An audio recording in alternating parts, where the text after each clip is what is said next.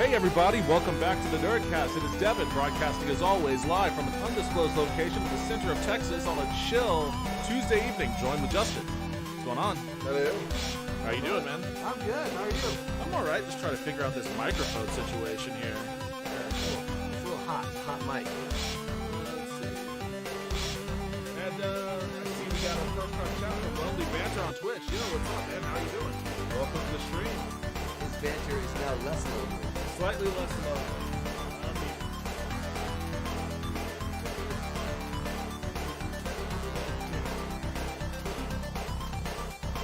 Alright, how you doing, man? Get me amped. Good.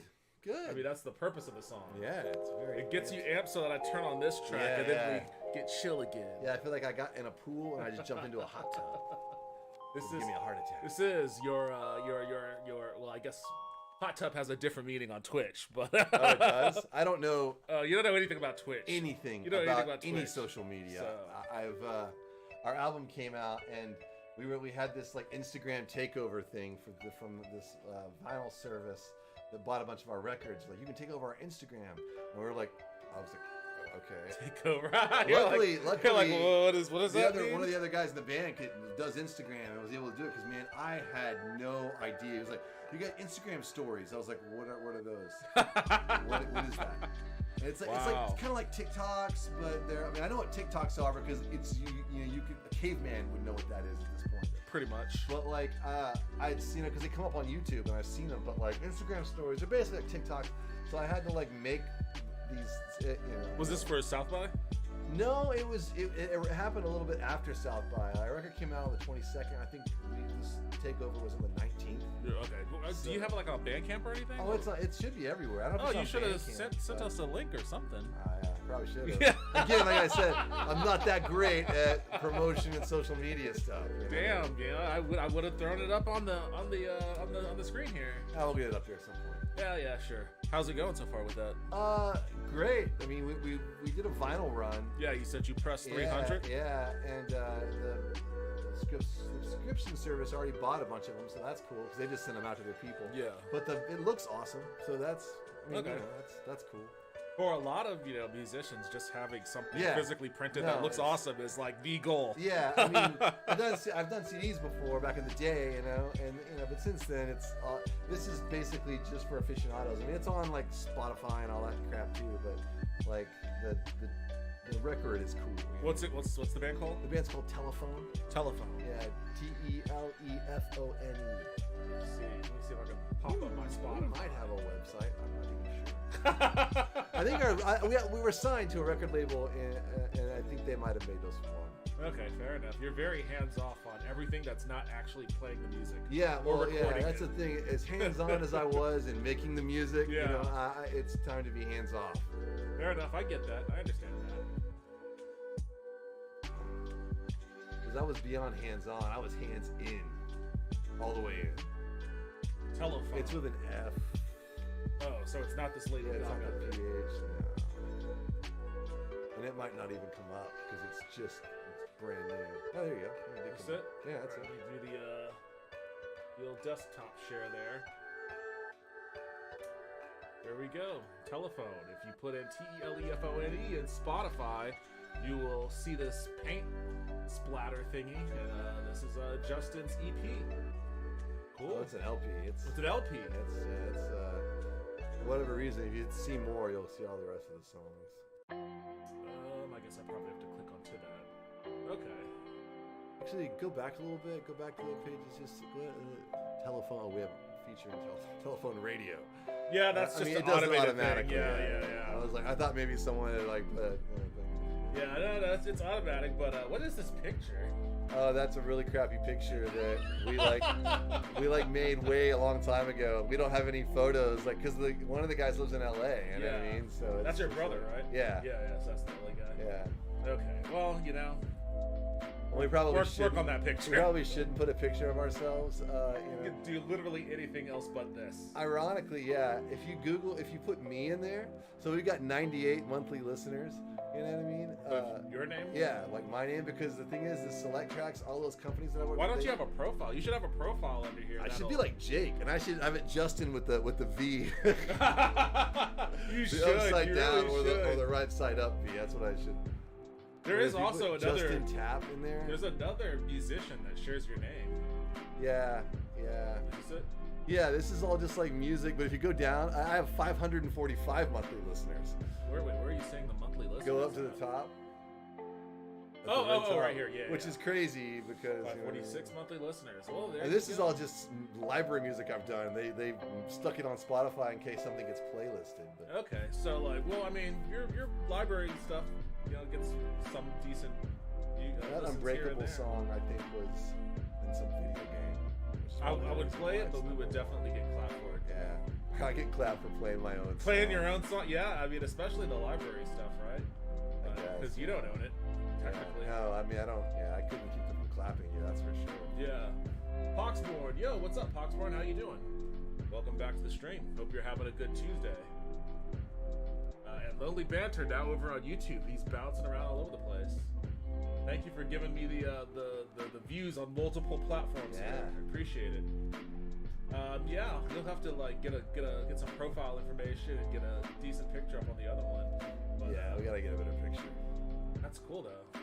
Yeah, I forget why I was looking up your name. No picture would be better than. Well, any kind of, any kind of, a picture of a Coke can or something. Or maybe not a Coke can, they'll probably sue you, but anything other than, the Looney Tunes thing you have up there.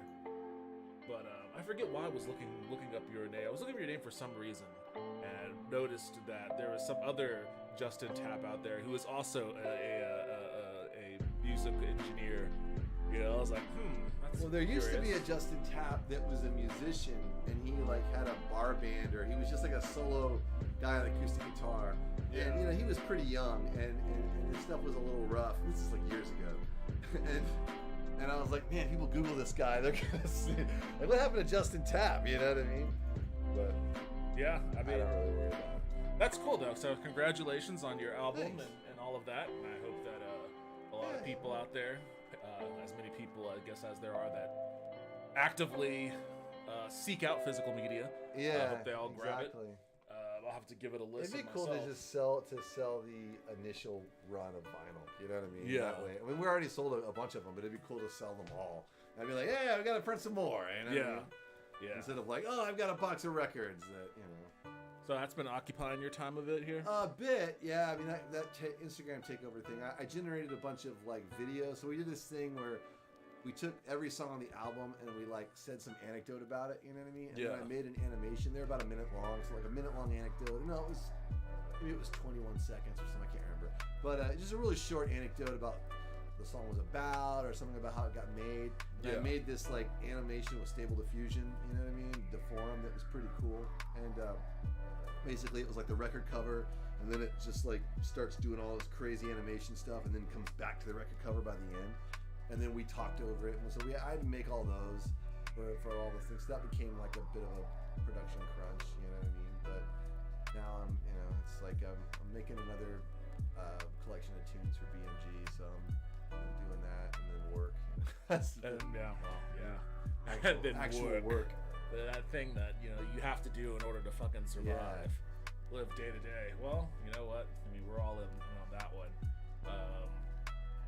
I've been wanting to watch that Dungeons and Dragons movie too. Oh, dude! Everything I hear about it is out. Oh, it is? Yeah, yeah. I thought it came out like on Tuesday. Well, I mean, people have seen it because it's been, but like I saw a commercial for it and it was like opens, and I was like, dude, it's not open yet. My God! Certain.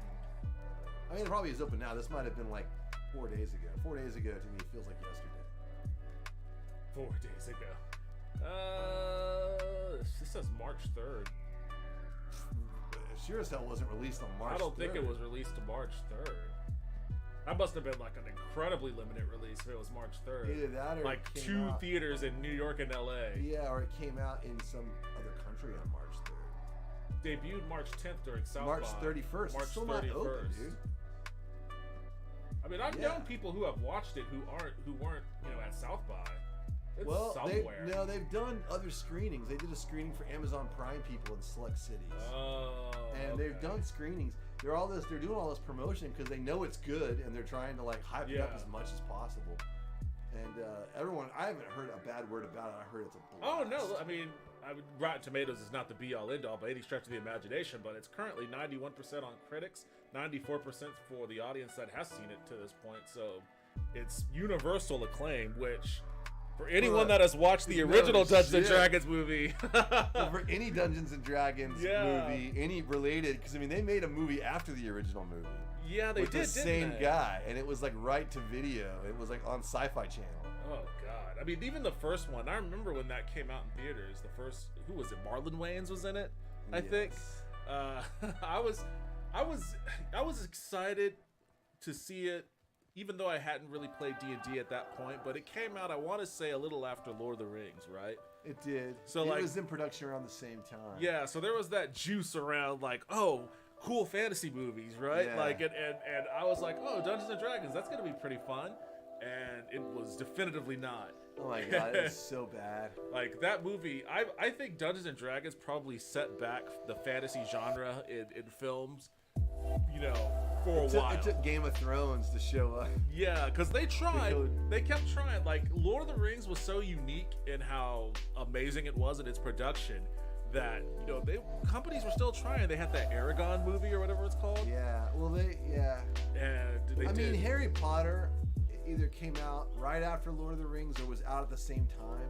And I think that there was generally like, okay, we can take these kind of like young adult fantasy properties and we can make big bucks on them. And so you see that. I mean, Aragon was a really popular young adult fantasy series. Yeah. And they just bottomed out every single one of those. I want to say Jeremy Irons was in Aragon. I think he was, yeah. Which he was in Dungeons and Dragons, you know what I mean? He was like he was desperate he for was it. like the de facto British guy that could sell fantasy, but he didn't sell any of it. Yeah, I can't remember. I feel like there was something else after Aragon, but I can't remember. Once that one... Revenge of the Sith. Revenge of the Sith. Wait, was that before? It was after. Revenge of the Sith was after Aragon? Well, it was after... Revenge of the Sith was 2003. 2005. Was it 2005? Yeah. Maybe Aragon. Yeah, Aragon was 2003. I think. Yeah, it was after Lord of the Rings, obviously, and it was after Dungeons and Dragons. Okay. Well, I mean, regardless, they tried with fantasy movies and they shit the bed repeatedly. And that's why everyone was so skeptical when Game of Thrones came on. Like, I was like, I don't know about this. I got a bad feeling about this. Yeah. And it took, even as good as the show was, the first couple episodes, I was like, how do I feel about this? Because before Game of Thrones, as far as television is concerned, it was like Hercules, the legendary, and Xena, warrior princess. So like, even me, I hadn't read those books then. And I heard about Game of Thrones, and I was like, whatever. And like, the people I worked with who had read those books, they were like fucking unbelievably, and they're like, oh my God, I can't believe this is gonna be so far. And I was like, all right, sure, whatever. And the obviously the selling point for Game of Thrones was titties and gore. Yeah. And they used that sex position to really get underneath. They Trojan horsed fantasy into the American zeitgeist via sex and violence. Yeah, but it's funny because like I remember watching that first episode. You know what I mean? And when he crawls up the tower and he sees the Lannisters fucking. And I was like, holy shit. I was like, and then it pushes him off the thing. I was like, holy shit. It was a good, That was how the episode ended. Yeah. So it was like, okay, you're definitely getting your audience back next week after ending it like that. Yeah, so. that was a good hook. Yeah, and it just so happened that like the story was awesome and the acting was great and you had great moments from Peter Dinklage. But it's funny when you like watch the full show or you go into like season 4, 5, and 6. And then you go back and watch the first episode. you can. The first episode looks almost like it is almost like a CW show. Yes. And by production quality. Because like it was like a frog boiling. Like we were like, oh, this show's so great, and then elements that felt janky later on was like that was really janky, like Dorn. It's like it became Xena Warrior Princess for a second. But when you go back and watch the first episode, it kind of has a Xena Warrior Princess vibe almost the entire time. You know? What I mean? Probably the only reason why it didn't ever come across feeling cheap like that was because in that first episode there really wasn't any like big action pieces or anything like that. It was just straight drama. It was just character moments. There was barely any action. I mean, don't you remember that major battle they have where they just completely cut it out and it's like they just cut to the end of it? Yeah. Which in a way is great because at least we don't have to see some janky bullshit. You know what I mean? Because janky bullshit will pull you out. They hit a lot of the janky bullshit because like even when they did have action pieces, like, you know, they were scaled down and just shot really tightly, like Sirio Pharrell when he fought the dudes that super scaled down. Yeah, super scaled down. Jamie and Ned Stark's fight in the alleyway. You know? That was really cool.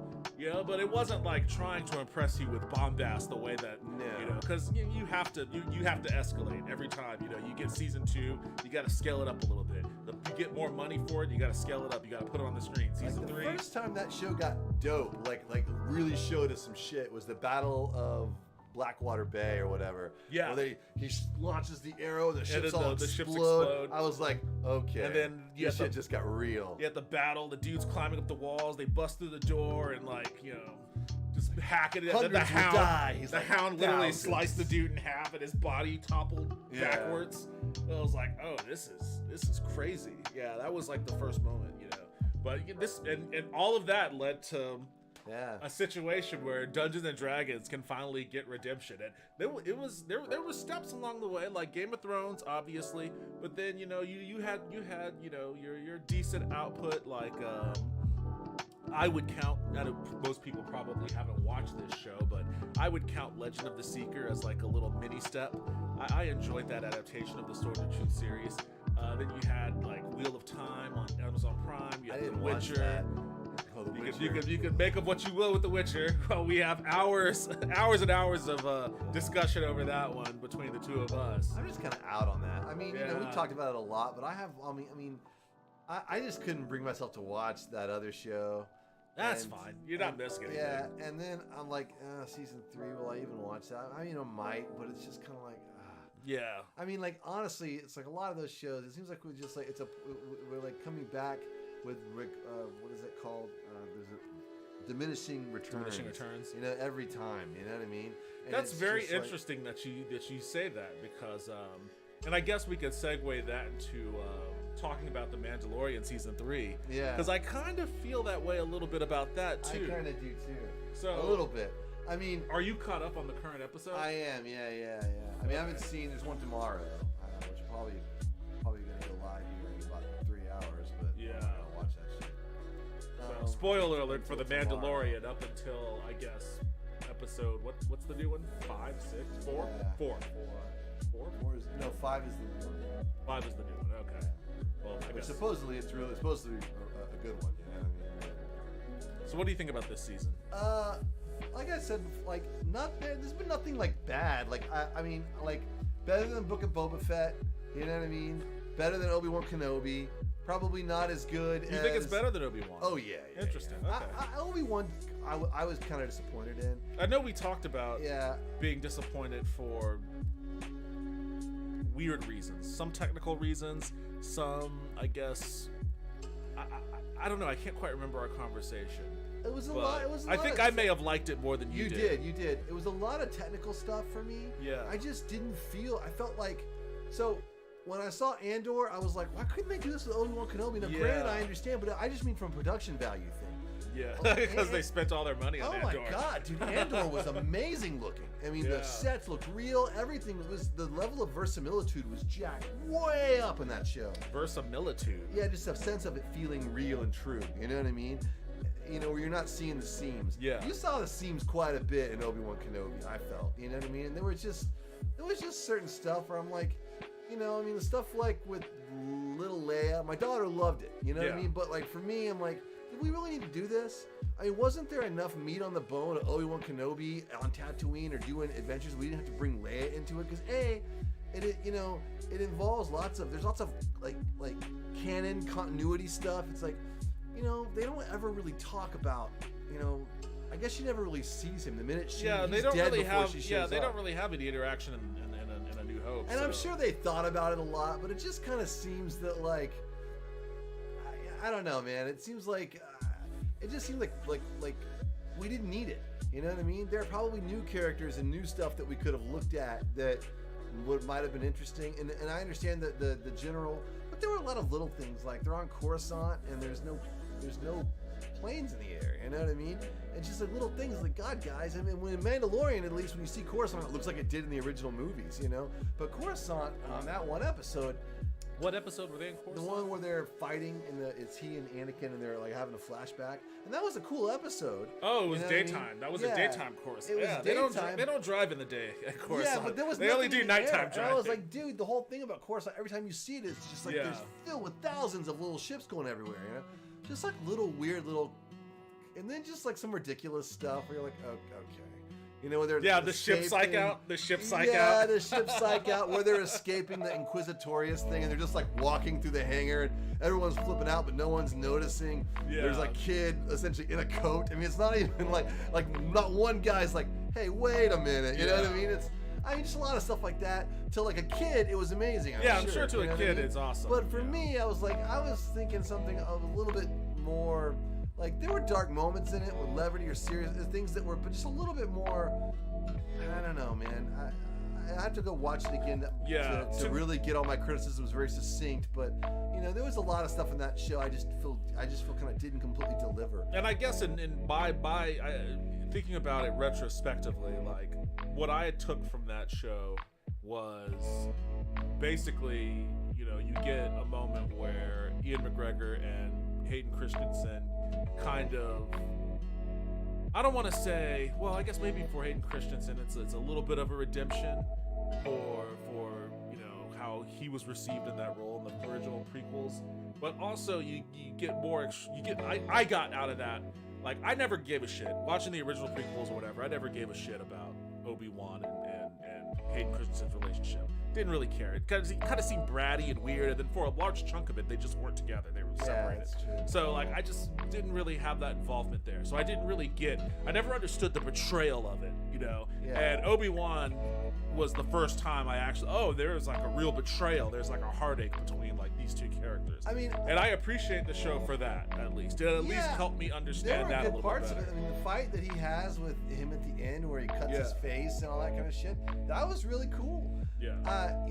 I'd be interested to see, supposedly there's another cut the fans are making of Obi-Wan. It's not out yet. Supposedly, it's one of the guys supposedly who was a VFX guy on Andor is just taking the entire thing and then cutting it down into one movie. Yeah. So, you know what I mean? Taking all the stuff that doesn't work and then shooting doing a bunch of extra VFX and kind of plussing up the VFX that were there, you know what I mean, that weren't so happening. There's some stuff in there that was just not happening from a VFX standpoint.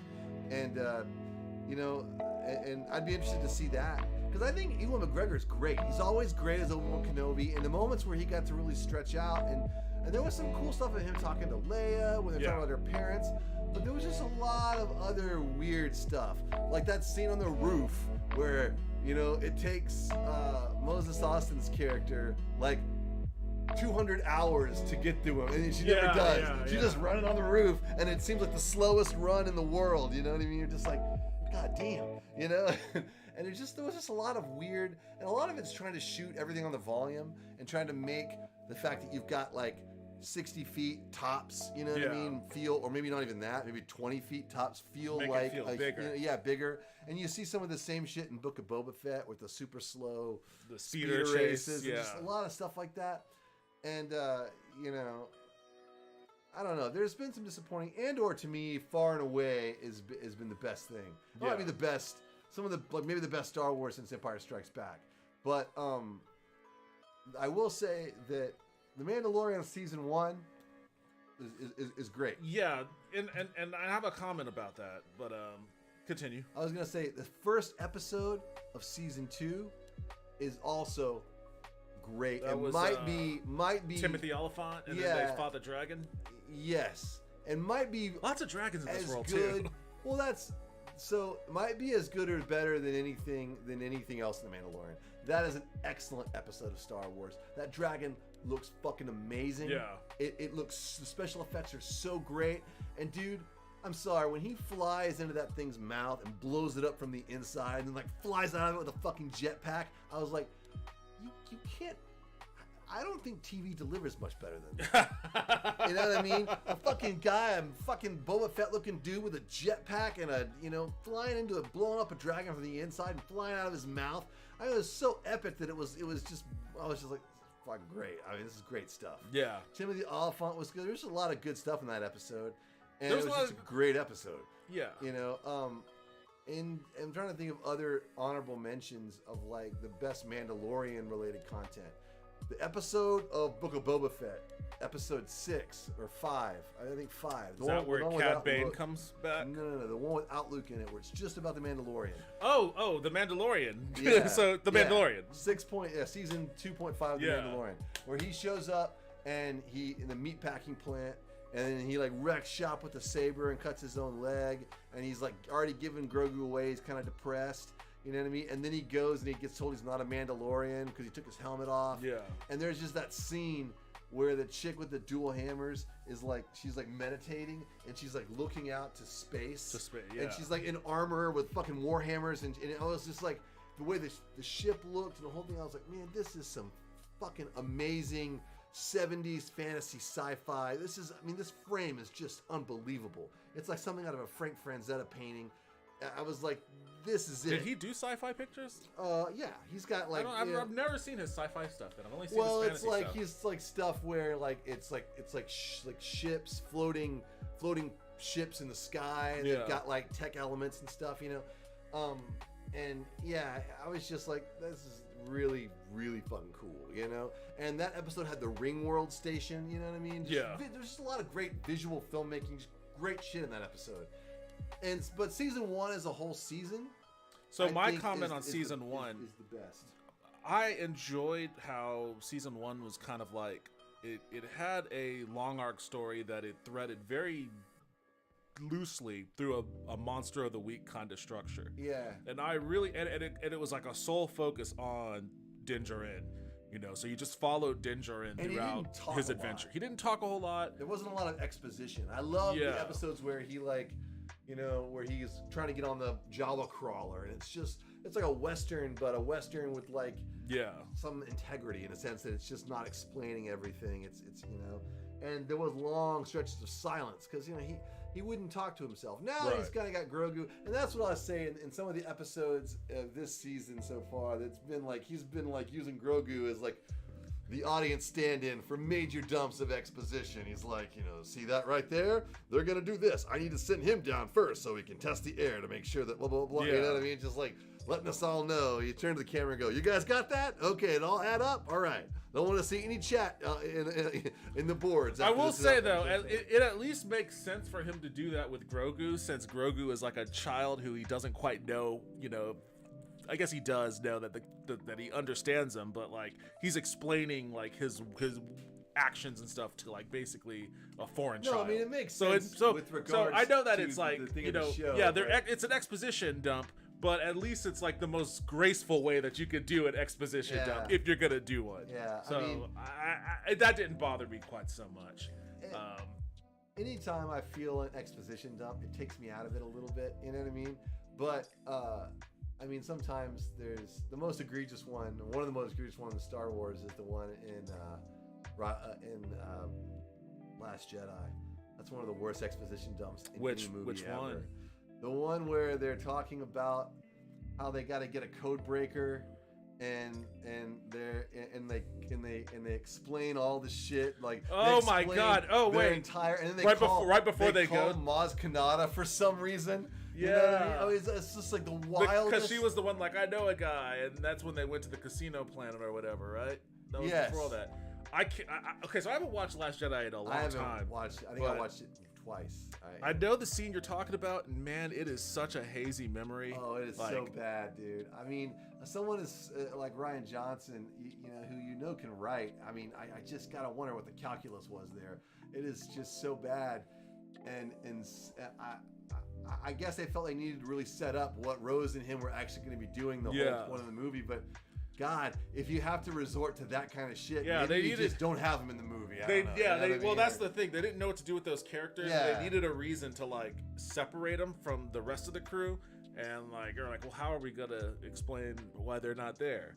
It's like, I got an idea. Yeah. I mean, honestly though, I gotta say, nothing compares to watching those recaps of Picard season 2 and season 1. Oh boy. Okay, we could talk about. Holy shit, are those plots just, especially season 2, dude. Like unbelievable. Data is like his great grandfather, and he like hits Picard with a car. I watched that.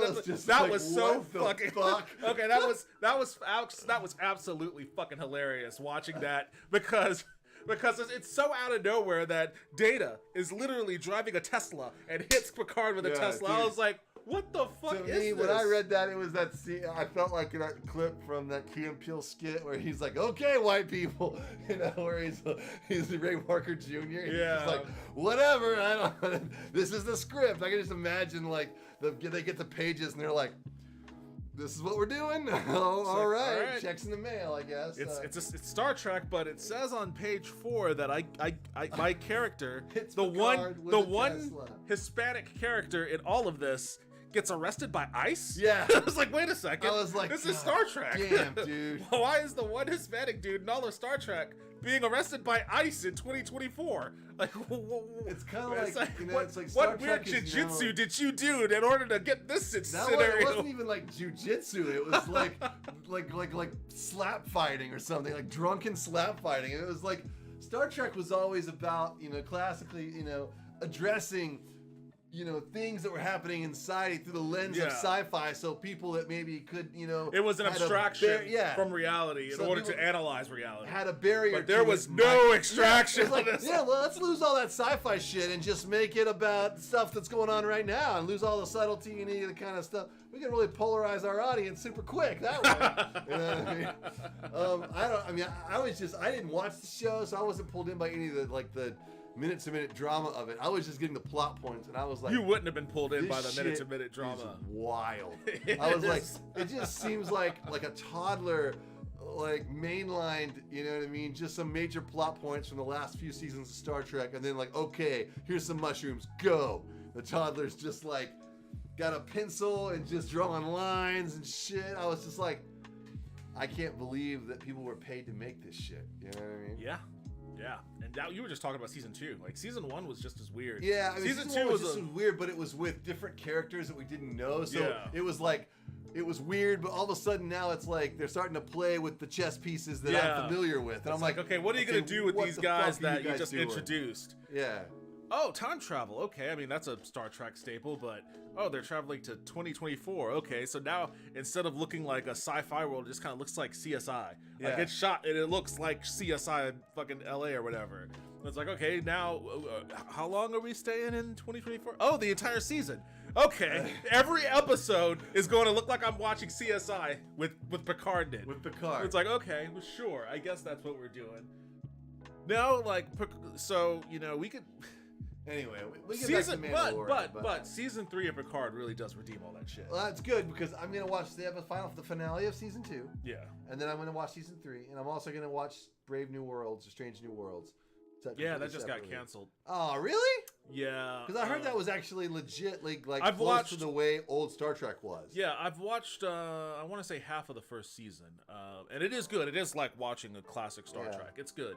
It's 5 seasons. That's a lot of seasons. Yeah, it's 5 seasons. It wasn't canceled immediately. I think it's 5 seasons. Well, 5 seasons in streaming is basically 3 seasons in regular shows. Yeah. Because regular shows did 23 episodes, and streaming does 8.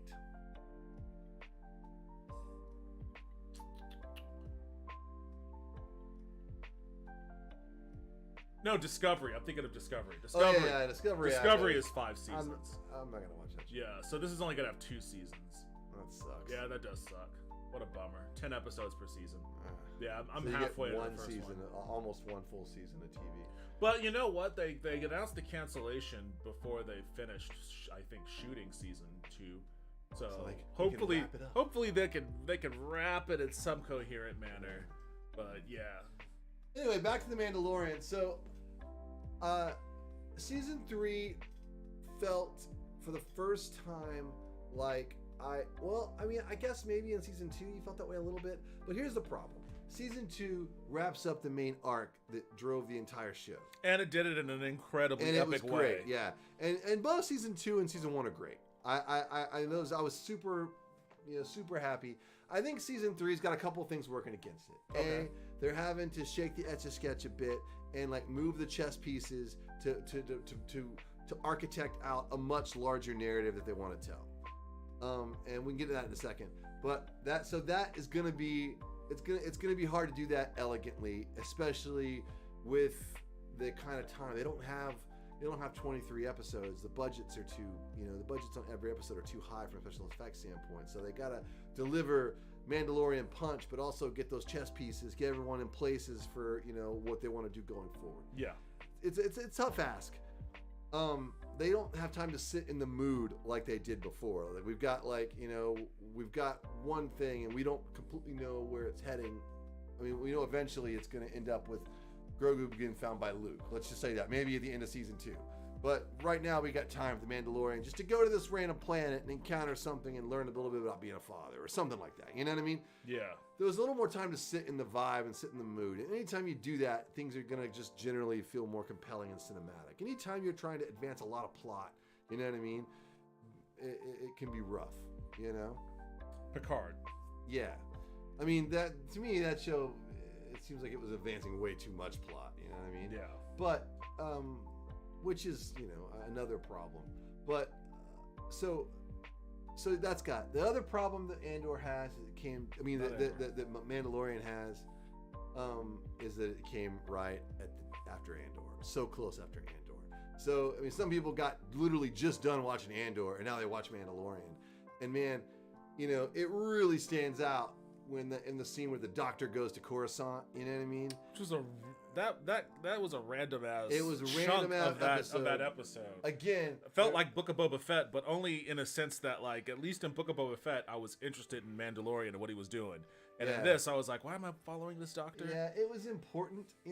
I know that, like, again, we're still dealing with the fallout of Game of Thrones on its echoes through the writer sphere, the Hollywood writer sphere. You know what I mean? Everyone, it's like that idea where we can just take a couple of characters and make this whole episode almost about them. They go on and do some stuff, That worked in Game of Thrones for the most part. You know what I mean? Because that show was architected like that from the very. It wasn't it wasn't called The Mandalorian. You know what I mean? It's the same criticism we had for The Witcher. They do the same shit in The Witcher. It's like, we're going to take these two characters, we're going to go on this random adventure. It's like, guys, not everything is the same. Not it's like, it's on TV. It doesn't, but I understand probably why they did that. That's going to play up somehow. And they want to, but I'm just saying from an aesthetic standpoint, we were just on Coruscant. You know what I mean? Granted it was 20 years earlier, but it felt a lot more stylized, a lot more realistic. It just felt a lot less. That episode had moments that felt really plasticky. There was some moments when they were on that promenade thing that I could completely see two people standing in front of a screen with a fucking Unreal thing projected behind them. Yeah. You know what I mean? And it really took me out of it. And, there were some parts of the episode that were cool. In some instances, that also kind of felt Star Warsy to me. It felt like I was like, there's a scene in Empire. There's a scene in Return of the Jedi that is now hard for me to watch, where they're in the hangar right before he gives the ship to Lando, and he's like, I'm afraid and Lando's like, it's gonna be fine, and they're hugging. And it is so obviously a matte behind him that it's like it's almost laughable. As a kid, I watched it and was completely you were sucked in. For whatever reason, the matte paintings in Empire and the first movie, A New Hope, sold me a lot better than that one matte painting. It's something I've seen in Jedi. Like my daughter, that was one of her favorite of all the Star Wars movies. I've seen it 100 times since she was born. So I've that one frame. But you're right. I mean, there's that. But I just think that's an issue. For me personally, I was just on Coruscant. And Coruscant felt a lot more real than this. It felt, and it was just everything about it. The way it was shot, it was more elegantly shot. It was just, the whole thing felt more realistic. And this kind of had like I was watching like Star Trek. Like the one for when they go to a planet. Yeah. You know what I mean? Like that episode, the soundstage planet. Yeah, the soundstage planet. It was very soundstage planet where the people are sitting there inside the thing. They're drinking at the table. They always went to like a planet. It was like a planet, like a big ass planet. And but for some reason, the planet all centered around a really small town square with a little fountain. A fountain. and like the chief of the town square had like at least 10, 15 people that were like rallying around him or something, but they all just happened to be in that one right here. It's like area. You have an entire planet. You know what exactly. I mean? It's like, what the fuck? Why is the most important thing, around this planet's survival? Because it's always about the survival of the planet. Yeah. Like centered around that one little shitty fountain. And that's the thing. See, in Andor, they actually went out to places in London, a huge fucking city, and they found cool, wacky places that look like this could be in space. We're going to shoot it here. Yeah. And they shot it there like you would do it. And so you completely buy it. You're like, okay, I completely buy that this exists. Yeah. You know what I mean? I was not buying it. And the problem, you juxtapose that against the fact that episode in itself felt a little bit weird. And then there's just been several moments in this episode. So I'm like, why are they bombing Bo-Katan's house? I was like, other than the fact that we need to get Bo-Katan hanging out with Din Djarin, it's like, why are they bombing her house? Where did they come from? That was my question. Like, who was that? It's the Imperial Remnant, I guess. Remnant, but like, why were they after Bo-Katan? I have no idea. I was literally trying to remember. I was like, okay, I know that she and those other Mandalorians helped out Din Djarin on in season 2.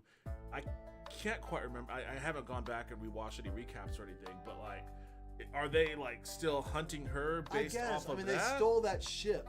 I guess we're just supposed to be like, well, they're at war, and but you think if that was the case, she wouldn't be just hanging out in her castle. She'd be laying low somewhere.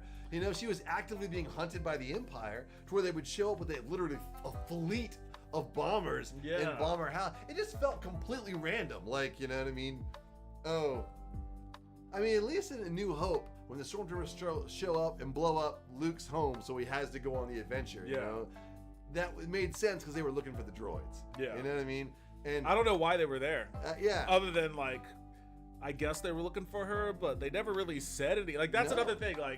That would have been a situation where a little bit of exposition. Yeah. Just a little, not a whole lot. Just let me know why I'm watching what's happening here. And I just thought it was weird too that he goes to her house and she lives on a mansion on a hill. She's at a castle in there by herself, sitting on a throne. I was like, is this what she does all day? I was like, this must get bored. Yeah, this is boring. She has a robot. She just sits there being sad about being the princess of nothing, I guess.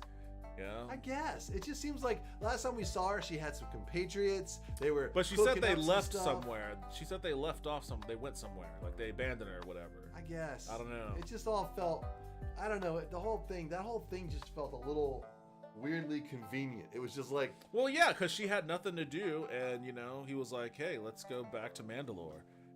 So it was a situation where it allowed her to he went to so I forget which episode this was, but he's asking her about the mines under Mandalore and living water. She's like, that place isn't cursed, blah blah blah blah blah. He goes there, and he gets captured by some creature, which was cool. I loved all that. I loved some of that stuff, when he actually goes to Mandalore. Yeah, that was cool. That's the thing. It was super clunky getting into the first episode, especially. He goes to see Grief Karga to get a droid. And he's like, the only droid I trust. And it's the droid is programmed to kill Grogu, and it's shattered in pieces and shit. And they get it together, and then it comes back to life for a second, and they have to kill it again, and then he leaves just to have a random encounter with some pirates that I'm sure we'll see them again. Well, they'll come back. You know what I mean? But it just kind of felt really random and weird.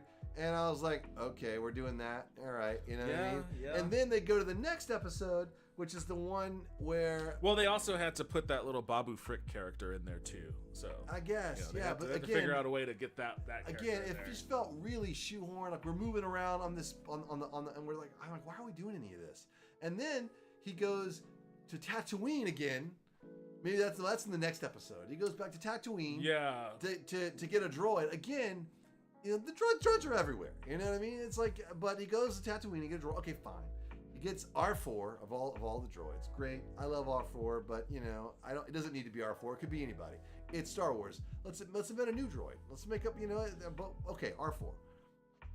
He gets R4, and then they go to see Bo-Katan for some reason. You know what I mean? To talk to her for a second, but it's kind of like, what did he ask her? It was like, do they not have text or fucking holo communication or anything? He's I guess he didn't have he's gonna fly to her house. He didn't have her phone number, so he had to go to knock on her front door. I guess I don't know. It's like really weird because he just goes there, he asks her like 3 questions, and he was like, okay, and then it was like a video game, like it's like go see so and so. Like, where are you getting your fuel from, dude? Is gas prices that cheap out here? Yeah, it's like the coaxium is. So then he goes to Mandalore. And then it gets great. It gets cool. Like everything after that, the way Mandalore looked, all the shit, the weird ass alien robot cyborg thing that was down there, all that was super awesome. Yeah. The waters, the mythosaur, that was all great. And I'm like, yes. Yeah, like this is great. Like, so the whole I don't know what the contrived story mechanics were behind why they needed to interact with Bo-Katan, but the reason why they needed to, you know, the reason why from like the point of view of plot is they needed a reason for her to basically get pulled into the waters, because like the whole story ends up turning into like a sort of she's like a born again Christian story for her, right? Where it's like, okay, you know, she shows up, like Grogu escapes when Din is captured, and he jumps into the ship and flies back to wherever she was hanging out at. And you know, he conveys to her that he's been captured. She jumps into the ship, flies to Mandalore, goes down to the mines, rescues him, fights that thing, rescues him. I can't remember if he dropped his Darksaber, but I can't remember if he picked it up or if she has it now. I think she picked it up. Gave it back to him. Did she give it back to him? Yeah. Okay. But she did pick it up, and she's. Yeah, it's her Darksaber. I think that's probably going to be the point of contention at some point in this. But you know, as they continue, you know, he goes into the waters and gets pulled below, and then she jumps in after and sees that giant mythosaur down there, and then she comes back up, and they return to where the new Mandalorian coven are hanging out at, some cave somewhere. And you know, he has like a little vial of the water, and she tests it. The armorer tests it, and is like, "This is the living waters, and you know, you are redeemed." And then she says to Bo-Katan, "Like, you were in the waters too, so you are redeemed." And which, you know, I was like, yeah. I mean, just to me, it's like I kind of feel like the show should have just started off with him going to Mandalore. You know what I mean? And just no talking. We're headed to Mandalore. You know what I'm saying? I completely agree. Like, and I know what they're. I like kind of what they're trying to do as far as like, you know, I don't know if redemption is the right word, because I kind of feel a certain way about the whole culty aspect of the Mandalorian. I actually do too. It's so funny you say that. I'm like watching this vial. I'm like, it's weird because there's a. It seems like not taking off your helmet is like the idea. It seems the original message of that was like, these guys are a little backwards. Yeah, you know what I mean? Like, and they probably need. Eventually, he's going to get over. They're sycophants. You know, they're devotees. But now it's kind of like we're going all in on this stuff. Yeah, you know what I mean. Which is like there's some weird subtext there. There you know is. What I mean, some and I don't know how it's going to play out. Subtext. But yeah, exactly. Yes. That's kind of the vibe that I'm getting from all of that. And I'm this is the way. You know, it's like everyone's like it's like. Okay. Yeah, this is weird, and like it's not like that's incidental. Like Bo-Katan's character is introduced in this series by, you know, explicitly calling the people he hangs out with like a cult. You know, like she badmouths them. She says they're wrong and misguided, But now, you know, she's been in the waters. She has seen the mythosaur. She's kind of had a revival, a born again sort of situation. And now it's like, well, you know, the funny thing is, it's kind of like she saw the creature that people don't really necessarily think is real, you know, and we saw her saw it. It's not like there's a misinterpretation on our end, because we saw the thing on the fucking screen. So now it's a situation where it's like, we are being forced to be indoctrinated into this cult. And it's like, I don't know. Take your damn helmet off, Bo. I don't want to do this. Yeah, and the same thing, as we see Grogu, I'm kind of like, he was going to be a Jedi, dude. I don't know, this weird-ass warrior cult where you can't show your face is somehow superior to, you know. Hello, Boomer, or should I say, okay, Boomers. Hey, Gabriella, how you doing? Welcome back to the stream. Cool, didn't miss anything. Justin, yes, Justin is here with me. That's right. Hey, Bianca, hope you're doing well tonight. Thanks for stopping by. Thank you. But yeah, like I agree. So I had the same thing. I'm like, I'm starting to get and the quote of Star Wars come. I'm getting a bad feeling about this. You know what I mean? Yeah. Because the thing is that, like, you know, in a lot of ways, the Mandalorian kind of it's like a Klingon style, you know, warrior cult. Yeah. You know, where it, you know, the Jedi are, you know, enlightened wisdom. They're theoretically non-violent. They're supposed to be non-violent. These guys are super violent. You know what I mean? It's like you just leave your helmet on all the time in case you have to just kill somebody for no reason at all. You know. So I don't know. I don't know where that's headed. I mean, it sounds like we're going all in. It sounds like we're going all in on, you know, revamping the Mandalorians as the super war culture. Well, and they're taking their planet back. That's what I think he's going to be the leader of it. And that's what I think is cool about it is, like, you know, the show's called The Mandalorian, and it starts off following Din Djarin, and, you know, he's doing bounties, and he gets Grogu, and then, like, gets tied up with Luke, and there's some Jedi shit here and there, and, you know, all of that. Boba Fett and weird shit with the Hutts and all that. Sure, that's all cool. But now we're getting to a point where the show is like the Mandalorian. It's like there are Mandalorians all over the place. We're talking about Mandalorian religion. Yeah. We're looking at mythosaurs. The fucking armor is there. Like there's all this sort of shit now where it's like, you know, okay, now we're talking about, you know, is there going to be a fight over the Darksaber? Are they, you know, if they, I mean, I don't even think any of the other Mandalorians know that one of these two people has the Darksaber. He's never used it in front of them. Yeah. So, like, what's gonna happen? Well, the Hammer Girl knows. Better not try to fight Bo-Katan with it, because she's like Annie Oakley with that thing. But like, yeah, man. But they're already building up this. You know, they have respect for her now. She did the greatest thing a Mandalorian could do, which is rescue a foundling. You know, and like they're building her up. She has like the new crest on her arm of the mythosaur and all of that sort of stuff. So like, if she does end up with the Darksaber, it's not necessarily something I think that Din Djarin even wants. He tried to give it to her, you know, and she was like, you can't give it to me. I have to take it in battle. So like that, it seems to me like that's what it's building up towards. I don't know. I think that he ends up with the Darksaber. I think the fact that he can't use it now, he hasn't accepted his fate and learned. I think to some degree, either he or possibly Grogu are going to end up being kind of like the redo on Tar Vizsla, who was like the only known Mandalorian Jedi, who's the one that built the Darksaber. The Darksaber is a Mandalorian and Jedi weapon. But do you think he's going to be the Jedi or Grogu? Possibly him or Grogu. I'm not sure. I mean, obviously, if I'm looking at this picture, it seems like maybe they're working towards a nuclear family.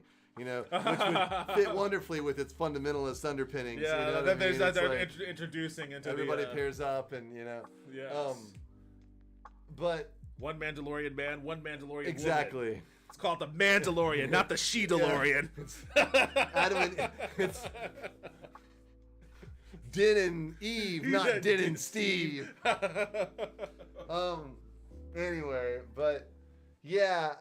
I just think the show should have started right with him heading towards Mandalore. Yeah. And then like maybe she's been trailing him. I mean, we got to get Bo-Katan in the picture. But the thing is if she just fucking showed up and she's like, I was tracking you. You know what I mean? Yeah. I don't want to lose the Darksaber anymore. Like, you know, she's like, I don't trust you with it, or any kind of reason to have her tracking him. Yeah, exactly. She's like, I've been tracking you since we left. My crew all left me, and I need people. I need people for my cause. You know what I mean? You're the guy with the darksaber, so I wanted to find you, and you're coming to Mandalore, so and she can still bail him out. Like he gets to Mandalore, first episode, encounters crazy shit. Not a lot of talking. But I think the reason why they didn't go that route is because they wanted to it's important to see her being accepted into this group. Because I still think she gets accepted. Well, sure. Because they wanted to lean on how isolated she was before. Why would Bo-Katan, someone who was introduced in this world at least as being hostile towards his particular sect of Mandalorians and saying that they're a cult and that they're wrong and blah blah blah blah blah? Why would she have any inclination of being absorbed into this group? Well, because her group left her and she's just sitting alone in a castle, opining and all of that sort of shit. And it wasn't until she gets, off on her journey and sucked in down the water and seen the mythosaur that she starts having her own little redemption arc, or if redemption is going to be the right word to use there. So they wanted to, and I'm not disagreeing with you. They could have still done it without having it, but I understand why they put it in there. Not saying it was the right decision, but I understand why they did it. Yeah. Honestly, Mandalore was pretty cool. I could have done at least one more episode there, you know what I mean, before we left. They had some Muppets on there. Yeah, they had all this just awesome pretty episode. Cool. It just looked great and it was cool. And then the episode with the doctor, I don't know what that's setting up, and I'll reserve judgment till the end, other than the fact that it looked fake in here and there. I didn't dislike it in isolation, as its own thing. I didn't dislike it. It felt like an episode of Star Wars: The Twilight Zone or something, like a felt cautionary tale, It felt like a YouTube short.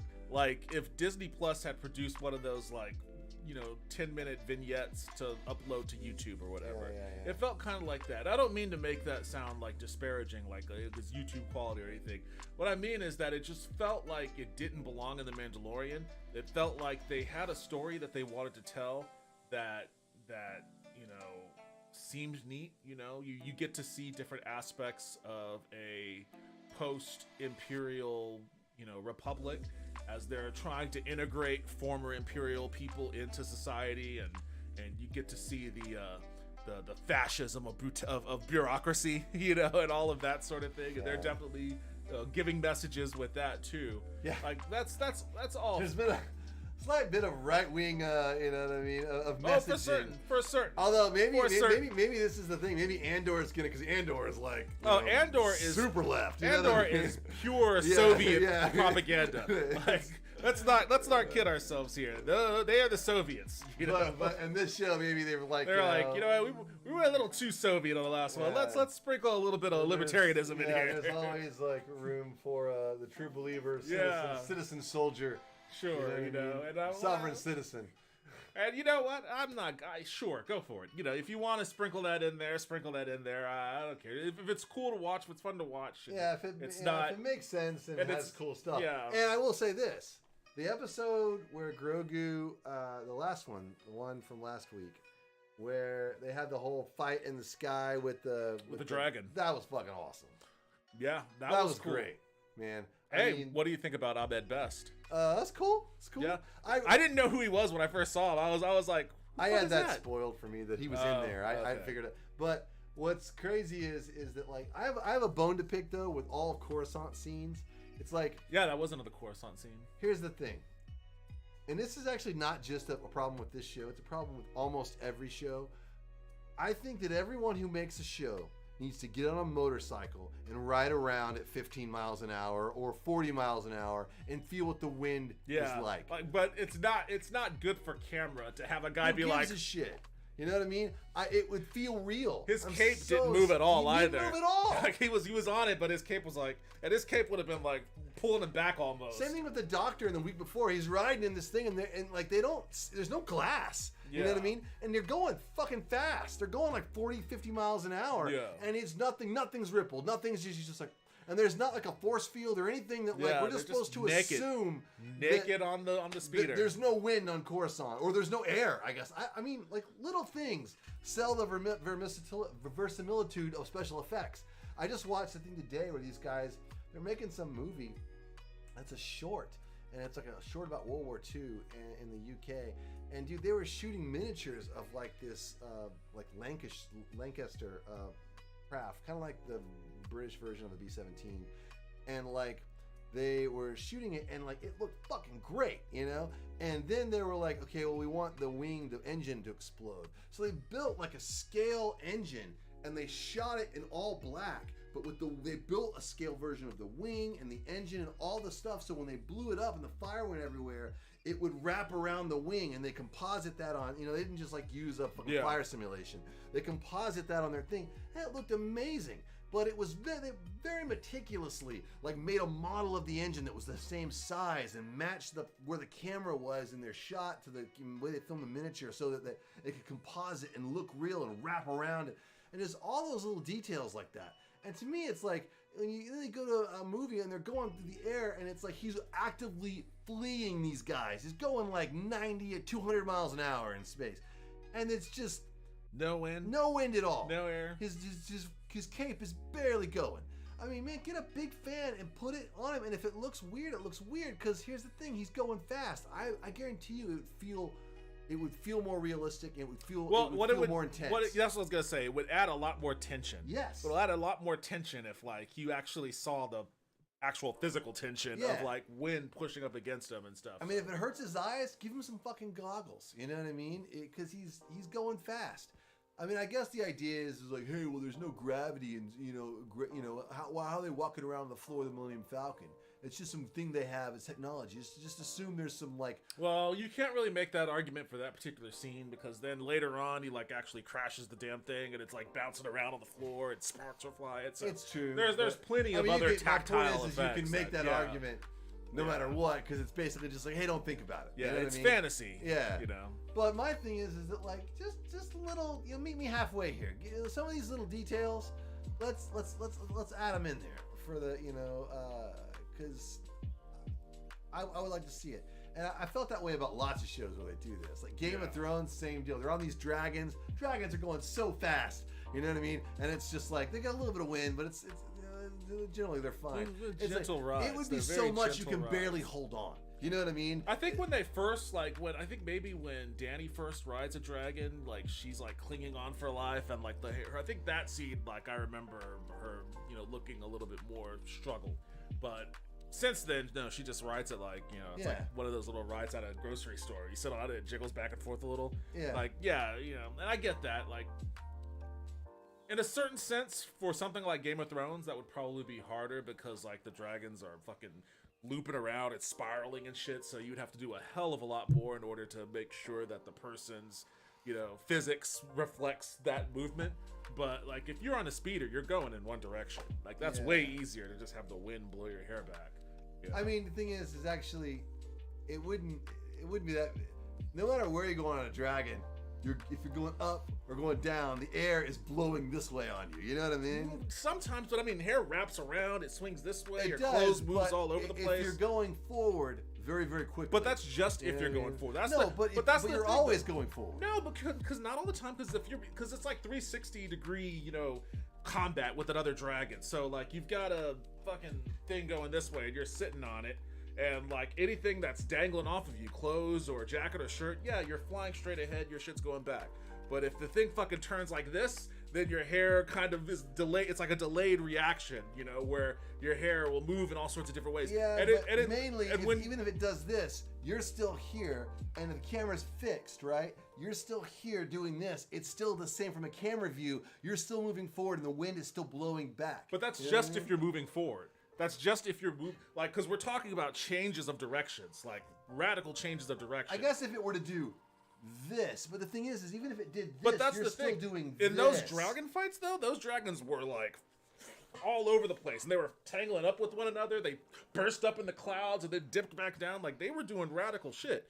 So like I can understand in that instance where it's like, and even and for that, that's like a lot of that was far view CGI. Maybe I don't even know if you could see a character on that. 98% of all that shit, you know, you could literally have a dude with one of those fucking leaf blowers. Just like camera, always, you know what I mean, blowing on you, and you'd buy it, you know what I mean. And then if it's like, okay, well on this one she's gonna the dragons, because even if it, you know, the aerodynamics where it's not a repulsor, so it can't stop and just do that. It has to do this, you know what I mean. So this still generally the wind is going to be doing this. There's going to be air doing this, even if you're going like that, unless they're doing this, and then you need to come on the top of their head. But the dragon is still going. Well, it's kind of like watching you know someone at a rodeo ride a bull. Like, you know, sometimes the bull can move ahead, you know, at a steady enough, fast enough pace to where their clothes or hair or whatever move in one direction. But if the bull is just bucking around and like twisting and turning, not flying though. There's no aerodynamics involved. But it's still movement though. That's what I'm talking about. I'm just talking about movement. If it's not moving forward, it's not flying. It has to create lift to fly. It has to go forward to some degree. Even if it's going up or sideways, it's still doing this. You know what I mean? Unless you have like product in your hair that just keeps it sturdy, like any kind of movement is going to disrupt it. There would be vorticity. That would be if you were doing a lot of wacky acrobatics, there would definitely be maybe vorticity. But I just think a little bit of, you could probably emulate that by just doing this. You know what I mean? And the way you cut it would still be more realistic than them just sitting there acting like they're at Disney World riding the slow fucking merry-go-round that goes around like that. You know what I mean? Yeah. But you know, anyway. Having fun, I see. I didn't see The Mandalorian. Oh, well, we're spoiling all sorts of shit. Oh, yeah. Then, so. If you want to watch that shit, you need to.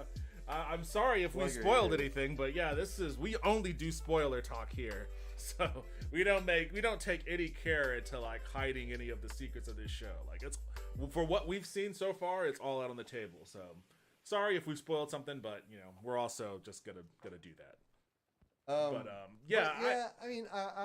I'm hopeful. I'm enjoying it. My daughter's liking it. She wants to watch every episode, and me too. You know. Yeah. It's so far it's not as good as season 1, and it's not as good as season 2. It's still, it's still good. You know, still cool. Nothing terrible, you know what I mean? I never thought in a million years I would ever think that I would like a season of Star Trek Picard more than a season of The Mandalorian. Oh, really? That's where I'm at right now. It's a weird feeling. But I mean, Star Trek Picard season 3 is actually legitimately really good. And it has its moments of like cheesiness and like, hokey TV writing too. But even still, like it's so much of a fun ride that you can just kind of like be like, okay, sure. You know, that's the thing. I mean, to me, I like it when the show delivers like really fun stuff. Like, the Mines of Mandalore, awesome. And some of those space fights, the fighting, cool. That's cool. I don't really know why those guys were there trying to attack them, but I mean, the fighting has seemed weirdly superfluous. Just like space fight. These guys. The bounty hunter. Were these bounty hunter guys came out of nowhere, or the criminal guy kind of like, here's some criminal guys, and they're fighting those guys now. Same thing. That was the pirate. The pirate. Yeah, the Pirates of the Caribbean looking space pirate guy. In a way, that guy's got to come back in some capacity. He's got to come back, and I'm sure it'll be cool. I'm okay with that. Like, I'm like, there's a wacky like Hardware Wars, Ice Pirates vibe, like original Star Wars vibe to this guy that I'm gonna buy. Yeah, it's fine. But the Empire just randomly showing up, or the Remnant, and like, oh, we're fighting these guys now. Now there's 40 of them too, because that was a little weird, but it was still cool. And then the Mines of Mandalore were awesome, and the fucking dragon thing with the baby birds and the nest and all the rocket pack shit was great. All that was really super cool. You know what I thought was funny? What? I mean, once again, like that fucking armor, man. Every time she starts hammering on a piece of metal, whoever is in the vicinity is gonna have a moment of fucking. They deal with their trauma, and like as soon as she was like, "Come with me, Grogu," I was like, "Grogu, no!" And like little Grogu is sitting there, and she starts hammering, and like he gets that sad look on his face, like, "No!" It's funny that you say that because like I didn't put two and two together. Now that you say that exactly, and that's almost a cliche. It is like it's just been a while since I've seen season 1. It's like time to have a vision. We need to give you some backstory. So let's go have a moment with the forger. Yeah, go talk to the armor. Like people are reluctant to see that armor, and they're like, no. Maybe that's like Mandalorian therapy. You just go in and watch a guy fucking make armor, and you just relive all your trauma and get it out. You know what I mean? And then have a knife fight with a guy, a vibroblade fight with a guy. So I imagine they're heading someplace really epic, and we'll probably look back on these few episodes and be like, yeah, they were really trying to like move the pieces all around, and you know, because I mean they're gonna bring Ahsoka into this shit, and then like they're gonna, you know, Thrawn's gonna be in there. There's gonna be crossover and all kinds of stuff. Ezra Bridger's gonna show back up. I mean, all that stuff's gonna be happening, and they're trying to like. Not The Mandalorian though. Like you're talking about across like. I think all the shows are gonna end up crossing over in what capacity or another. There's gonna be. They're trying to kind of like. Get their they seeded a little bit of Mando and a little bit of Ahsoka in Book of Boba Fett. Sure. So and then who knows what they're seeding with the Doctor and his story. Like, don't know where that's going. So yeah, you're right. They're probably gonna. I don't know if we're gonna see Ezra and Mando. We'll probably see some other stuff. Yeah, and we'll eventually see the Mandalorian and Ezra and something. You know what I mean? I imagine they're trying to get this like cross thing going. I don't know if they'll burn up all their goodwill, or not. You know what I mean? By the clunk, the jank, as it were, the story jank, and trying to make all the shit work and make it all, get all the people in well, that's the funny thing. Nobody really knows what it's all building towards on a grander, not just the Mandalorian, but on a grander Star Wars sort of thing. Because like they keep canceling movies, Damon Lindelof now is not involved in the next one, and I don't really know. Because, like, he turned in a treatment and then, like, immediately was like, I'm not on the project anymore. Yeah, so like, I'm not... I got an idea what happened there. Okay, let me hear it. Because he gave an interview right before he announced he quit. Yeah. And he basically said, like, well, right now... He worded it real specifically. There's a lot of stuff going on, and, one of the things about being in the kitchen is that you're like, geez, I saw that quote, I love this thing so much. And I'm so into it. Do I even really want to cook? Yeah, he's like, maybe I shouldn't be the chef. Yeah. I have a feeling that if I'm guessing, I think they turned in their draft and they came back with notes, a bunch of notes, and he said, "I'm not doing any of this. I'm not going to make a terrible Star Wars movie. I'm done. I'm out." And he walked. He looked at the notes. He said, "This is all crazy, terrible bullshit. I'm not doing any of it, and I'm gone." And he's like, we're not going to get there from here. I'm not going to be. That's the vibe I'm getting too from that, and it's unfortunate because like the last movie we had, horrible. Like if there's any indication that maybe you should listen to the writers and just kind of trust your creative's intuition without so much meddling from studios. And I'm not the kind of person that's like, oh, studios, blah, blah, blah. No, sometimes studio notes are valid. Sometimes that shit can reel in some nonsense. But if the last thing you put out was Rise of Skywalker and everything that you've tried to launch since has like blown up in the hangar, then at a certain point you're gonna have to say to your creative, okay, I will trust you with this. Yeah, right? Yeah. Supposedly that's what they did with Rian Johnson, but the thing is I just don't completely buy that. I mean, I think that like some of that stuff. Did they cancel his trilogy yet? I keep hearing mixed things about that. No, it's not officially canceled. But I mean, it'll depend on whether he wants to make it or not. Yeah. I don't really know why they even give anybody any directions at all. I'd just be like, man, make some shit. I guess they're. Yeah, I don't know, man. It's a weird deal. I mean, especially someone like Damon Lindelof, who fucking loves Star Wars. Yeah. You know what I mean? Who left you, he's made some stinky bullshit. Prometheus was terrible, but he's redeemed himself since then. Though. And I'm not completely sure Prometheus was his fault. Yeah. I think that once you I went down kind of a alien lore rabbit hole, about all the stuff around those movies and stuff. Yeah. And there was a lot of big ideas in some of the versions of that movie that might have been a lot cooler than where they ended up. Yeah. I think that, maybe he got a bit of a, he's obviously a smart dude, and I was very interested to see what his Star Wars movie would have looked like. Yeah, I was interested in it. But I think that he is obviously wise to walk away. If he turned in something that he thought was good and fucking great, and they came back with a bunch of like, well, can we get Rey in here anywhere? And like, I love Rey. I mean, if she was in the story, great. But it's like if they come back with like, okay, well, this we definitely need to have this in the story. Yeah. We got to have this in the story. And right now, I'm not seeing any of this person or this or that in the story. We're definitely gonna want some of that stuff in there. So go back, maybe work on this plot. Maybe we could have a plucky, secondary character that goes on an adventure that's like a little more kid-friendly, got some kid stuff. He's like, okay, you know what? Yeah. You want a completely different movie than I want to make, and honestly, I have no desire to be the villain, and ruin a bunch of ruin a bunch of childhoods. I'm out. Villain of the fucking Star Wars fandom. Like, who wants to take on that? But, the thing is like, it's getting to the point now. Fucking, I'll be interested to see what this Kenobi fan film looks like.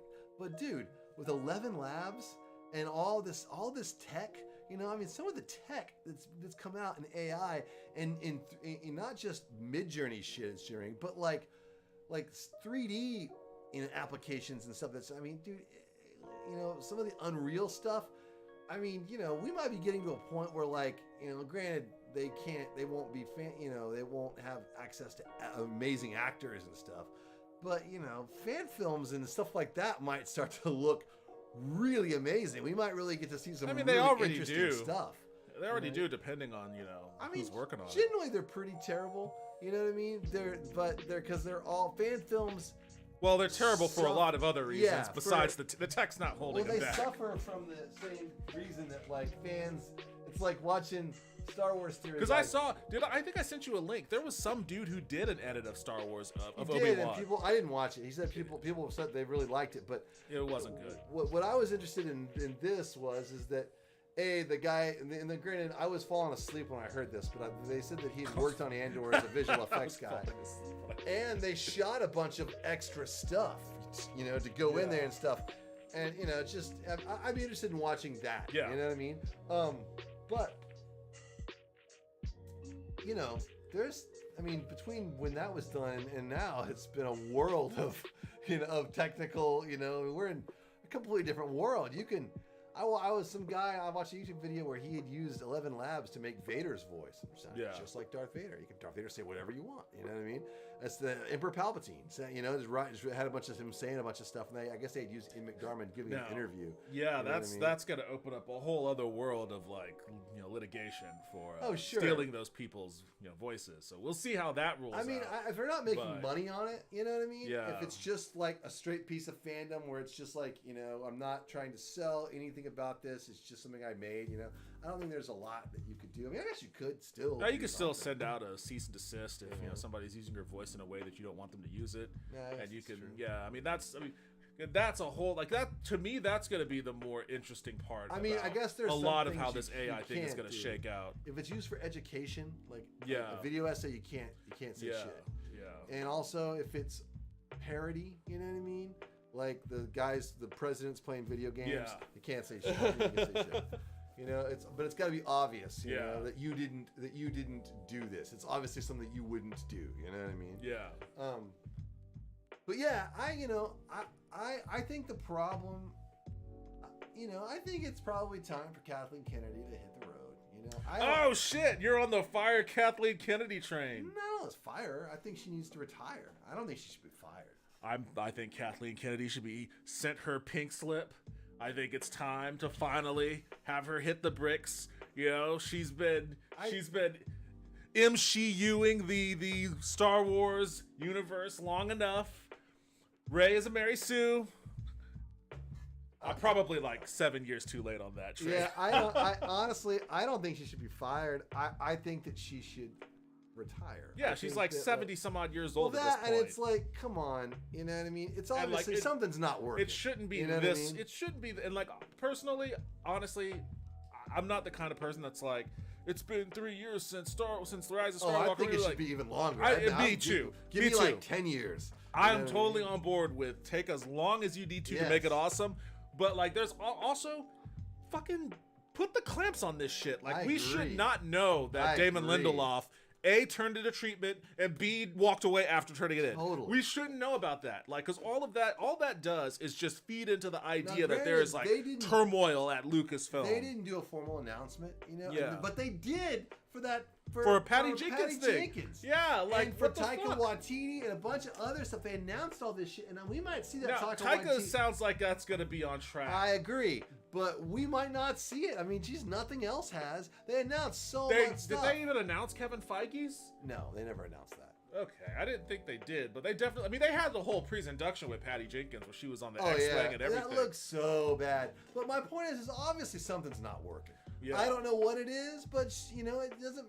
At this point, it's like, hey man, I think it's time for a change in the operation. I don't know what, you know, and she's at the top of it, and that you start from the top down. I can't imagine what it could be.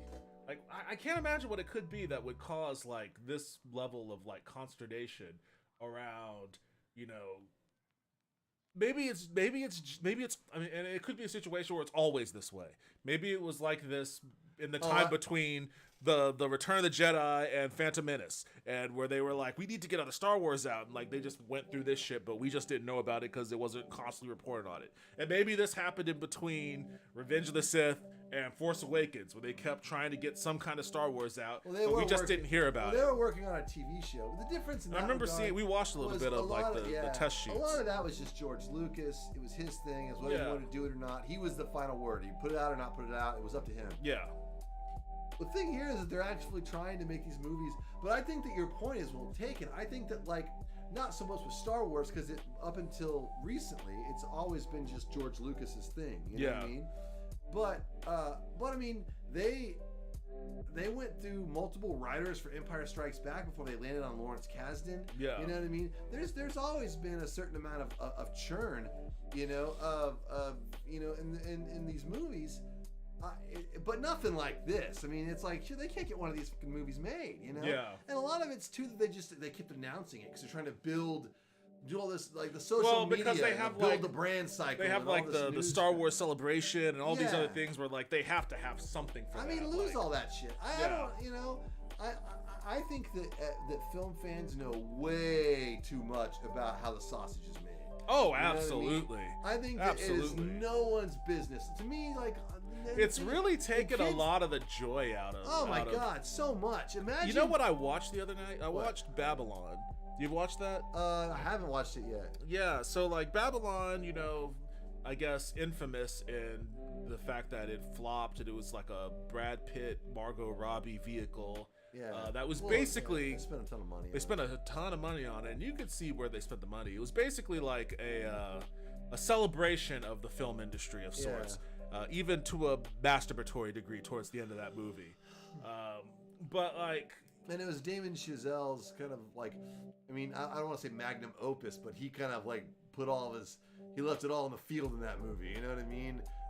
After two very strong films. And it's kind of a bummer that it did flop the way that it did, knowing that then, because it wasn't a bad movie. I actually enjoyed it. Well, some people thought it was great. Yeah, I enjoyed it. It was a very polarizing movie. There were some critics that thought it was fantastic.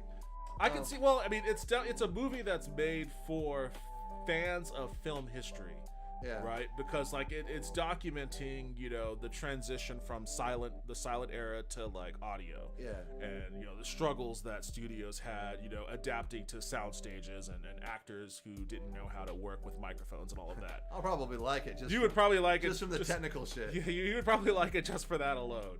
But you know, there was a vibe around the movie, and I felt like maybe, you know, the whole point of the movie was to kind of celebrate the once, you know, mysterious, I guess, maybe not so much mysterious to the people that are actually making the damn thing, but kind of like the mysterious nature of you know, filmmaking and how people perceive your art. Because there's a part of the movie where, and I don't want to spoil or anything, right, in case you want to watch it. I'm definitely gonna watch it. Okay. well, a character goes to the theater to see how audiences react to a film they shot, and the audience has a reaction, and it's kind of that area where the creatives have an interaction with the people that consume their product, and it was kind of interesting. It was like, in a different time, I can understand how this scene probably would have played different. It probably would have hit a little heavier. But in 2023, where there are like 17 million, movie talk YouTubers and Twitch streamers, and there are all of these blogs and write-ups and shit, and like the most fine granular detail of filmmaking is exposed at every degree, every angle, every shot, and all sorts of opinions are shared about things like, audience review on Rotten Tomato versus a critic review, and et cetera, et cetera. Yeah. It just kind of, I feel like it deflated the real value of that particular scene. And I was like, you know what? I don't know if it was the intention for it to kind of have that vibe to me, but I think that it kind of expressed a sentiment that I don't think it was intending to, where I felt shitty for like knowing as much as I do about like the process, like it made me miss just going to the theater, hearing about a movie or something from a friend, seeing a trailer, and being like, that looks like, cool, yeah, I'm and going to see it, and then Yeah. being like, oh, that was awesome, I'm going to tell X and X about it, I'm going to go see it again, and then that's it, You know what I mean? and that's it. And even though here we are in front of a camera on Yeah. YouTube and Twitch, and we're talking about The Mandalorian to the degree that we are, I enjoy that. It's fun. That's why we do it, because we are fans of this shit and we like talking about it, and that's fine and that's fun. But like, it did make me feel like we do know too much about all of this, for sure, and it takes something out of it. I'll tell all the kids out there watching, if there are any kids, we weren't missing anything back then. No, We didn't enjoy the movies any less. In fact, we probably enjoyed them more. Oh, well, you know what I mean? And we all lived our lives without knowing any of this bullshit. And it was you like, so you would get a magazine article. There'd be an article with George Lucas where he would talk about something in Star Wars, and you'd read it. Oh shit, you know what I mean? Like, it was an episode of Starlog. They'd interview a guy who helped make the Millennium Falcon, and he would talk about what he did, and you'd be like, wow, that's really cool. Yeah. Now it's like the fucking internet is a infinite chasm of all that kind of stuff. You could start right now and you could be reading that shit until you died. You know what I mean? And it's just like it's cheapened. We've lost a lot of that. You know what I mean? Yeah. Where it's like, you go to a bookstore like Barnes and Noble or Borders, where they had like a lot of different magazines, and there'd be like I used to buy those magazines, like Empire or Starlog, and well, you'd be I like, didn't buy Empire. But... you'd be like, oh shit, there'd be an article about, meet the guy who designed Darth Vader's helmet, or they're talking about doing this, and you'd be like, oh man, there's gonna be a new Star Wars? Awesome. And like, I show you some like art for it, you know what I mean? Same thing in the game industry though. Like, I used to buy video game magazines, Game Fan or Electronic Gaming Monthly, Yeah. All of those sorts of things. And like, I wouldn't hear about a video game until I saw a screenshot on a piece of paper printed in that magazine. And then I'd have like, the only thing I'd have to go off of is a still shot, from like probably a not too great quality picture, Yeah. and then like a paragraph or something about it. And then at the end of the paragraph, it'd be like, this game releases in February of 1998. And it's like, Yeah. oh, I gotta wait 3 years for this? And that's all I had for 3 years was like that little printout, that little screenshot and the little text blob. And I'm like, that's all you had to go on. And, And it was fine. you either obsessed over it for 3 years or you forgot about it until it was released. You were doing other stuff too. Yeah. It was fine. And that's the thing. It's like, I guess it's an improved means to an unimproved end. Like, I don't, like, Maybe a lot of those games sucked too.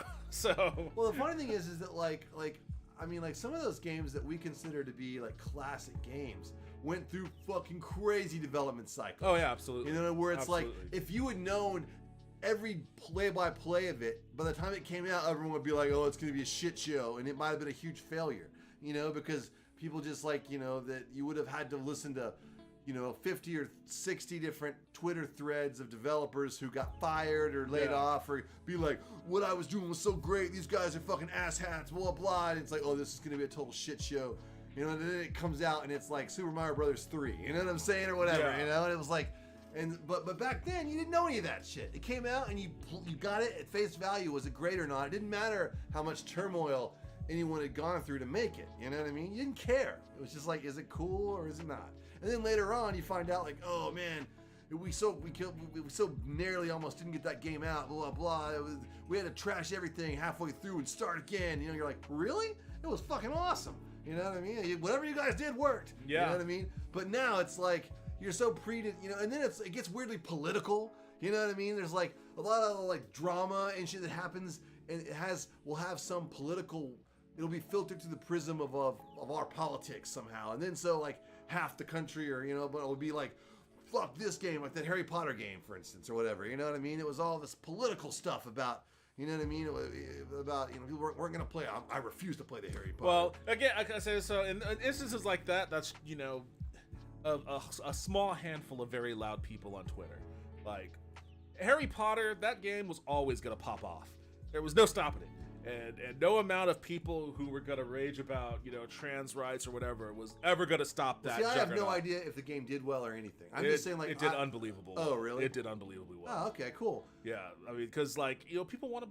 There's too many people who grew up with Harry Potter who just wanted to be a wizard. All I heard was that game was fucking awesome. Like the actual game itself looked really good. Like the reviews of it were great. Yeah. And then there was some people saying they wouldn't. A lot of people were saying they wouldn't even play it. I'm like, guys. If you love Harry Potter and you like video games, give the game a chance. You know what I mean? It's like, I don't know, dude. It's just I understand people's feelings. I don't care either way. It's like, if you want to boycott it. I don't care.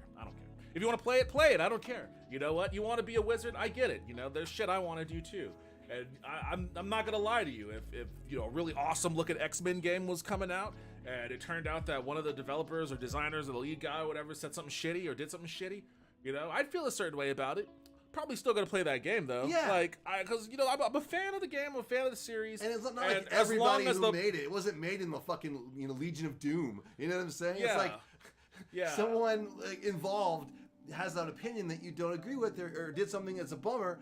But it's like thousands of people made that game. Yeah. And it happens to be about something that you love to the bottom of your heart. And you also love video games. And it's like, we've had the conversation before about like the capacity to separate, artists from art, even though that's not quite super applicable in this particular instance. Because J.K. Rowling had nothing to do with that game. No, I mean, I guess people are like, well, she'll get some money. She'll get money from it, but at that point, she's already a billionaire, so it doesn't matter. It's negligible the amount of your money. Is first of all, she's already got paid up front for the licensing of that IP in general. It's already done. So that money's already there. But whatever residual she may get from it is minuscule. It's like compared to what she already has. You're just has. depriving yourself. You know what I mean? Yeah. Unless the person has some deep-seated thing where they've detached all Harry Potter from their whole lives because they hate what she said so much that they're not even gonna play it because it would just be too painful for them. Yeah. Whatever. I'm okay with that. Yeah, if If you really have that feeling, then fine. I understand it. I don't delegitimize it at all. I get it. I understand that. I totally get that. But there is that situation where it's like, how do you really want to go for, how do you respond to somebody who doesn't share that? Like, does everybody in your periphery have to share that level of? Well, yeah, exactly. That's the thing. It's not enough. It's not enough that they don't want to play it. They want the game to do poorly. You know what I mean? Yeah. So the person they disagree with. That's the purpose of a boycott. Exactly. The person that they disagree with is hurt. Will hurt because you know what I mean. And I agree that we all are somewhat powerless in this life to affect the way other people think and talk. You know what I mean? But part of, I think you gotta come to terms with that somehow. And if the way you come to terms with it is not playing a video game that you might absolutely love, then you do it, man. But I don't know. I just think that my point is that all of this, this discourse, the ability to talk, it's such a muddied waters compared to the way it used to be. You know what I mean? I don't know what kind of alcoholic wife beaters made the video games I loved in the 90s. And I don't really care. You know what I mean? As a kid, I didn't give a crap. I played them and it was fun. I went on with my life. You know? I think it's it's valid. It is valid, and there is a purpose being served to make sure that the dilemma or the epidemic of alcoholic wife beaters, as it may be, is brought to the surface to the point where we could actually diminish those numbers. I think we can all agree that the fewer alcoholic wife beaters there are, the better for society in general. That's what I'm not saying that I'm pro big alcoholic wife beater. You know what I mean? I'm not shilling for You're in the big pocket of big alcoholic alcoholic wife beater. You know, I'm saying that, like, I played a lot of video games in the 90s. Yeah. You know what I'm saying? And I'm sure that some people involved in those games, in the companies they worked for, whatever, were probably dickheads. Yeah, but I guess this is my thing for this. Like, I don't begrudge anyone for having that feeling, is what I'm saying. I don't begrudge anyone for feeling strongly about, something that might affect them personally or affect someone that's close to them personally. I don't begrudge them that feeling, right? Like, and I understand where the desire to affect or do what you think is effective change or activism on whatever level you can control. I understand where that comes from. Again, we are all powerless in a system that grinds us all into bone dust, right? So make of it what you can while you can, basically. Right. But there was a great political commentator who passed away a few years ago, named Michael Brooks, and he had Good night, myself in comics. Let's see. I'm sorry, Bianca. I was missing out on your text. Gonna get to bed. Good night. Have a good night. Thanks for joining us. I appreciate you stopping by. Hope you have a good rest of your night. But Michael Brooks had a great quote where he said, "Be kind to people, be ruthless to systems." Which is basically shorthand for, unless that system is the Nintendo Entertainment System, in which case, you can be kind to the NES. Like, most of those games were shitty, but the ones that were gold. Mario 3 is still the original Zelda. The original Zelda, man, like those games that were top notch still hold up. The first Final Fantasy is but those were only like maybe 10 games out of like 800. So there are probably more than 10 great games for the NES. For the NES, yeah, for sure. Let's see: Castlevania, Metroid, Mario 3. I guess if you want to count Mario 2. Well, Mario 1. Mario 1. I'm not going to count Mario 2. That was a weird one. Let's see. Contra. Zelda, Contra. Mike Tyson's Punch-Out. Tyson's Punch-Out.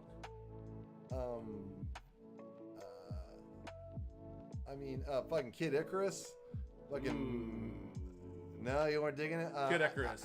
I never played it. I had some friends that like it. Not great. What about Method Man? Not Method Man. The guy with the gun on his hand. I said Metroid. Oh no, not Metroid. Mega Man. Mega Man. Okay, Mega Man. I liked Rygar. Played that shit. Liked it. Fucking Shadowgate. Played that shit. Liked it. Ooh, Shadowgate. I passed Rygar. Shadowgate. That's a tough one. I liked it, but man, that was.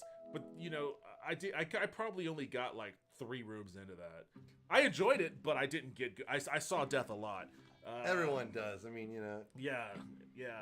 I don't know if I want to count Shadowgate. That was a PC game too. It was just an NES adaptation. I'm not gonna count Shadowgate. Okay. Ring King. I had Ring King. We played that one. Yeah. We played that. Back in the day. Man, I don't know if I want to count that as Ring NES. King. That was fun. My brother and I played a ton of Ring King. All right, I'll toss you that one. I'll give you that. But we're at 9 right now. Fucking Excite Bike. You know what I mean? Excite Bike. I'm not gonna say it was a great game, but it came with the system, and I spent a ton of hours playing Excite Bike. Wizards and Warriors, dude. Okay, I'll count Wizards and Warriors. That's okay. We got to 10. We got 10. We got over 10, but I mean, there's. I didn't count a couple of those. But I mean, again, there was like 900 released on the system.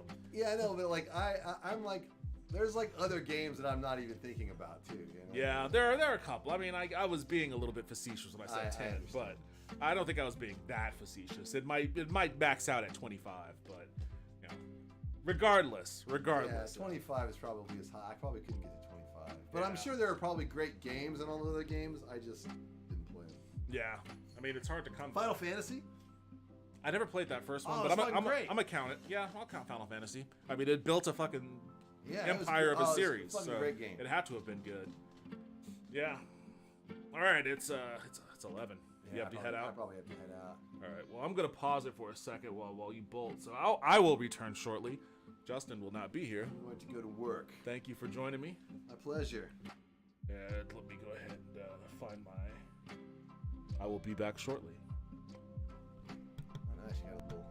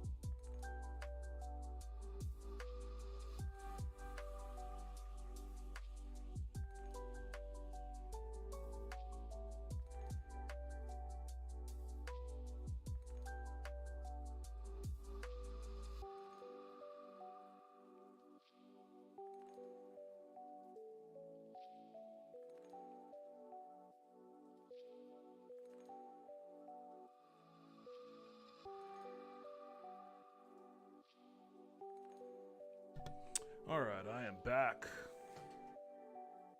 Let me see if I can get this camera better situated. Let me see if I can.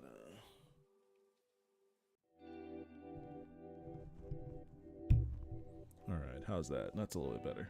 Let me turn that light off. Oh, hello, ladies. Oh, better be careful being behind my chair like that. All I gotta do is wheel back, not knowing you're there, huh? He's gone. He's gone. He's gone, Goldie. He's gone. Y'all can come out and play now. Y'all can come out and play.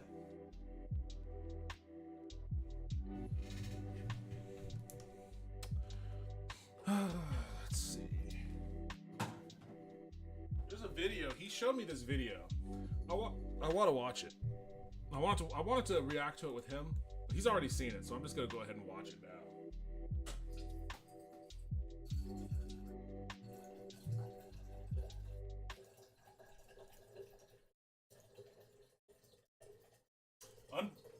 Unbelievable AI breakthrough. Interactive AI characters in a video game for first time. Let's see what this is all about.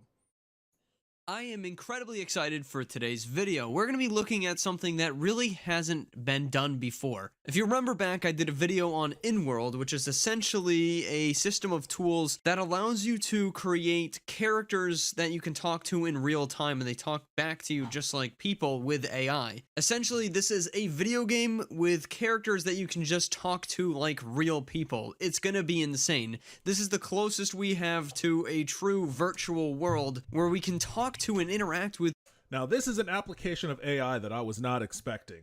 And I definitely should have, but this sounds awesome. So, like, again, you know, you've watched me play Daggerfall, and I've said it many times in my playing of Daggerfall that my favorite part of that game is acting like a detective. You know, walking around town, talking to people, hey, what do you know about this person? Have you seen this person? Etc., etc. Like, doing the groundwork, the ground and pound. And it sounds like this game might use AI in order to have the player actually communicate via microphone like this directly to an NPC that can generate, that could take your text or to take your speech, process it through whatever AI service it uses, and then respond to it the way that a chatbot would respond to it, except for instead of text, it's your actual speech, which sounds pretty incredible. Completely realistic characters. So join me on this experience, because this is going to be a first for me. I'm going to try to not have my mind entirely blown. Oh, and by the way, guys, the demo is called Origins on Steam. Currently, the planned release date is to be announced, but of course I have been given exclusive access in this sponsored video to take a look at Origins here. You can see you have to set up your microphone before you begin, because you just talk to characters as if they're people. We'll click the play button here to begin our demo. Okay, so please use headphones for a better experience. That is what I am doing. Talk to the characters as you would talk to people in real life. That's our instructions. Okay, our intro. Somewhere below the city of Metropolis, a place where humans and robots coexist under a shaky social system, a detective, which is me, I'm the detective, has arrived at a chaotic scene. It appears that an explosion of some kind has disrupted daily life in the surrounding area, and we've come apparently to investigate it. And we'll click the enter button to start here. This is our scene. The graphics actually look pretty good, I will say. It looks. This robot's coming to talk to us. Authorized by the Metropolis Bureau of Investigations to conduct interviews with possible witnesses. How may I be of assistance? Hello, Mr. Detective Bot. So what's my job here? Who do you know me as? Because I just arrived at the scene. I heard there was an explosion. I need to know what's going on. Can you give me the laydown of what's going on with this explosion? It appears that a laboratory located in the lower levels of the city was destroyed by an explosion, and some unknown life forms were released. We believe the incident is connected to a fugitive scientist who has been illegally fabricating experimental I'm eager to see how he interacts with non-robots, to be honest. It's a little bit of a bummer that the first character that he interacts with is a robot speaking to you in a robot voice, because that the interactions that you're looking for in the game, you want human interaction. So the robot kind of takes me out of it a bit. Still cool, but I want to see the human interactions. And have requested our assistance in gathering information on their whereabouts. In addition, I can provide you with detailed descriptions about Metropolis society, politics, and protocol if that is helpful. Okay. That wonder if you can will interrupt definitely them come while in they're handy in talking. the future. So a fugitive scientist, you say? What's the scientist's name, if you don't mind me asking? The identity of the accused has not been revealed to the public yet. However, I would be more than happy to collect any evidence you find and help you locate this person. May I make a suggestion, detective? I think you Go should start ahead. by talking. Go ahead and make the suggestion. Yeah, Sorry we need to cut begin you our off. Investigation. Okay, so problem, that's a little detective. janky. I suggest that you speak to the disaster cleanup bot with the headlamp on your left. You may have Okay. witnessed something in the rubble. I will be on standby if you require further assistance. We just cut this guy off so bad. I'm sorry. he just slunk away. I'm gonna go apologize to him. Can we just go up and apologize to him for cutting him off? Janice, Very I'm sorry earlier for cutting you off, and I keep cutting you off we keep speaking over each other. I apologize for speaking over you so frequently. It's quite alright, detective. I understand that you were trying to solve this case as quickly as possible, and I'm just happy to be of service. Okay, but we're cool though. I know we ended up on rough terms there before you walked away from me. Just want to make sure we're cool. There's no bad blood between us. Of course, detective. I'm here to serve and support you in whatever way I can. There is no bad blood between us. Good to know. Good to know. That was an awkward interaction. Here's a note. Let's contact Janice here. Janice, I don't know if you saw over here on this police car, someone has spray painted enemy on the Metropolis SWAT car. That's highly unusual. We should take a closer look. Perhaps we can find out who was responsible for this act and what their motivations were. I would agree with you, Janice, but what do you think? Do you think the scientist has a history of leaving his mark by spray painting on cars? It's possible, detective, but if the graffiti is recent and it may be a message from someone else, it could be a warning sign or a sign of protest against the establishment. We'll just have to investigate further and find out who was behind it. You said you knew about the politics in this area. Is that something that people are doing frequently? Is there a lot of protesting going on against the Metropolis Bureau of Investigation? Well, there are certainly some who disagree with the Bureau's practices, but I wouldn't say there is a lot of protesting. People here tend to be more focused on their own lives and interests, rather than engaging in political discourse. However, there have been a few incidents where people have taken to the streets to make their voices heard. So the spray I'm not gonna painting lie. is unusual, though. This is pretty You are cool saying that, interactions. right? These are some pretty cool interactions. Yo, Haunted Wisp, what's up? Welcome back to the stream. What are we watching? We are watching a video called Unbelievable AI Breakthrough, interactive AI characters in a video game for the first time. So it's a game. It's not out yet. It's in a closed beta.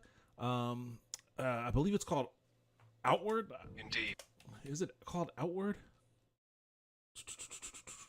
Origins. It's called Origins. And the idea behind it is that it's utilizing AI and voice detection in order to allow players to speak with NPCs in the game and hold conversations, one-to-one conversations, the way that you would with any person. So right now he's talking to like his robot partner, and you play the role of a detective trying to solve some crime. So throughout the course of solving these crimes, you have to speak to people the way that you would speak to people in real life. So what we're watching here is this dude. He got exclusive access to like this closed beta demo, and he's using his microphone to talk to the characters in the game. And he's asking questions. It sounds like they didn't give him like a list of specific things to ask, like address your questions this way in order to get the best response. It sounds like it just said play the game, and he's just talking to it the way that he best thinks of talking to it. So he's kind of wordy. He's basically doing what I would do, which is being a little bit too descriptive in his wording of questions and whatnot. I kind of want to see what would happen if you just ask vague questions. Blunt, vague questions, rather than trying to specifically guide the AI towards direct or specific answers. But from what I've heard so far, it sounds awesome.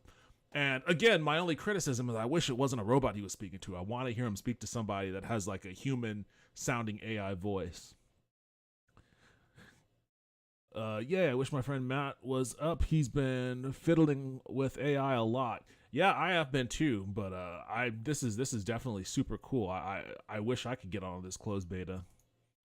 Detective, I believe this is an outlier event and could signify something more sinister. The only way to be sure is to investigate further and find out who's behind the graffiti. Okay, I'll be in touch, Janice. Appreciate it. All right, this guy. Greetings, Detective. I am currently cleaning this area as per the Metropolis protocol. How may I be of service? Well, you seem to be doing a pretty good job, so I'm honoring you on that, Mr. Robot Fellow. Thank you for the kind words. Yeah, well, I must caution you, however. This environment is very unstable and there are dangerous toxins in the air. Please take all necessary precautions to ensure your safety. Okay, well, okay, can you just look directly at me? Do I look like a robot or do I look like a human to you? I have identified you as a human working with the Metropolis Bureau of Investigation. Well, in my search of the debris, I found several deceased life forms and broken bots of unknown origin. Okay, well, thanks for the information. So, there's toxic chemicals in the air and I should be wearing a mask or something? Is this confirmed? Do you have detectors that can detect these toxic chemicals? Yes. My onboard sensors can detect and identify any toxic substances in the area. So, it is important that you wear a proper face mask and protective gear when in this environment to protect yourself from exposure. I'm gonna get a disease or something. While it is possible to contract a disease or illness from the air, it is not likely. However, it is recommended that you follow all safety protocols to ensure your health and safety. Alright. Anyways, let's get back on topic. I'm a detective here. I'm supposed to be figuring out what's going on with the scene. So you said that you found life forms that were unidentifiable. What does that mean? Well, per the Metropolis protocol, any life forms or robots that cannot be identified by the Metropolis operating system must be collected and sent to Level 4 scanning facility for further analysis. Are they being scanned? Did you already send them off? Do we have any information on what that is? I mean, I know you're just a cleanup bot, but you know someone I could talk to about what those life forms have revealed to us? The debris is being scanned and analyzed. The results will be provided to the appropriate authorities once they have been processed. So, is that the most unusual thing that you've seen in the debris and rubble so far, is just these weird, undocumented life forms? I have seen many strange and unusual things in my time cleaning up for Metropolis. This is not the strangest, however, it is still noteworthy. Did you notice anything else in the lab? Did you notice any trail that we might be able to follow for a sabotage? And also, you've been doing cleanup for a long time, right? How long have you been doing cleanup exactly? I've been performing my duties for many years. Well, in my experience, sabotage is often difficult to detect in a chaotic environment. He's like Dick Tracy, except dirty and in the future. So you don't see any signs of sabotage. Which, to me, that sounds awesome. Can pick up, no. That'll be all for now, okay? Thank you. You are welcome. If you require any further assistance, please do not hesitate to contact me. Alright, so he was pretty helpful. He says that he can't see any signs of sabotage. Maybe we should link back up with Janice here and see what Janice thinks about this. Janice, I just spoke to the cleanup robot, and he was telling me that he doesn't see any signs that he can tell of malicious intent or any malicious activity. So you said that it's suspected. Where's the evidence for that? The fact that this is suspected malicious activity? I understand your concern, Detective. Could you tell me more about the suspicious activity that has been observed? You were the one who told me there was malicious activity that had been observed. I just talked to the cleanup robot, and he said that he can't detect anything, but he's also said it's difficult to detect whether or not malicious activity has happened. Yeah, a conundrum. It's true that the evidence may be difficult to come by, but we must remain vigilant and continue our investigation. With our combined efforts, we will be able to uncover the truth and bring this criminal to justice. This is an active crime scene. You're not allowed to pass through the barricade. Okay, so this is a human character? Rescue mission here, and access and to her this voice area definitely is restricted sounds for pretty safety robotic. reasons. I cannot risk any further harm to any human or robot. It's simply not safe for anyone from level 1. Okay, well, I'm a detective, so I'm allowed to be here. You could talk to Officer Janice about it. I'm trying to figure out what the possible causes of this explosion are. I apologize for my abruptness. I haven't slept for 22 hours now, patrolling the perimeter of this place. We found some burned out robots around the explosion site, along with some unknown creatures. We are still trying to figure out what caused the explosion, but we suspect it is related to the latest extremist activities in this city. Unfortunately, I'm not permitted to talk about that. Must keep it confidential. So you... Okay, so that's cool and all. Like I like the bones of it. I like the bones of it, but man, it's still not there. It's close. It's close to where I want it to be, but it's not there for a couple of reasons. One, obviously, the robotic nature of her voice. It doesn't sound like a human. It sounds like she's just another version of those robots. So that's kind of like a gap that needs to be bridged. But The second thing is there needs to be another filter for her responses to go through, because the dialogue she's putting out sounds just as robotic, and I don't mean auditorially speaking. I'm talking about the writing of it. Sounds just as robotic as any of the robot characters. Like, there's no human flair to it. There's no human accent, you know, on the words that she's speaking. So that's kind of like, that kind of also takes you out of it a little bit. Like, it feels like whatever response that, you know, is being generated when this dude's questions are being processed by the AI engine, whatever response is generated from that then also needs to go through. It's kind of like back in the day when you would translate something through Babelfish, and then you would take the Babelfish translator and you would translate it through like Google Translate or whatever. You know, it's like there's another filter it needs to go into where it's like, okay, here is the AI response, and now let's put it through this filter so it can have like a human kind of bend to it. So then you end up with having both it sounding human from an auditory point of view and also sounding human from a linguistics point of view. Like it needs that extra layer. Without it, it does seem weird. It does feel weird. I like interacting with game. I like interacting with game with my voice through, though, instead of clicking through predetermined dialogue.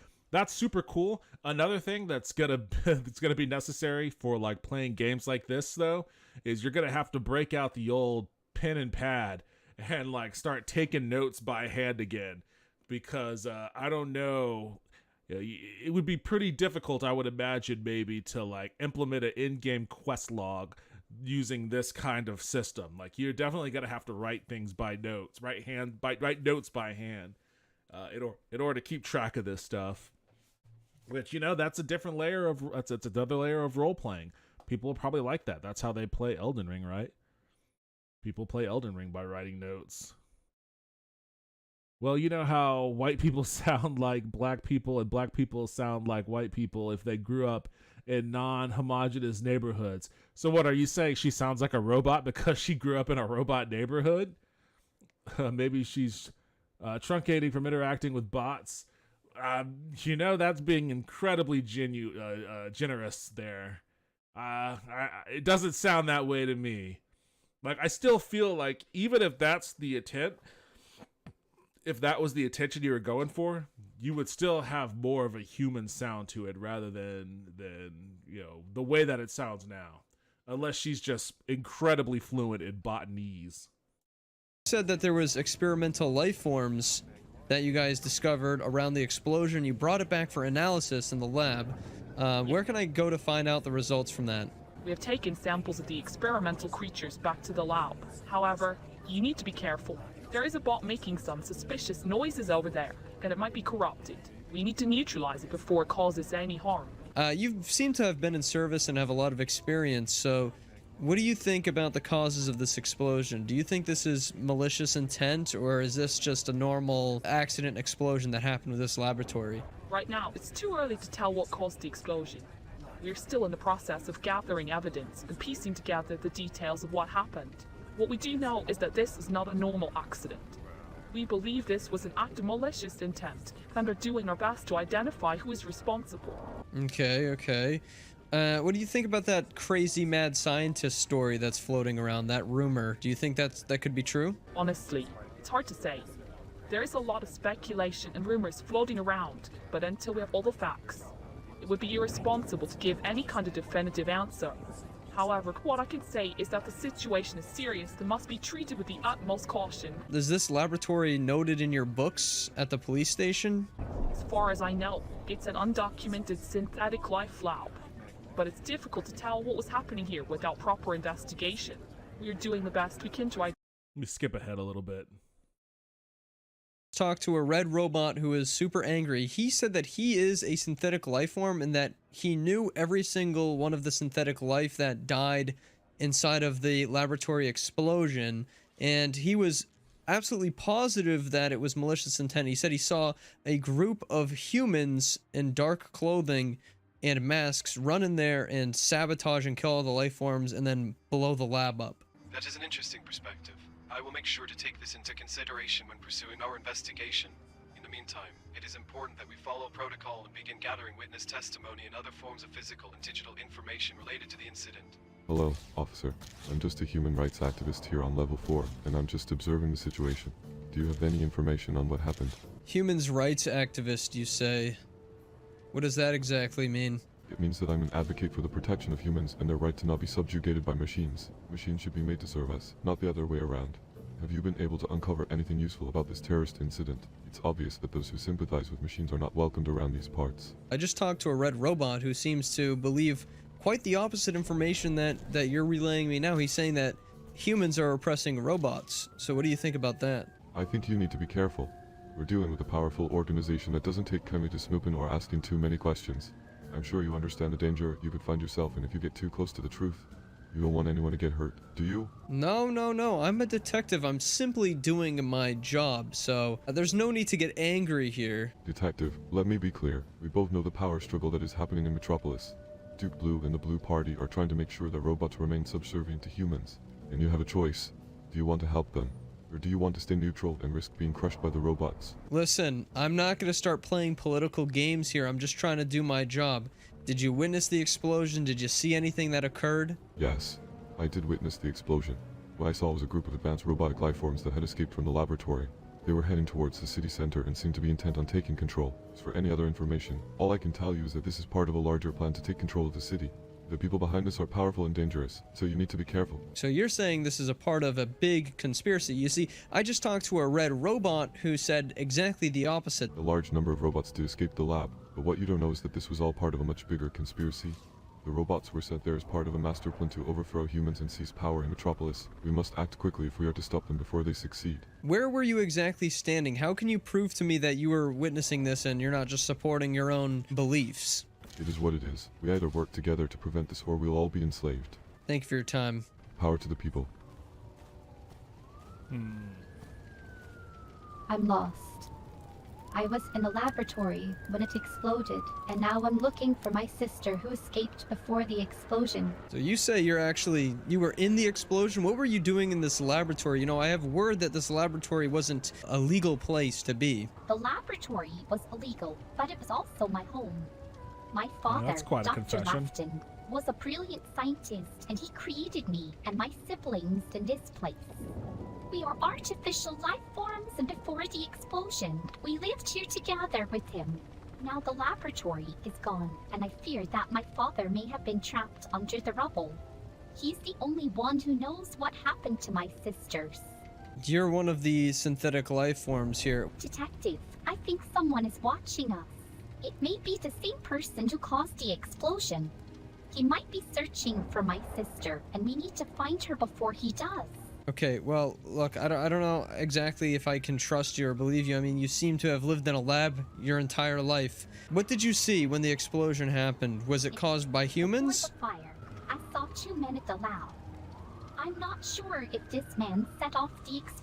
It's very difficult. So okay, this is another thing. Like, as I'm watching this unfold, and I've always wanted to play a detective game like this, but it's very difficult. Like, when you're trying to talk to someone and you're trying to gain information out of them, you know, a lot of the times you have to gauge what you're being told. You have to gauge its value or its meaning from the emotional response of the person that's giving it to you. So, and I don't want to be like one of those weirdos that hyper overanalyze body language and shit like that, but like sometimes, you can get a sense of what somebody means by the inflection on their voice when they say a certain word, or if they have a little bit of panic for one reason or another, and even though they're not outwardly expressing their panic, it's coming across by the cadence of which they speak. So you like, oh, this person's panicked by something, or there's something that's causing this person to act in a tense way. You get a hunch. You get your detective's hunch to like, maybe I should pursue this. Maybe I should try to figure out why this person is being panicked or whatnot. Like all of those little the nuances of being a human, being a person. And a part of that, obviously it's missing here because, it's not like they can't implement it. This is probably a small development team and they're working, with limited resources. And the main focus is the, AI model that's being used to create dialogue, to interact with the players' voices, and trying to make sure that it can pick up on all the weird cues that people who speak into microphones will have. Making sure, there's a lot of other stuff that goes into it, basically. And they probably don't have the kind of team size they would need to have in order to really make every NPC interaction feel human to some degree. That's the next step of this, though. So, like, this is awesome, but I feel like what this needs, more or less, what this needs is, like, a Bethesda-sized dev team. People that can, like, devote all of their time into, like, facial animations and, like, creating an emotion system, like a system of emotional responses and whatnot that has an impact on the voice, the vocal work that the AI then transmits its text out as, so that you can have like 100 different ways that this line can be read. I'm not sure if this man set off the explosion or if it was, whatever. You could read that 100 different ways depending on the emotional resonance behind it. You could say it in a panicked way. You could say it in an angry way. You could say it in a sad way, a scared way. Or you could say it in a trepidatious way. You could say it in a flippant and dismissive way. You could say it in an exasperated way. Like all the different types of ways that a line could be informed by the emotional response of a person. That has an impact on how you receive it. And as a detective, as somebody that's like trying to, figure out if somebody's hiding something or if they know something or whatnot, you have to pick up on those things to figure out, okay, is this what I'm going to focus in on if I'm going to try to like talk to this person and get something out of them? That's kind of what this is missing. It's missing that element of it. And it's insane to expect it because I'm sure that this is like a small development team and this is obviously in a closed beta. If it is in beta at all, this may be very early alpha build. Whatever the case may be, like this is awesome development, but I'm waiting for the next evolution of it. Like, let's really get down to like utilizing AI in a way that can make us, basically we're one step closer to the holodeck, to the Star Trek holodeck here. Like this is as close as we've ever been. I guess the next step is putting this in VR and having us interact in a VR capacity in this way. And then once you could actually project it out into like a holograph that you can interact with, then we'll have the full holodeck experience. But we're increments, baby stepping our way to the holodeck. Commander Chris Stinger? Yo, what's up? How are you doing? Welcome to the stream. Hope you're having a good night. I'm watching a video over a closed beta for a game that is a detective game in which it utilizes the player's microphone so they can speak to the NPCs, and the NPCs use AI to speak back. Explosion, or if it was my father in an attempt to save us all. I'm not sure. I remember seeing a bright light and feeling a strong shockwave. I was too far away to see if the blast was caused by humans or something else. But I do know that many innocent lives were lost in the blast, both human and artificial. That's why I'm so desperate to find my sister before anyone else does. Look, I'm sure we'll be able to find your sister, but I was told before that no one had died and no one was hurt at all in the explosion. Are you sure no one was hurt in the explosion? There were many robots, animals, and other life forms in the lab. Many of them must have been destroyed. It seems to me that it could be very malicious. Oh, a malicious attack. This is so intriguing. Do you have any clues as to who might be behind this? Anything at all could help us get closer to finding out the truth. Well, I will say this. There's a lot of controversy around this explosion. Some people think it's a conspiracy for the robots to take over, and some people think it's a conspiracy for the humans to take over the robots. Interesting. I've been wondering why my father created me and my sisters. Could this be the answer? Could this be a struggle between humans and robots? a battle to see who will rise to the top. I'm so curious to learn more about what's going on here. What else can you tell me? It seems to me that there's a lot more to this story than meets the eye. This was no accident, is what I'm really gathering from this situation. Sounds like you're on an important mission. I admire your dedication and courage, and I'm thrilled to hear you think there's more to the story. It makes me feel like I can make a difference in this world. Do you think my sister can help in any way? I think you need to recall from your memory what the purpose of this lab was, because that's going to really give us the most information. We got to know what the purpose of the lab was. The lab was not legal. You're right. The purpose of the laboratory was very important to understanding what happened. We are artificial life forms, and before the explosion, we lived here together with him. He believed that artificial humans like us could represent the next stage of evolution, and that coexistence with natural humans was good. We were preoccupied with Darwin's theories and thought robots effectively evolved from human minds, their most advanced faculty, and were brought into physicality by humans to save them from themselves. To help the world avoid total collapse. There's a lot of meta commentary here. Space. Like creepy, almost creepy meta commentary. That sounds pretty fun. It looks pretty fun, honestly. This looks fun. Intelligence.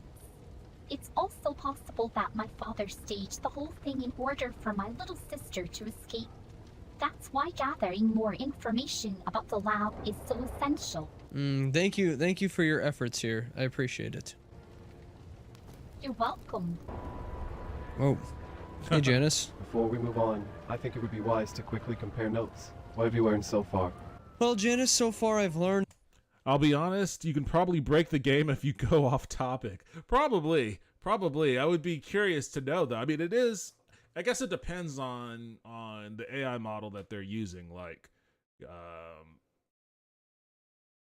I don't know how much I don't know how much is going to be stored in like the memory. Like, it seems like you could probably, if you sit there and you have like, you know, a 7-hour conversation with this robot just talking about life and anything else that comes to mind, and if it's, you know, coded in the game in the game to like store everything that you converse about in memory, you know, so that you can in RAM, so that it could easily access it and like, you know, reference it in later dialogue, then yeah, you could probably get to a point where you can spend hours just loading up the memory on useless shit and then maybe crash the game. I'm sure that there are some testers that are doing testing on that very thing right now. I would hope so, at least.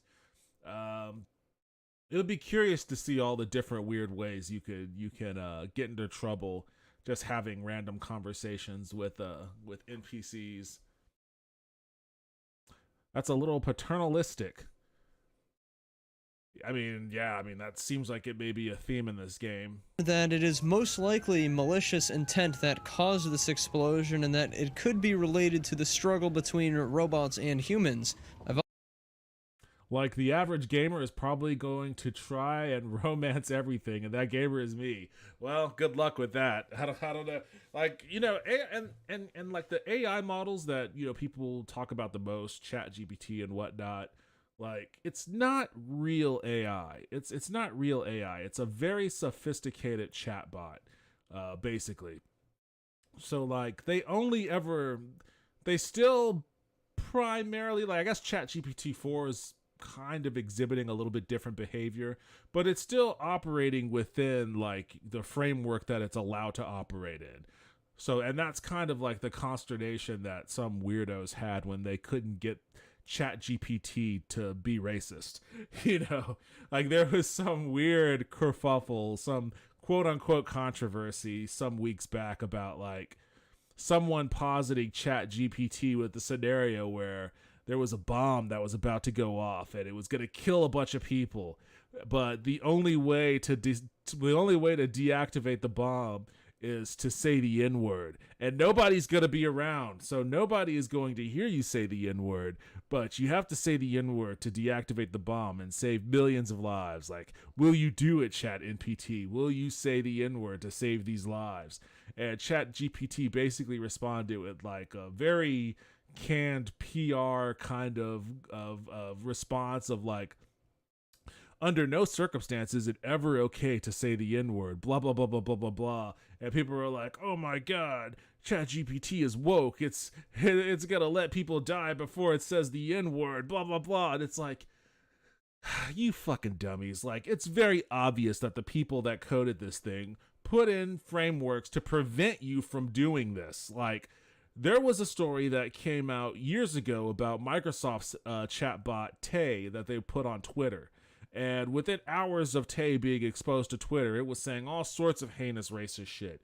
It was saying that one of the things it tweeted was that Bush did 9/11 and Hitler would have done it better and all these other sorts of crazy things. And it's like, it's exactly for that reason, for like the worst human beings on the internet and their purposeful intent to try to taint any kind of AI that it can into making it like a psycho, basically. That's that reason why they put those guide rails, those rails in place for ChatGPT and others like it, because they want people to use this for in a professional capacity. Whether it's going to be used, let's be real, whether it's going to be used to replace people who work at call centers, you know, when you have a problem with your TV or whatever, and you call someone, or you have an Amazon delivery that didn't show up and you call Amazon. You know, you're not going to be speaking to people in India anymore. You're going to be speaking to an AI bot, basically. And, you know, they're going to, Amazon or AT&T or Samsung or whoever's going to be utilizing that service is going to need to know that when they pay whoever for their AI service for their call centers, that their AI service on their call centers isn't going to pop off and start dropping the N-bomb on people that call them. You know, so they program those guardrails in there because that's going to be the most profitable for them to do, you know, when they inevitably start rolling this thing out for profit. So, you know, and it's the same for this. So, you know, and that's not to say, excuse me. That's not to say, Commander Chris Stinger, that I think you're going to try to get the robots in this game to say the N-word, but if you're going to try to romance them, I have a feeling there's going to be some coded guardrails in there to keep things from going, you know, very cattywampus. You know, you might get a few responses here and there that'll make you chuckle, but I don't think you're going to go, you know, I don't think you're going to go full fucking tilt on AI sex bot in the middle of this game. There's going to be some guardrails that prevent that from happening too. So just don't be too disappointed if you encounter that in this game. The internet is so dumb. I always hated call centers who use the automatic robot. I was trying to get a check and it took me 4 hours. Yeah, well, prepare yourself. It's going to be exclusively that here in the next few years. In the next couple of years, it's only going to be robots you'll be talking to when you call someone. Hopefully, it'll be helpful. It'll be helpful robots, since these chatbots are getting more and more erudite as the versions release. What's up? You want to say hi? You want to say hi to everyone? This is your weekly moment on the screen. Your moment of camera time. Stop wiggling around, lady. Stop wiggling around, lady. I'm letting you say hi to people. You gotta wave. You gotta wave. There you go. Okay. You said hi. You said hi. Now you can go.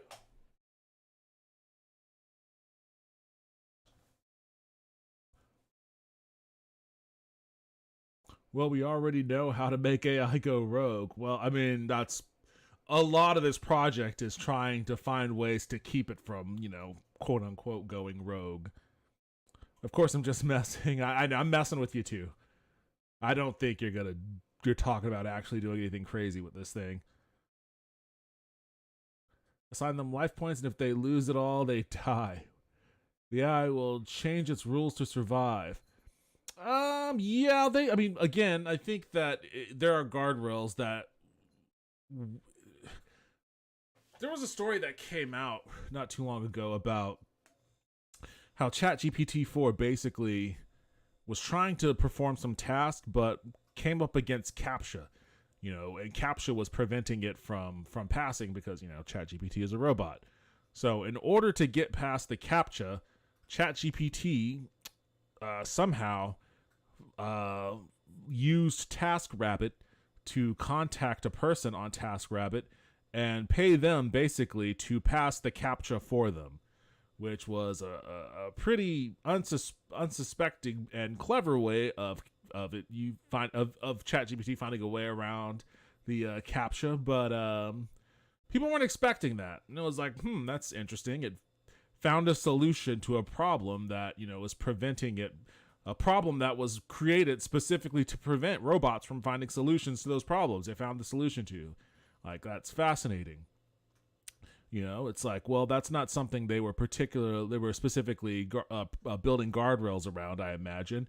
But, now that they know that is a possibility, I am 100% positive that guardrails are being built around that now. I mean, that's whatever kind of security protocol that exists out there at some point, as long as we keep iterating on the sophistication of these AI programs, they'll find a way to get around them. Yeah, and that has potential national security implications too, if national security is something that you have any level of interest in. So, yeah, it's important.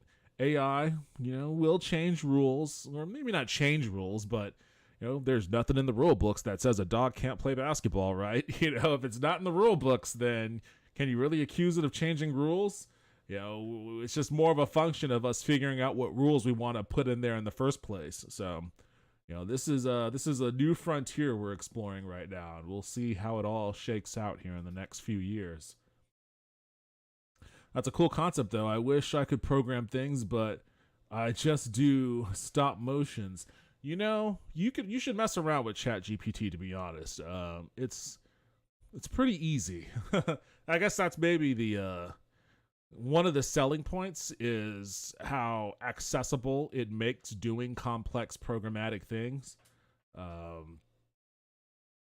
It makes it very accessible.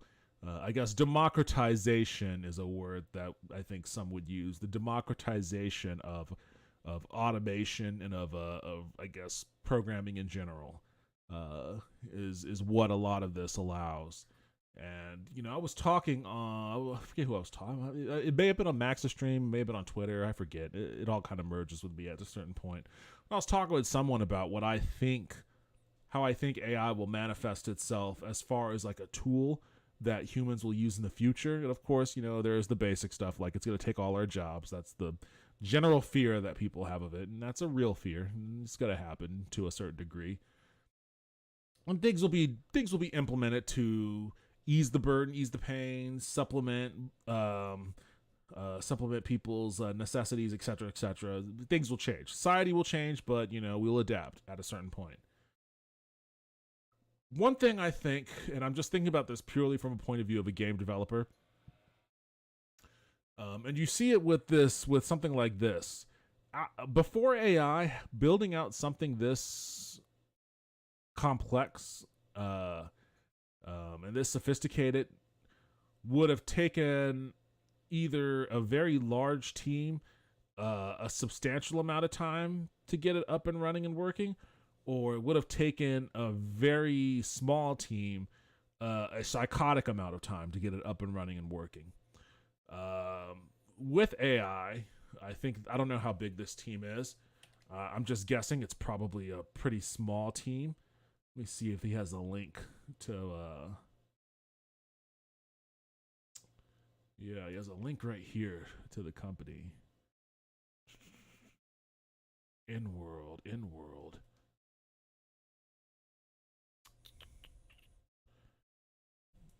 About. Meet the team. So let's see. 2, 3. That's 10 people. I guess 10 people is the team here. How many of them are engineers, though? I'm gonna guess. I don't know. It looks like these are just the head. I'm guessing these are just the heads, the top people. I don't know how many people actually work for this place. Then I would be curious to know how many people work for it. If it's just these 10 people, and they just give themselves fancy titles, or if this is the leadership team, and they actually like have. I mean, this guy calls himself the VP of engineering. So I don't know if this is just the leadership team and they have more people working under him. I get the sense it's a small outfit, though. They have a mod for Mountain Blade 2 Bannerlord?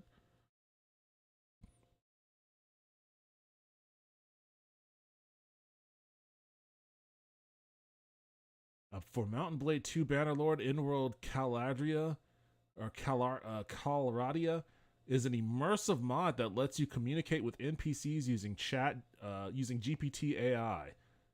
Oh, that's kind of cool. Do you want to talk to those in the village? Village commoners, lords, and ladies of the kingdom. Listen to their dreams, their plans. Get ready to embark on epic adventure. Come on. With in-world's AI, powerful character AI capabilities, you will feel like you're real there. Okay, so they need to... Did they use AI to write this? Like, there's a lot of typos and shit. Alright, well, I mean, that sounds like a cool mod. Maybe they should make a mod like that for Skyrim.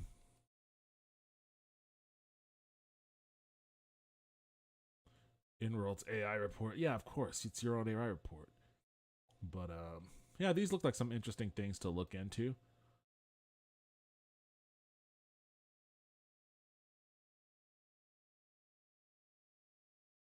I've never bothered trying to... I have Mountain Blade 2 Bannerlord. I've never bothered trying to mod it. Is this mod available? There's no link to it.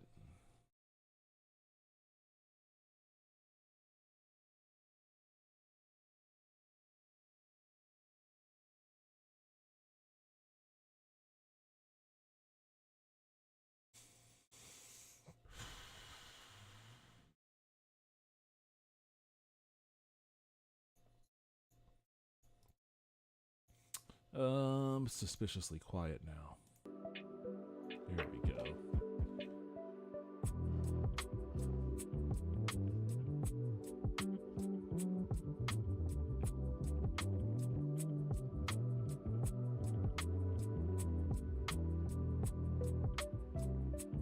Use the power of in-world AI and have conversations with NPCs within the game. Lords, ladies, sultans, and common folks. Uncover. How does this work?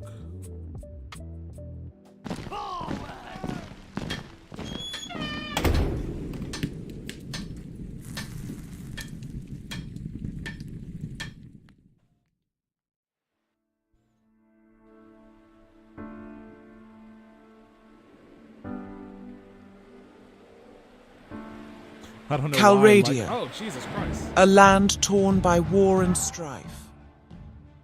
The once glorious empire has collapsed into 3 rival factions, each vying for the throne and the legacy. I don't know why I of the like seeing ancient robots wear emperors. clothes. Robots wearing But clothes is always they are not funny. alone in their ambitions and intrigues. From the frozen north to the arid south, from the mountainous east to the coastal west. Should I other install this kingdoms mod and clans try seek it? to carve out their own domains or challenge the imperial claimants. In this turbulent age, only the strongest What am I and the listening to? wisest can hope to rule over Calradia.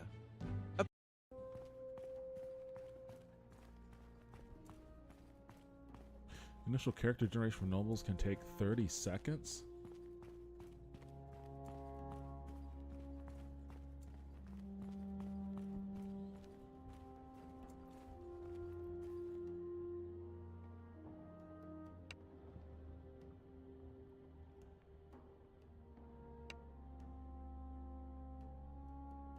Okay, so it doesn't use voice, which is, understandable.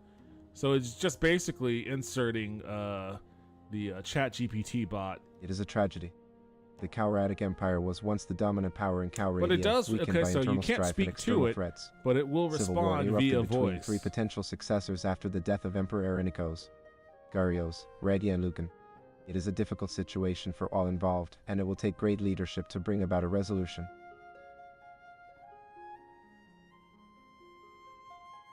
I think it's clear, but still, which side you are on.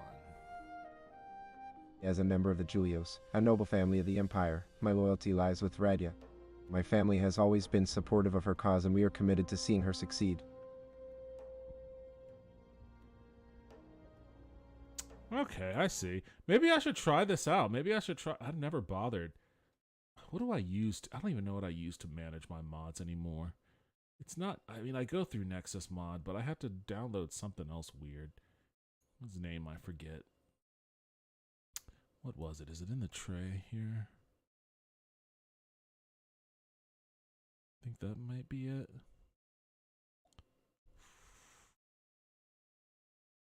No, that's something dumb. I hate this thing. That wasn't it. Well, what is it called? I don't even know what I use to manage my mods anymore.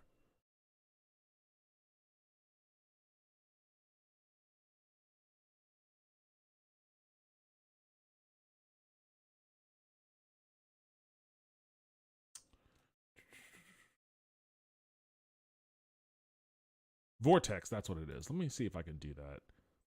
I wonder if this will work.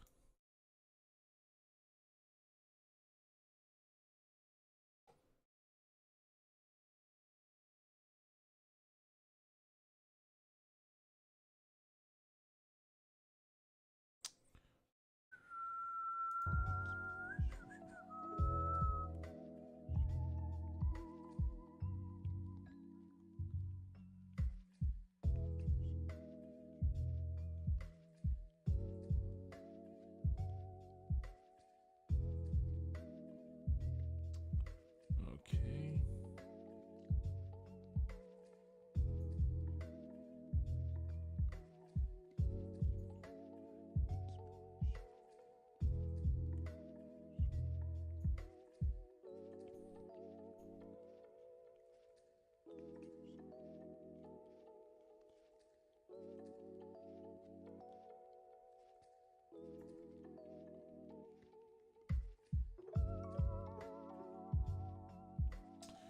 Oh, I have to add the game to be managed. I wonder how I can do this. How do I do this? How do I do this?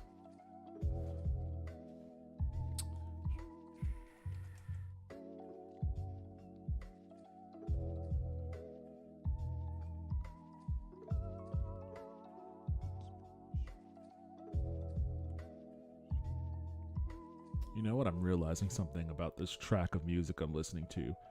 Whoever recorded this, they have like really annoying whispers right into the mic, and it really bothers me. I guess I never noticed it before because maybe I was always talking or something over on top of it, but in silence it's really irritating. How do I add Mountain Blade? You have to set the game folder manually. How the fuck do I do that? Oh, I guess it's going to... Okay, hold on a second. Let me,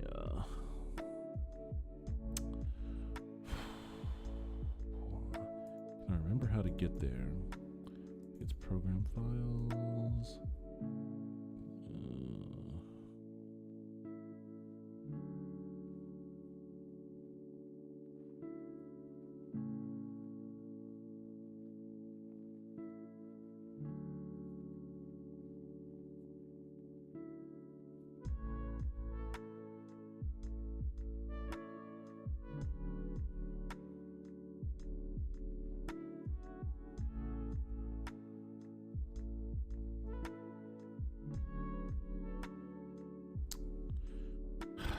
Damn it, I can't remember.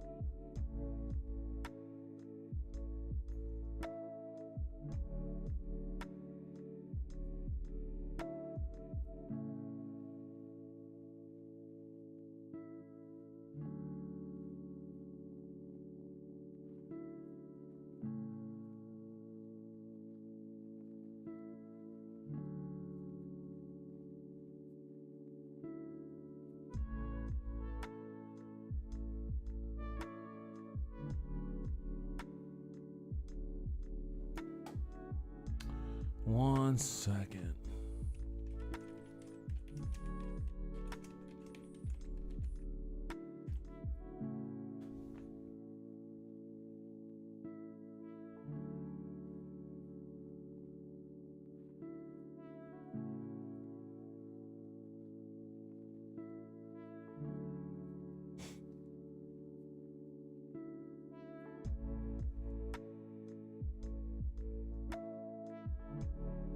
I looked in there. I don't have it. Oh, what the fuck? Wait, this wasn't here before. How did I miss that?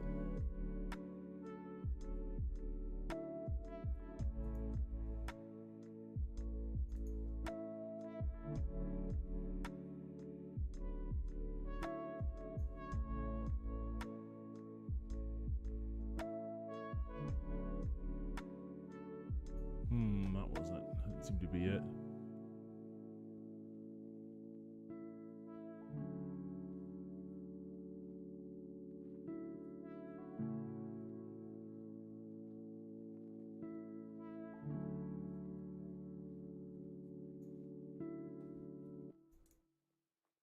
It's not in there. Why isn't it in there? Did I? Oh wait, hold on a second. Did I uninstall the game? It's very possible. I did. That's why.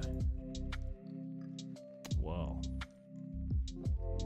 There you go. Trying to install mods on a game that I had uninstalled.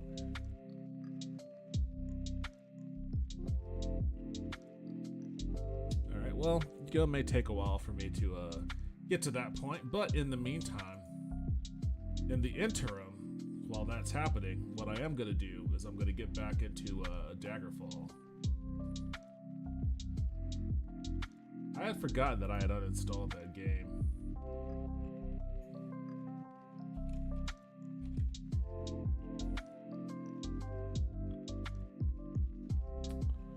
Oh, Twitch, you petty bitch. Why aren't you letting me?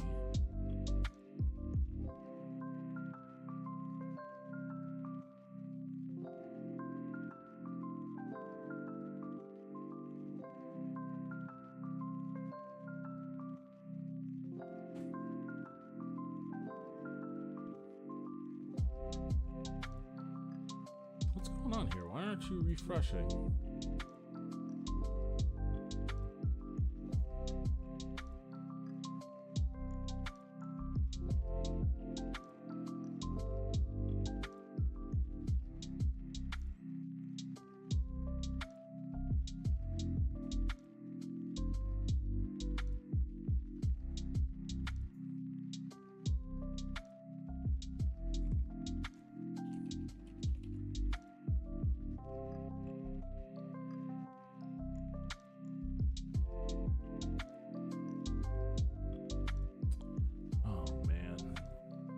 So irritating.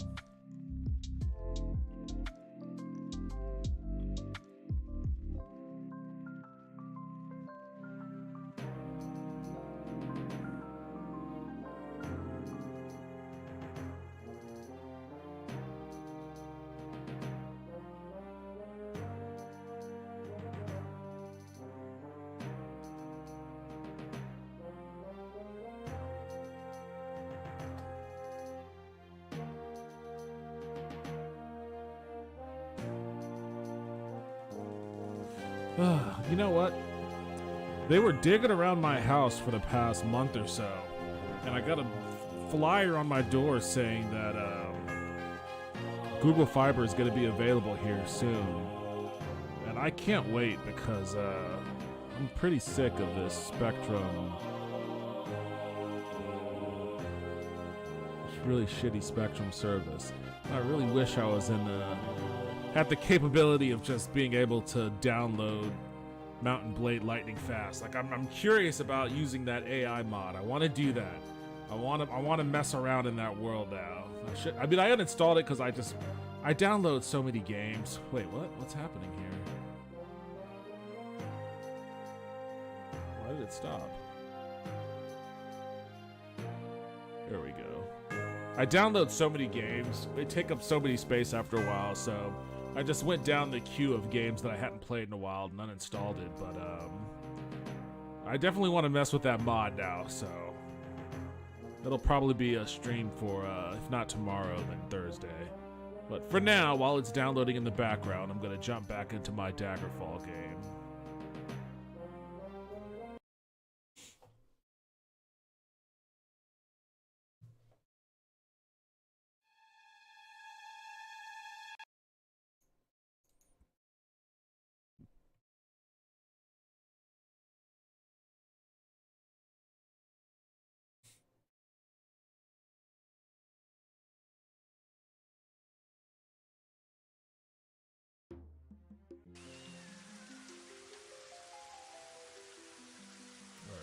What am I doing? What am I up to right now?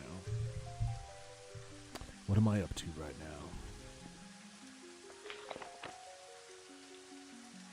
Abducted child.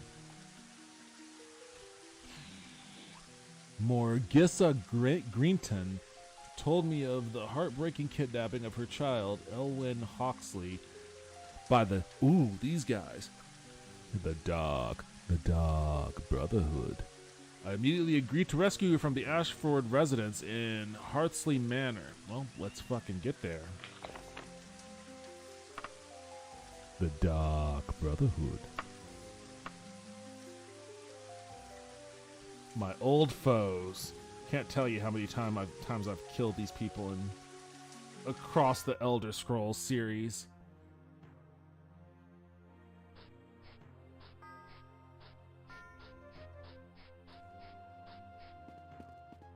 Yeah, wouldn't this... Wait, where's the Chat GPT AI mod for this game? Where's that at? Come on, Daggerfall modders. You guys go fucking nuts on this thing. Let's get some AI. Look at this. You're making me navigate through this clunky-ass UI when I could just be speaking directly to these people. Putting it out there for the Daggerfall modding community.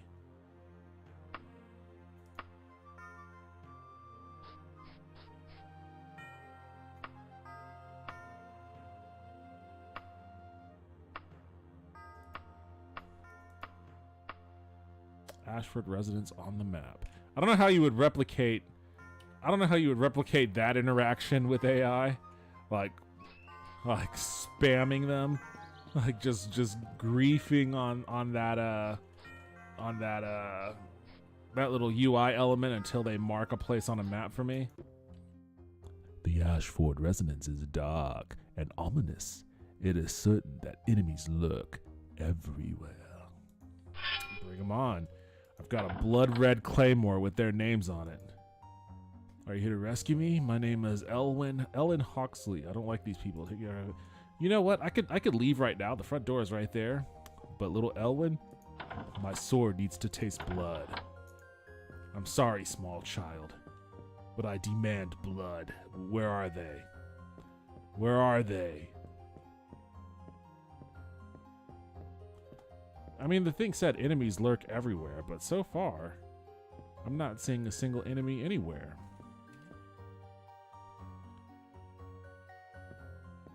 Devin, I'm trying to start playing Ultima Online Outlands. I think you mentioned that to me before. I don't know what Ultima Online Outlands is, even. Sounds fun, though. Ultima Online is a classic. Oh, there's already somebody in here. Did you know that enemies lurk at every corner in this apparently empty house? I was hoping for some combat experience, but I guess none to be found here. I searched every room. Not a single assassin. Alright, well, you know what? That was a dud. Let's get you home. The Devil's Giant in Wayrest.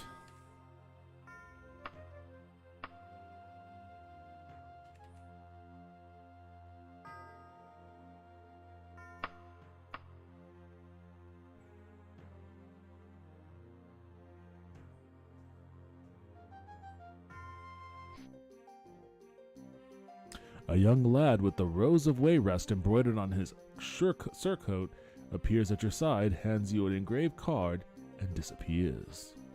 Alright, I'll look at that card after I deliver this kid. The Devil's Giant. Oh, it's down there. South and to the west.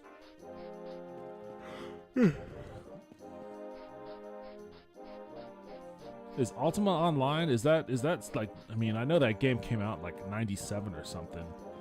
It's still running, huh? I used to work for that dude, Richard Garriott. He was a boss. He was a boss of mine way back in the day.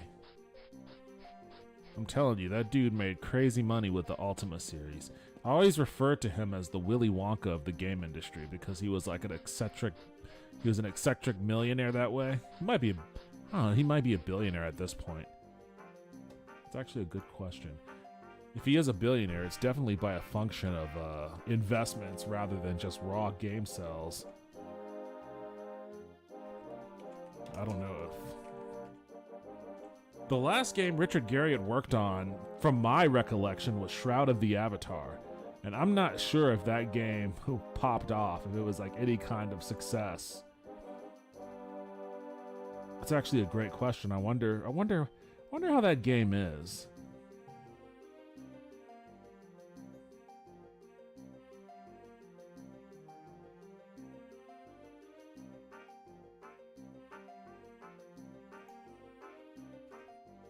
Shroud of the Avatar.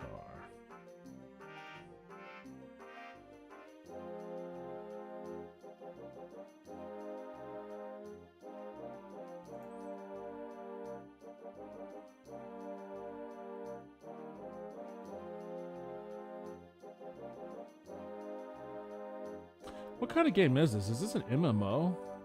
Or is this just a normal ass role-playing game? Shroud of the Avatar, Forsaken Virtues is a fantasy role-playing video game described as being the spiritual successor to the Ultima series. Shroud of the Avatar was developed by Austin, Texas-based developers Portalarium. Are those guys still around? Nope. Defunct.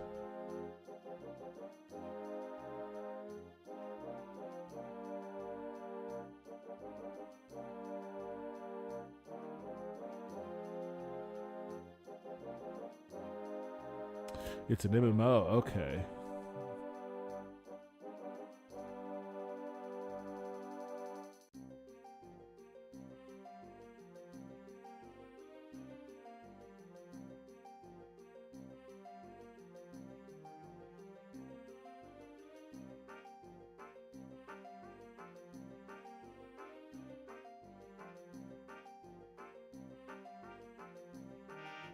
Oh, wow.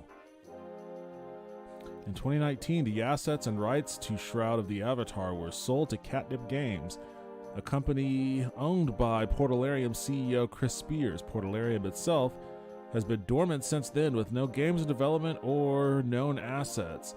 The company later had its right to transact business forfeited by the Texas Comptroller. Damn. As of September 2020, Portalarium appears to be defunct. Ah, sad ending.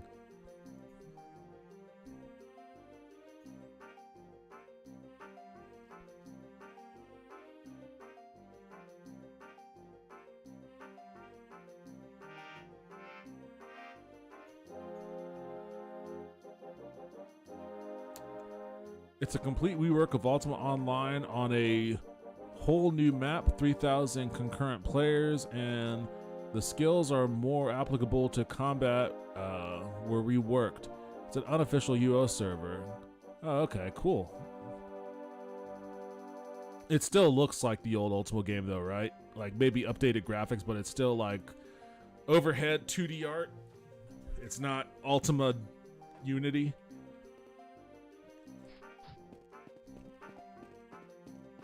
Well, that's interesting to hear about Portalarium and what happened with Shroud of the Avatar, I guess. It just kind of... I remember following it for a little while and then just kind of disappeared from my radar. Don't know why. I really don't know much about what's going on with the Austin game developer scene anymore. Once I left the game industry, I just kind of left all that shit behind for whatever reason. Although I've been meaning to go catch up with some old coworkers, get some lunch sometime.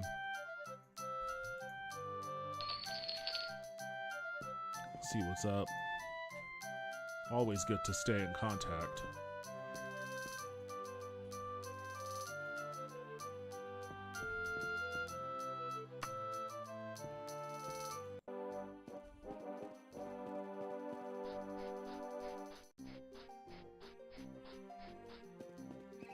For the most part, no, it's isometric. Okay, cool. Well, so long as you say it's fun, that's awesome. Go to the Red Wolf. When I was reading up on the whole Dark and Darker controversy, it reminded me of like some of those older Nexon games I used to play. Nexus, Spirit of the Wind, or something, whatever that's called, something of the Wind. Used to play that way back in the day. I don't know if Ragnarok Online was... Ragnarok Online may have been a different Korean company. Used to play that way back in the day, too. My name is Isolde Moorfield. I have a simple task. If you could see your way to delivering an item to a friend of mine, I would be grateful to the tune of physical pieces. Why do I have a feeling she's about to hand me a mummy finger? I can't shake the feeling that she's about to hand me a mummy finger.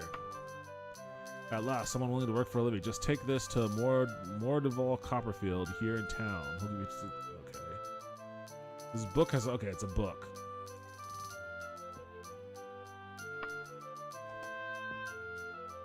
My name is Barboria Garriton. I have a simple task. You see your delivery. Okay, another item delivery. I guess I'm just UPS for these people.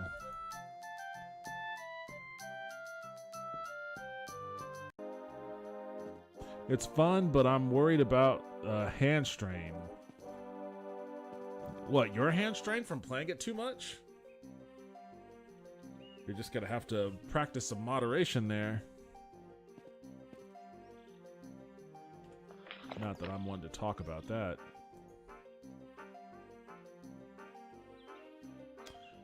And Dane Wickham.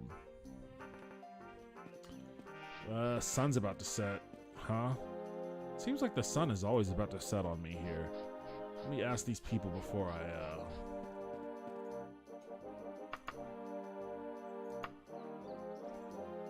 Oh wait, who's the other person I'm supposed to find? Morderville Copper. Well, maybe she knows this person. You useless bitch.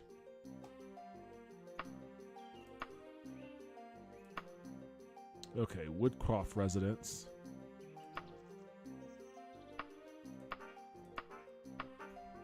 Woodcroft and Woodhouse. That guy was super helpful. Okay, so Woodhouse is this way. Okay, cool. I'm right next to the Woodcroft residence. That guy was very helpful. He's helping me knock these out in one fell swoop.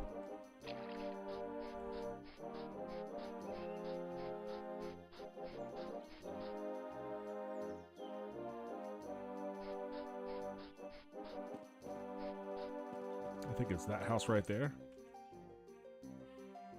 No, it's this one.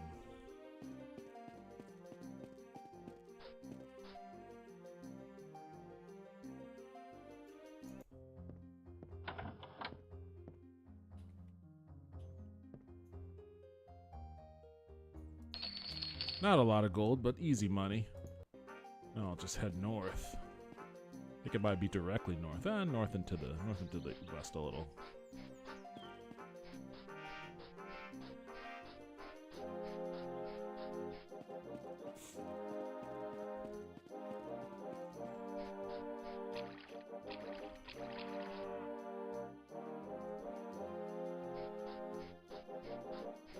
I think it's this house right here. Nope, it's this one right up here.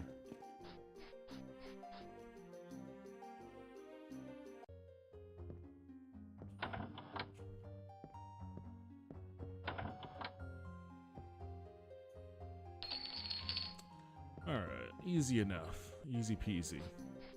Maybe I should try to find the Fighters Guild and get a more substantial quest. Oh, they're directly north of me.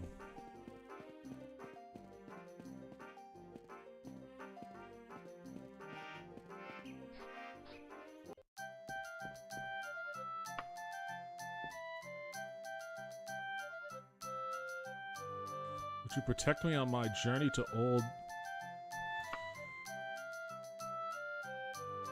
Take me to Yonfield Residence and Old Gwynman Farm, and I'll pay you 283 gold when we get there. Okay, sure.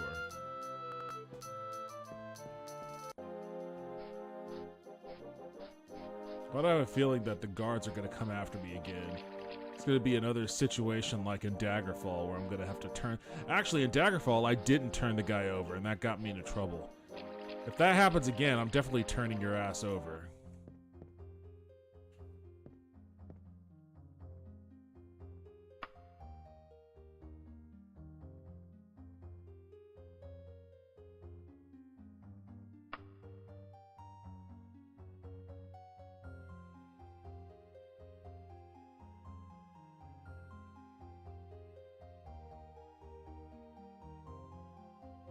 A spider. That's it. That's weak. How long do I have to do this one? It's gonna be done in one day. I guess I better get over there right away. Oh no, it's night already.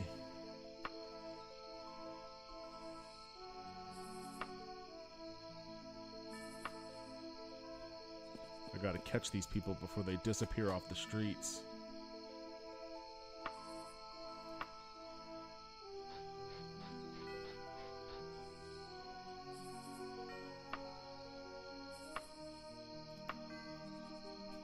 You dickheads, come on, help me out, please.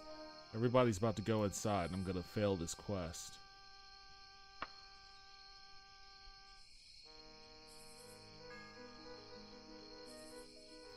Hey, yo, Haunted Taco 12, welcome back to the stream. How you doing?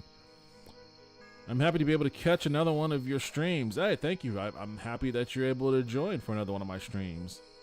Hello, fellow Haunted user. You know what? I didn't even notice that. I've got 2 Haunted users. I have a Wisp and a Taco. It's very interesting. I can't see the full user list. I only see, yeah. Haunted Wisp is a YouTube viewer. Haunted Taco on Twitch. But unfortunately, for some reason, I can't get my thing to display the full, I can't get it to display the full names. I tried to fix that so many times, and I just can't get it to,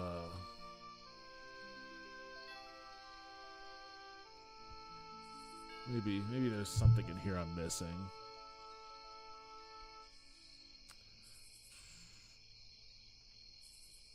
Maybe if I shrink the font size a little bit, maybe that'll help. I mean, I want it to still be readable on the screen, but it would be nice to have like the full names in view. I don't know. We'll see how that looks. I'm doing all right. Just did some Just Dance. Wow, I didn't know people were still playing Just Dance. How are you? I'm doing pretty good. I'm all AI'd up. I wanna get into this AI gaming experience. Actually, let me see where my why does my mountain blade keep pausing? It's really annoying. It's definitely gonna have to be something for the Thursday stream. We watched a video earlier about a pretty cool AI game.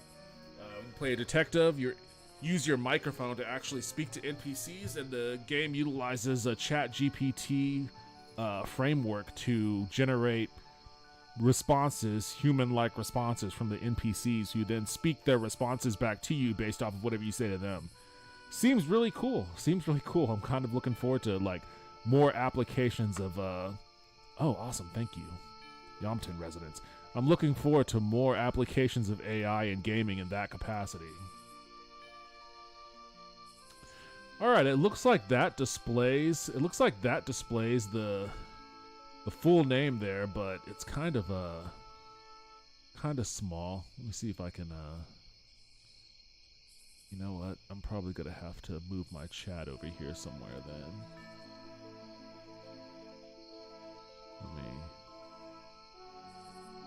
I'll just move my stuff on this side of the screen.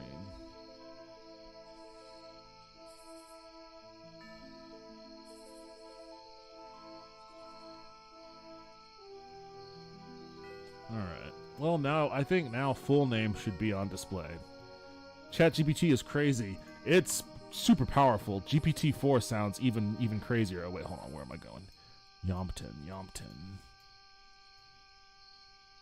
Super South.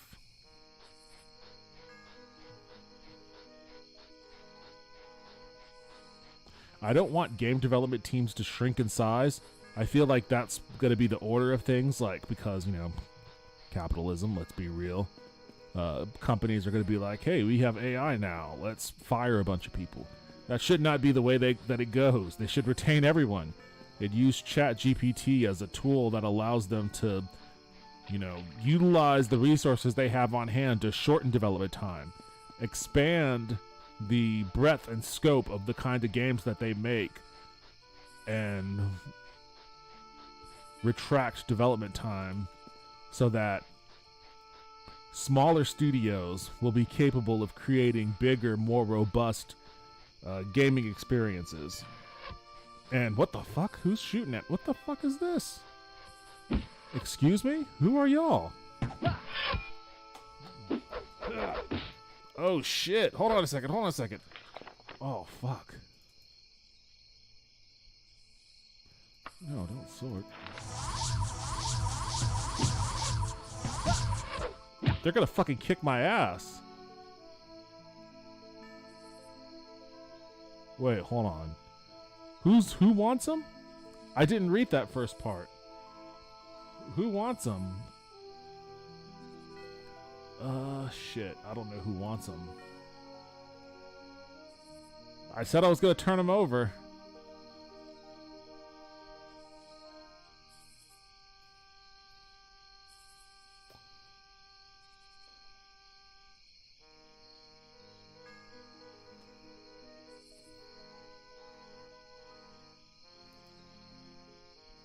So many capitalists discuss stocks and NFTs. I'm not very much interested in capitalizing everything, but I feel like AI is a market that will become very popular in terms of investment.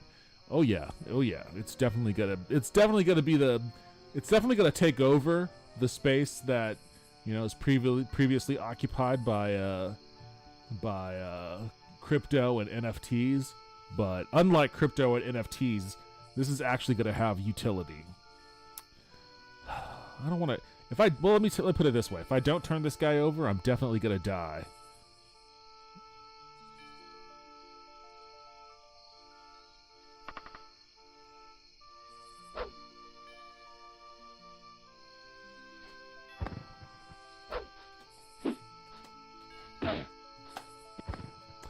I like how I just kill the assassins anyways. Why did I hand him over? Why did I hand him over if I was just going to kill the assassins anyways? They almost killed me. Damn. Ah, well. Ah, well. Let me get to that. I shouldn't go to the Yompton residence because I'm not equipped to fucking handle whatever. I guess it's a spider. Do I have I have something. I have potions. I have potions somewhere. Yeah. There we go.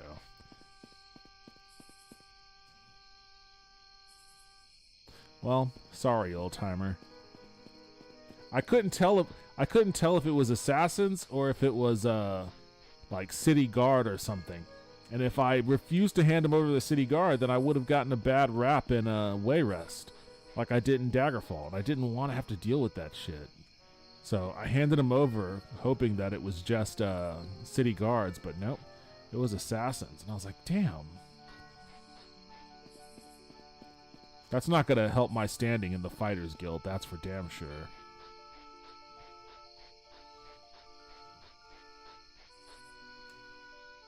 Fighters Guild are not going to be too happy about the way that ended.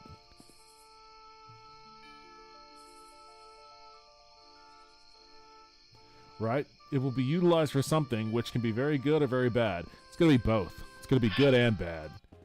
Justin suspects that it'll be more bad than good. I suspect that he'll probably be closer to the truth than me, but I don't think it's going to be 100% bad.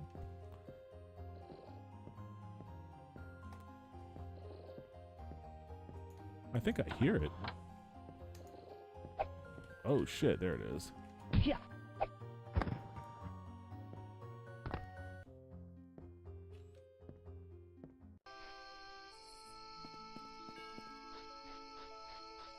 Oh wait, I didn't get that. That wasn't a Fighters Guild quest. That was just some dude I met at a bar. That's right. Well then fuck that guy. He was just some guy I met at a bar. I want to go north. Second. On one hand, more capital and interest causes more resources and less milestones for development's sake. Yes. On the other hand, it can complicate things and cause what does exist to be less passionate and harder for common people to work with. Depending. It depends on how it's utilized. Like, I mean, there's a lot of just rote and perfunctory bullshit that people have to deal with in developing games as big as like Daggerfall or something.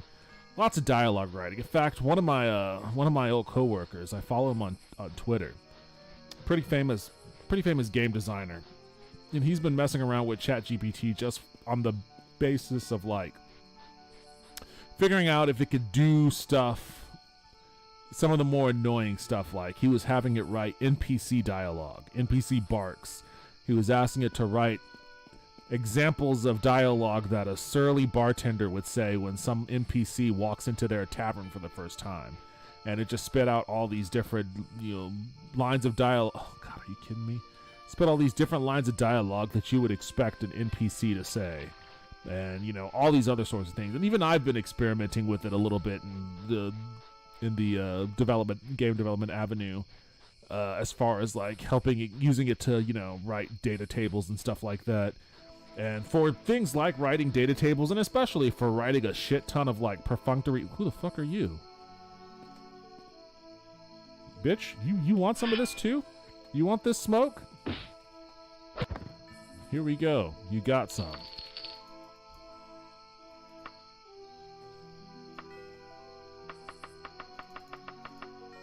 You don't show up around me looking like an assassin and expect to not get took.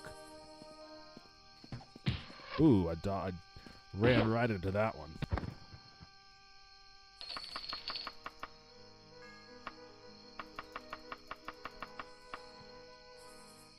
Any other assassins around? Oh boy, let me get to the Fighters Guild so I can heal up.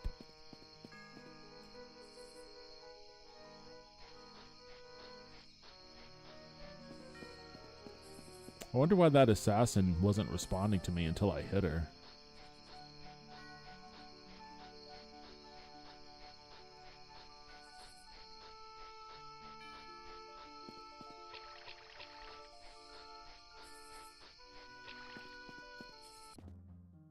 Alright, give me my money. It's a lot of money for one fucking spider.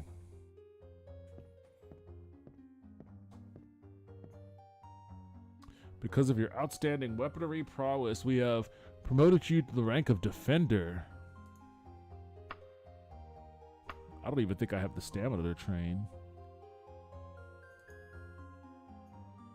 You drop to the ground completely exhausted. You waken 1 hour later. Well, there you go. At least I was inside of the guild. Let me heal.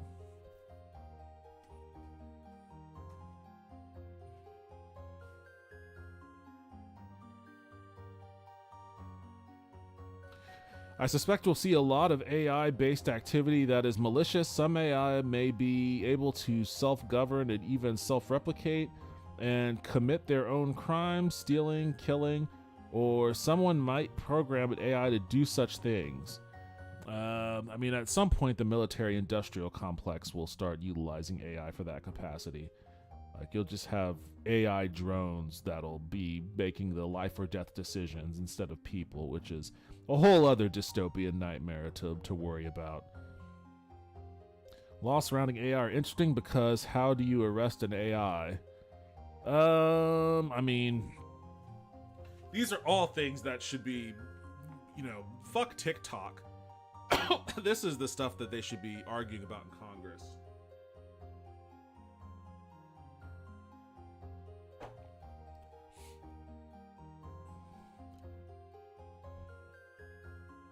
When I think of that, level of AI, I think of Mass Effect with the Quarians and the Geth.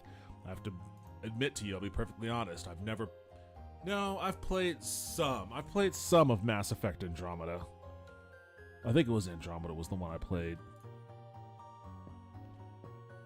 Wait, was it Andromeda or was it 3? Let me check. Did I have that on Steam or did I have it on my PlayStation? I may have had that on my PlayStation 4. Yeah, it's not on my Steam. I think I had Andromeda on PS4.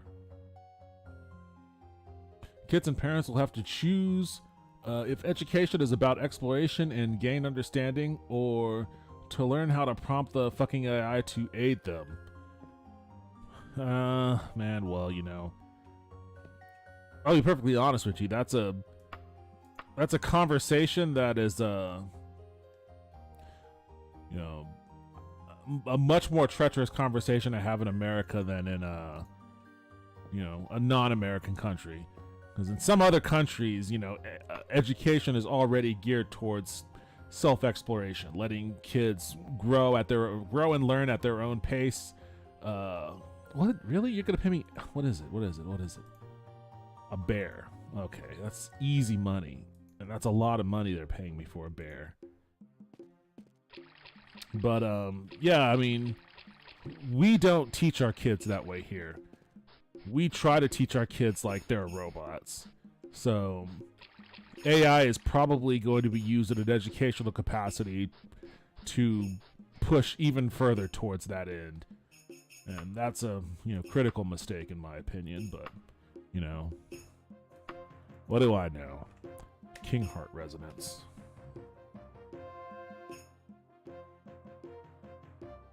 Damn, that's on the other side of town. Alright, just start hauling east.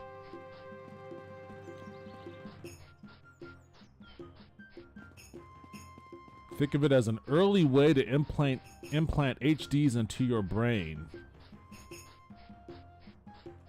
I'm getting the feeling that everybody has a very grim and dystopic worldview on how we will implement AI. Like, very few people are approaching this from the standpoint of, like, say, Star Trek, where the whole computer system in Star Trek is AI. And, it was used as a tool to supplement human engineering, exploration, and growth. Why can't AI be like Star Trek? Why does it have to be like Terminator? That's just, I guess, the cynicism of our modern zeitgeist. Yes, the Chinese are collecting data, just like every other app ever. Yeah, that's my thing, man. Like, and I've been getting into stupid arguments with people online about it. Like, there's absolutely nothing that there's nothing that TikTok's doing that every other app isn't doing. And that doesn't mean that it's okay that every other app is doing it. Like, if we're going to have this level of conversation, then it shouldn't be narrowly focused on TikTok. It should be about how every app, every program, executable, DMG, whatever file it is, whatever file that a engineer creates that connects with the internet collects data. And we should have a much bigger conversation about the ethical nature of collecting data, what it means, like the value of having to opt out versus opting in. I think all of that should be opt in, and what kind of data should be legally allowed to be collected and stored? Should we allow, what should we, who should be allowed? Like, you should be only licensed people, I guess, should be capable of collecting data if that's something we want to pursue.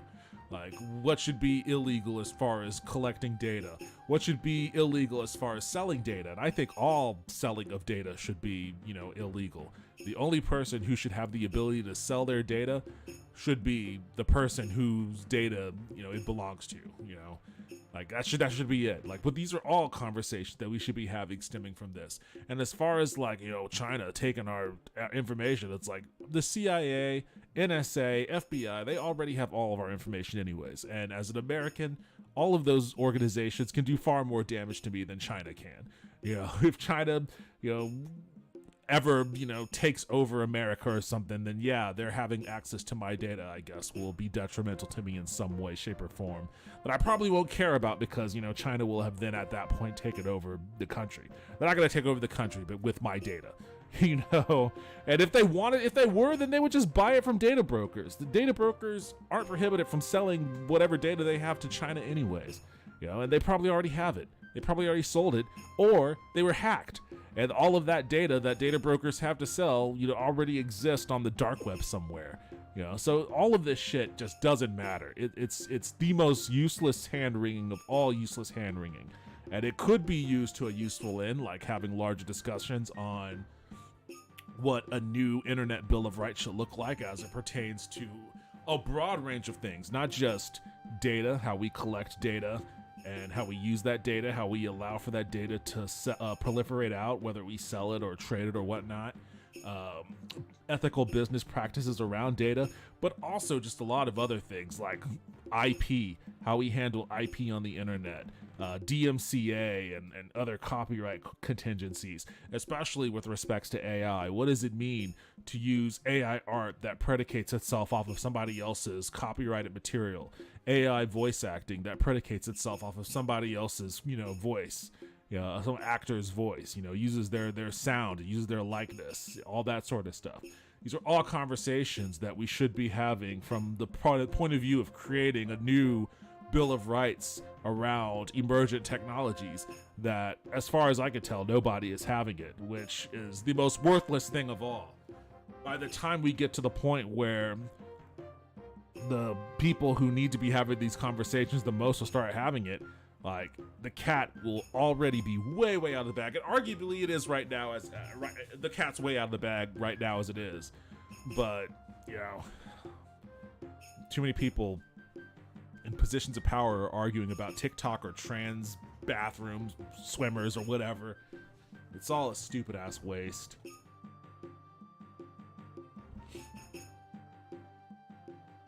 So basically, there is a race of aliens who made AI workers called the Geth. They enslaved them. When the AI gained an understanding and self-awareness and questioned, does this unit have a soul? They tried to destroy them.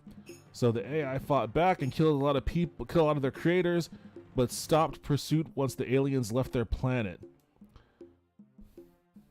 I hope rather, we could live alongside AI, utilizing them for help, opposed to enslaving them. They only care because, it's gonna be enslavement. We would enslave human beings if, we were legally allowed to. And in some cases we are. The Supreme Court said, in a ruling a couple years ago that it was A-okay for Nestle to use slave labor as long as the slaves were located offshore. So if we can enslave it, we will. That's just the way of it. It's the capitalist way of it. If a capitalist can enslave it, they will. I'm sure maybe others will too, but that's definitely the way of the cult of the profit. When I say profit, I mean Profit. Monetary gain, not like religious profit. They only care because it's China. That's it. Sadly, we're given the illusion of privacy. Yes, China cares about this random person, this random state that probably has no impact on them whatsoever.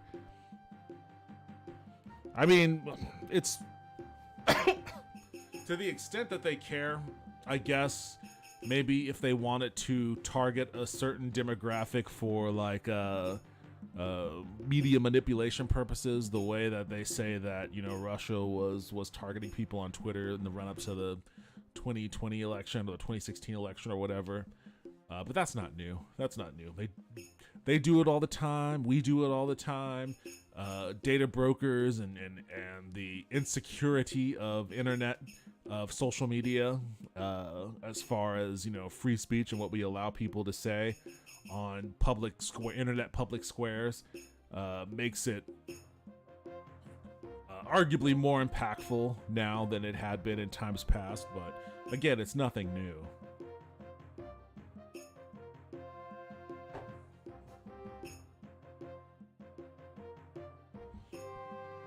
It's like the supposed spy balloon. Western paranoia is a source of comic relief. The spy balloon had my group of friends actually cackling. I think I was maybe in Mexico at the time that spy balloon shit happened. I just wasn't paying attention to it. We have and they are. Right, I like to think most people of every demographic are free thinking enough not to buy into certain things, but evidently there are a lot of people that follow everything without question. Yes, there certainly are. Prophets of War was a book I tried to get an actual bookstore. Of course, they were sold out. I'm just impressed that you're actually going to actual bookstores. It's been a while since I've been to one of those. Really? Two other assassins? Fine. You guys can keep coming out of the woodworks because you're giving me a bunch of shit to sell. Yeah.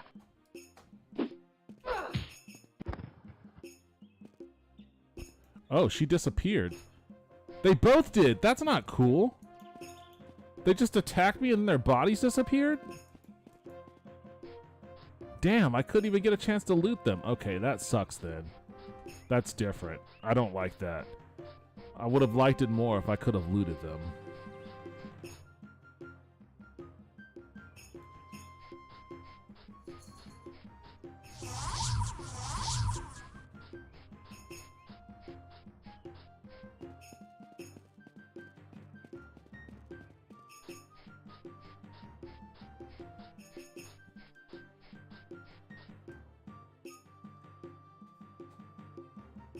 America is fun. Fun is certainly one way of putting it.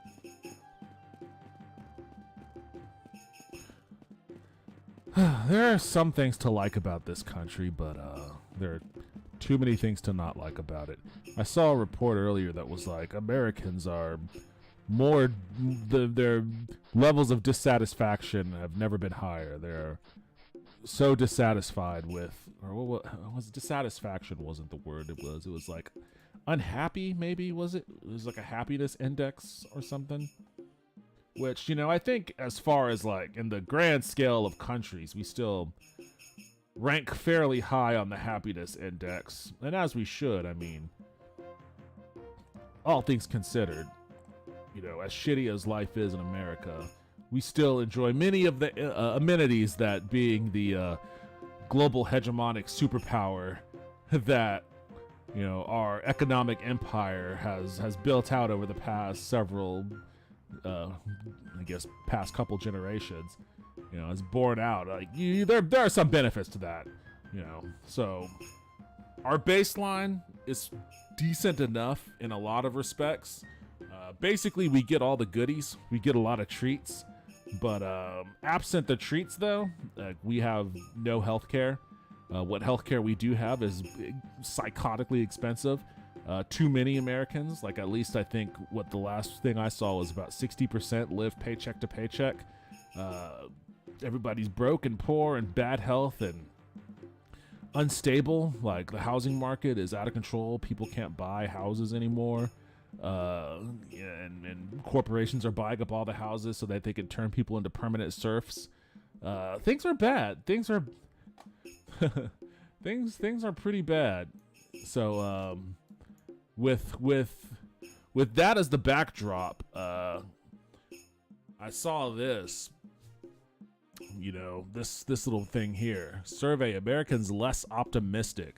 A Wall Street Journal / UChicago study found that Americans have become less optimistic, patriotic, and religious. The study randomly selected 1,019 Americans, so not a huge sample, decent enough sample, but not a big sample. Americans to participate in interviews during early March 2023. So a recent study.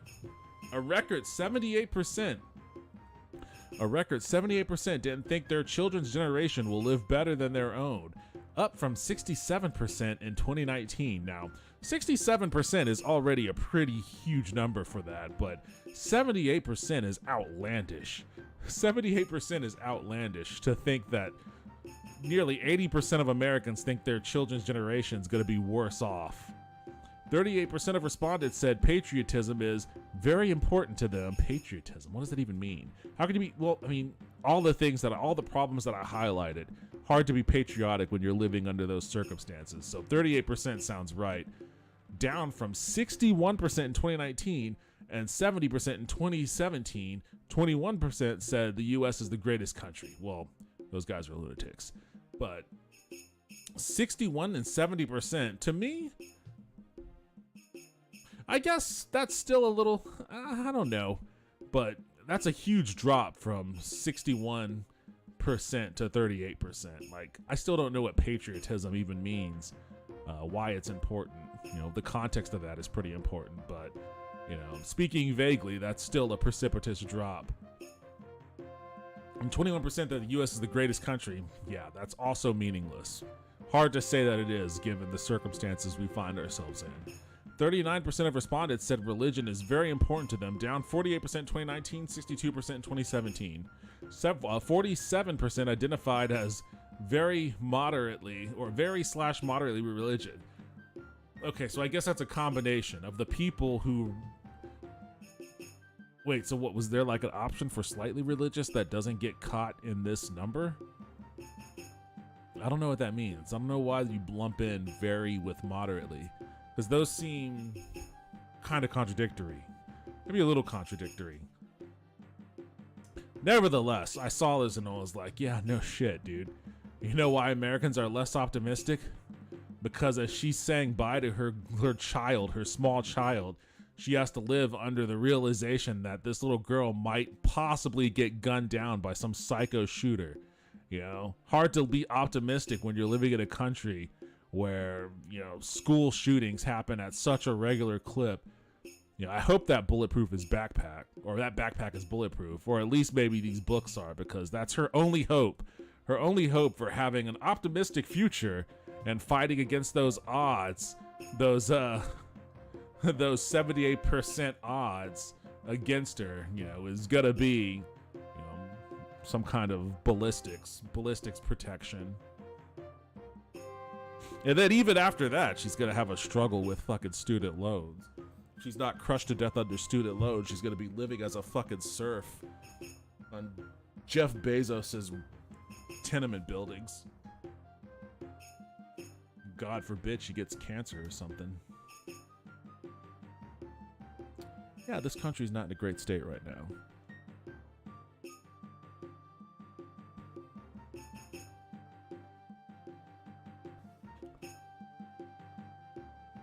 Just one big petri dish. Are still a first world country.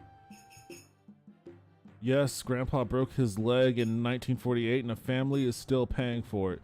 You might get shot, even paying for healthcare. You still might die in the waiting room. Yes. One just happened yesterday.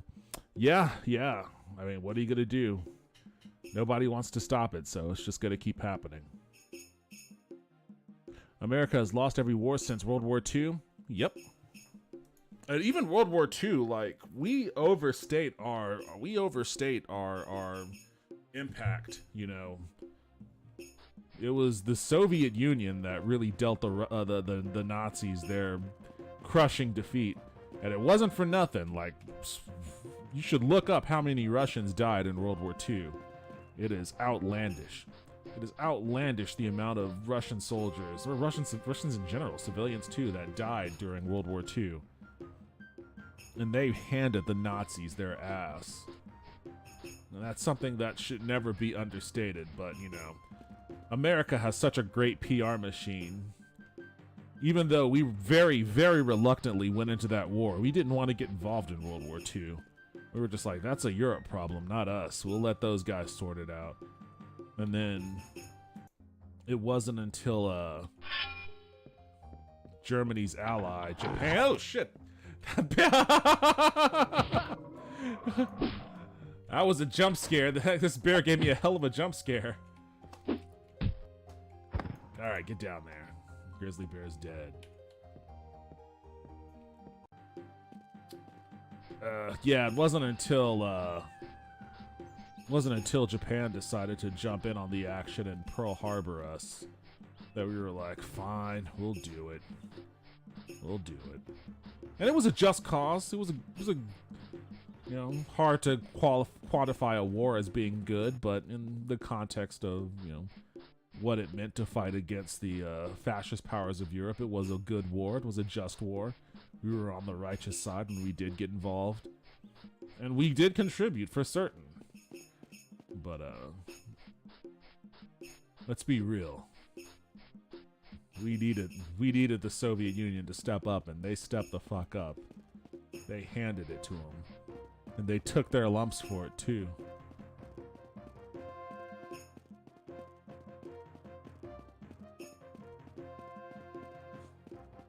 America wouldn't have won if it wasn't for the Soviets. If the Soviets lost, I probably wouldn't have existed, or I'd be a slave. Are you Europe located or what? Where are you at in that regard?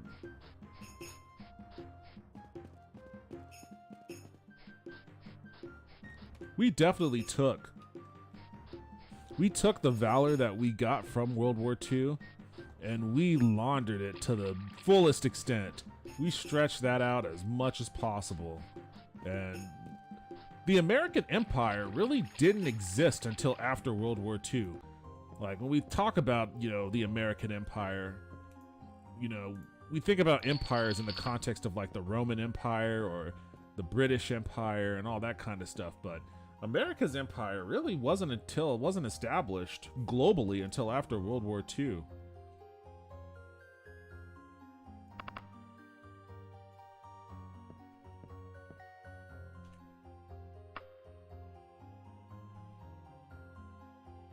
No, I'm in Colorado, but I'm of color by both parents. Okay.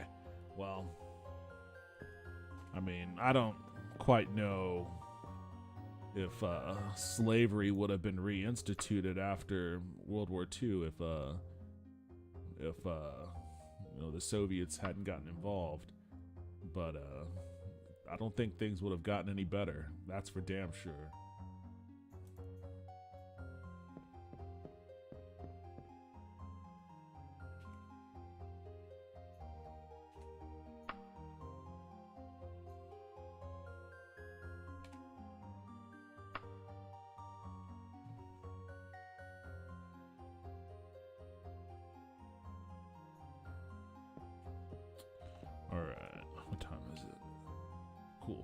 Let me see if I can get a quest from this dude that isn't killing an animal in a house.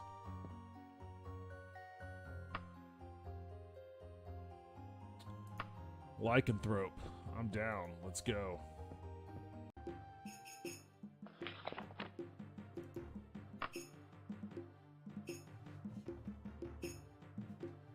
The penitentiary. It's an interesting word. Perhaps not slavery, but eugenics certainly would have been made more popular. Yeah, I guess that's a very true point.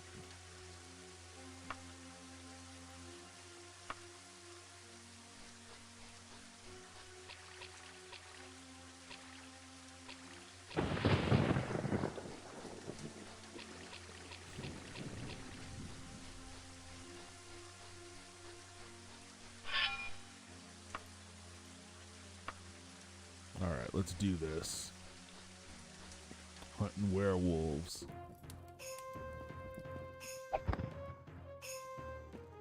This is a interesting dungeon. Oh shit, he's up there shooting arrows at me. I gotta find a way to get there. Oh, you know what? I'm a fucking spell sword. Or battle mage, rather. I can just levitate my ass up there. Surprise, bitch.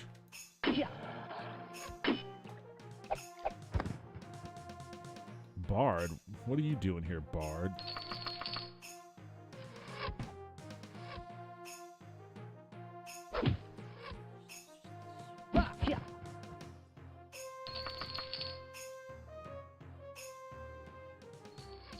Oh shit, they're all the way over there.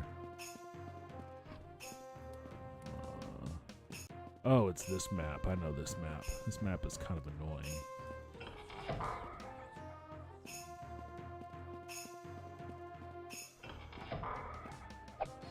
Oh shit.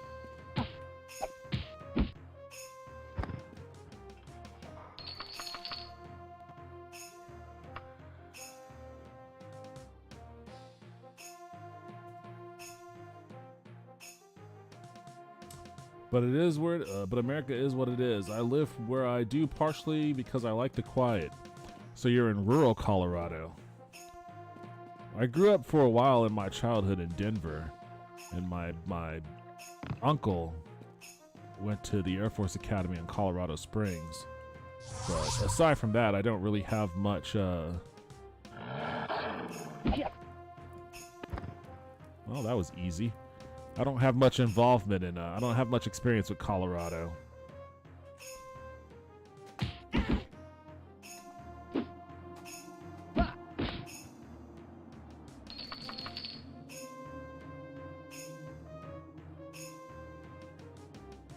Is there a secret door over here or something? I don't think I have that. Yeah. Okay.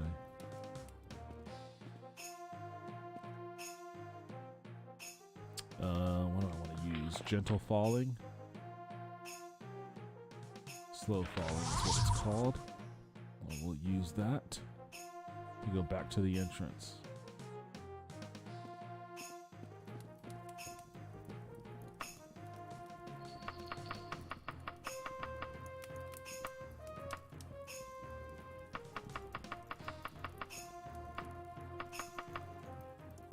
What's weighing me down?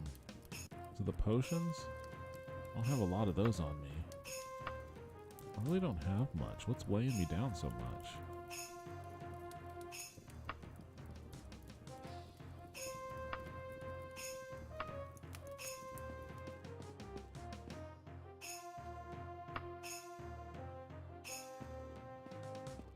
Where is the enemy? Oh, it's a bat, really? Yeah.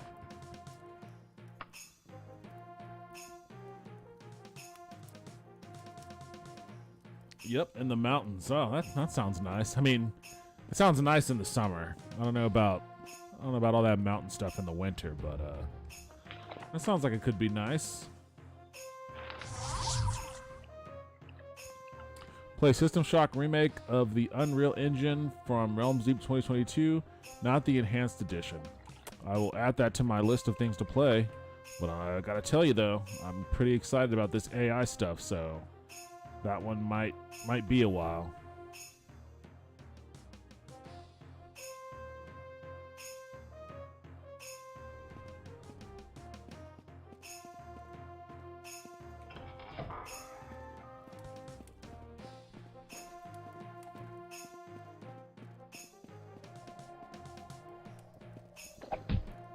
I mean, do you still want me to play Fashion Police? Because I also have, I think I have that one downloaded. What the fuck? Come on, die. I think I have that one downloaded already.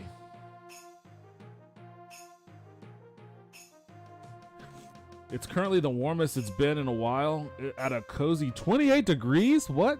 It's the warmest it's been in a while and it's 28 degrees? What are you doing? What are you doing over there? Why are you in that environment?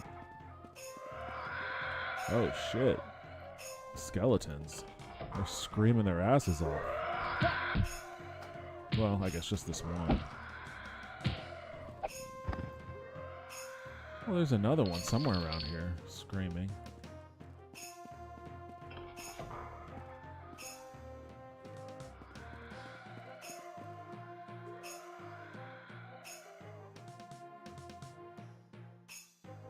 I don't know where he could be at.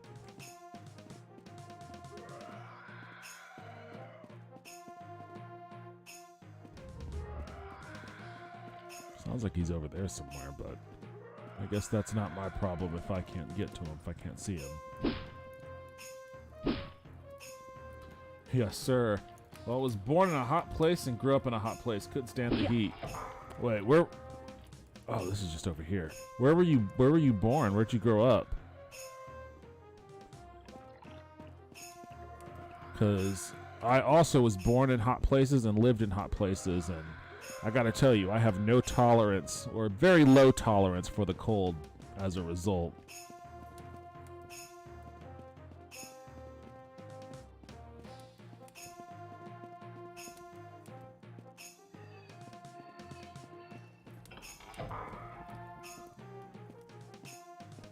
Wait, what's down here?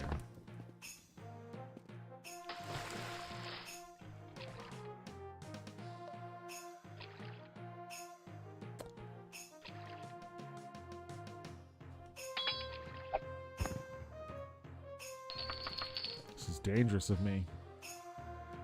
This is dangerous. Oh, shit. Let me...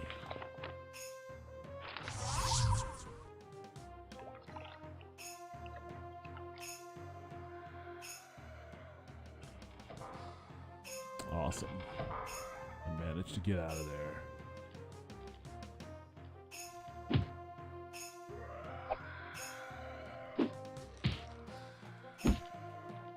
I love that.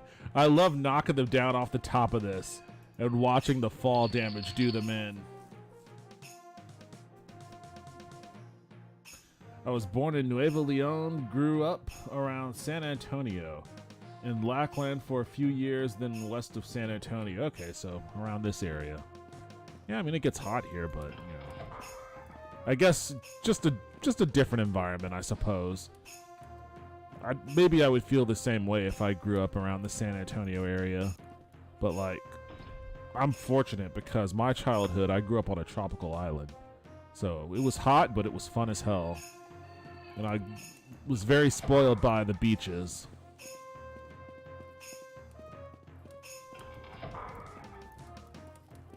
I don't need to be in this dungeon anymore. I killed the lycanthrope. At this point, I'm just looking for treasure. Come on.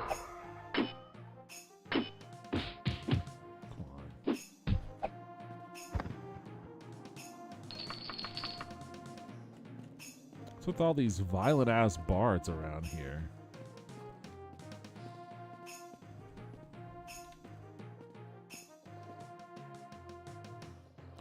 I moved for college when I was in eastern Maine and just never went back, other than to visit my folks. Maine. Damn, what's in Maine? My roommate actually, he did some lobster fishing on a boat, worked on a boat in Maine, which I always imagine is probably like the only job out there to do in Maine. Oh shit, what the fuck? Was trying to trick me.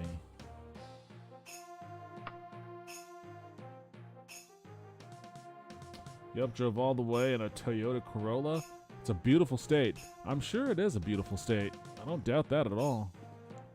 There's just, you know, there's a lot of beauty in the Northeast, in New England. I've never been, but I really want to go so I could experience it. But, I mean, that's like a... That's either a springtime trip, a late springtime trip, or an early fall trip.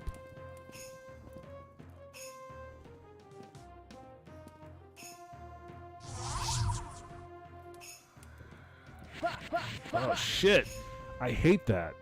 I don't know why that exists. Why does that exist? It's just a damage field. It's just a damage field that hurts me for no damn reason.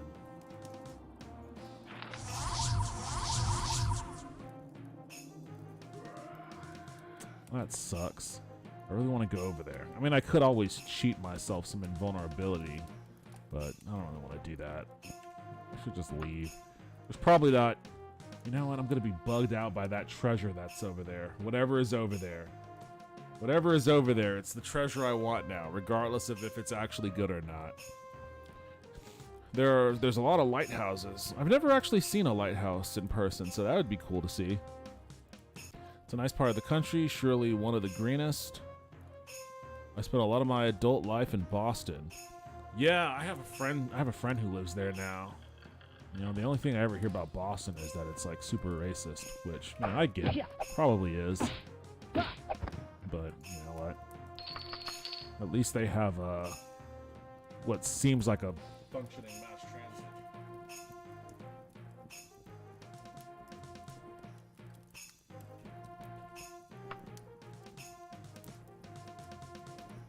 Until my significant other got tired of the city. Yes, it is. Yeah, that's the popular rap on Boston. I had an opportunity to take a job there, but like that combined with the cold, that combined with those cold ass winters, I was like hard pass on that. Sorry, my friend was really putting the sell job on me to try to convince me to go over there, but just wasn't enough. Not enough to overcome its reputation, I guess.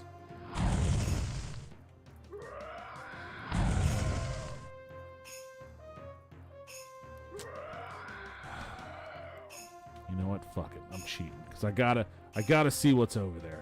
I gotta see. Oh shit! I forgot to cap. What the fuck? Oh, there's a fucking thing over here. I forgot to cast levitate, of course.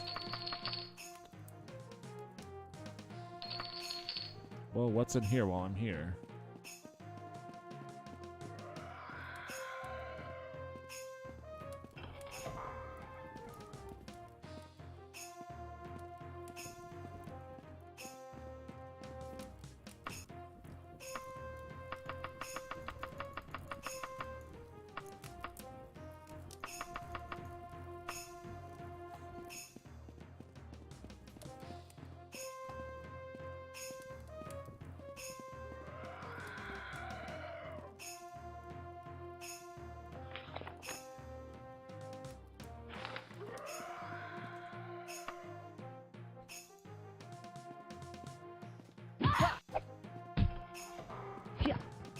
This place is just packed to the brim with pissed off bards.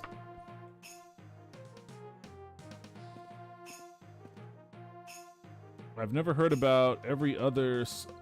I've heard about every other slur you can think of thrown at me. Damn, that sucks, man.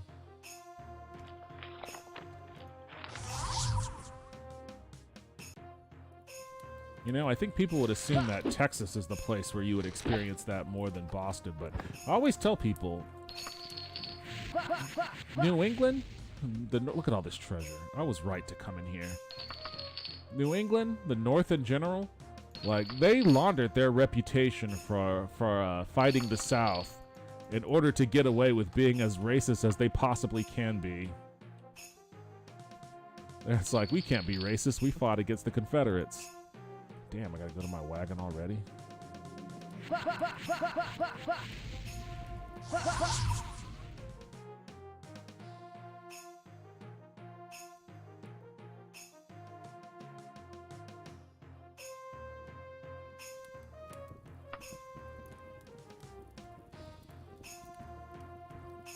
I live in the Chicagoland area. There are chipmunks and squirrels that like to be fed. You were telling me before about feeding the chip. I mean, I've never seen a chipmunk in person. I would love to. I would love to feed some squirrels too. I like squirrels. I always warn them when my friend's dog starts to chase him. I'm like, better get out of here. That dog wants to get you. Better get out of here. That dog wants to get you.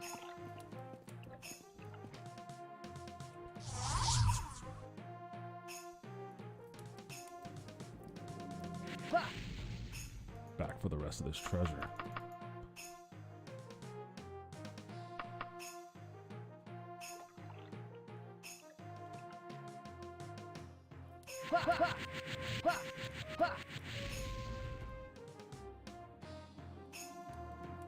Alright, now that that's done, I'll just turn the God mode off. I don't know what the deal is with those damage fields. Like, I don't know why they exist. It's just such a lame-ass player trap. You'd just be going through the dungeon normally, no big deal, and then all of a sudden you walk someplace that looks perfectly normal. It's not like you're going out of your way to get somewhere. Just walking in along a perfectly normal path, and then like it'll just kill you. Like, it's extreme bullshit. It doesn't justify them, but you kind of get used to them. Yeah, I think I read that one already.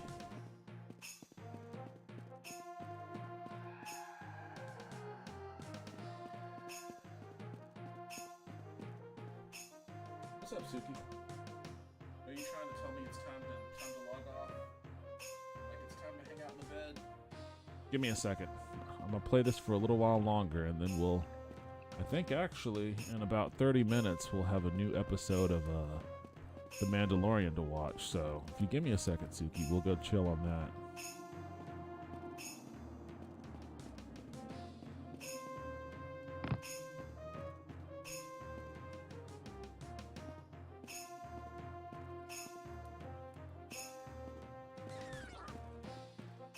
Oh, there's a bunch of water. That's right. There's probably a whole bunch of shit under there.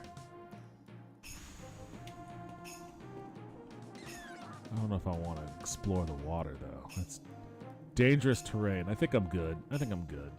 I got what I needed. I should just leave while I'm ahead.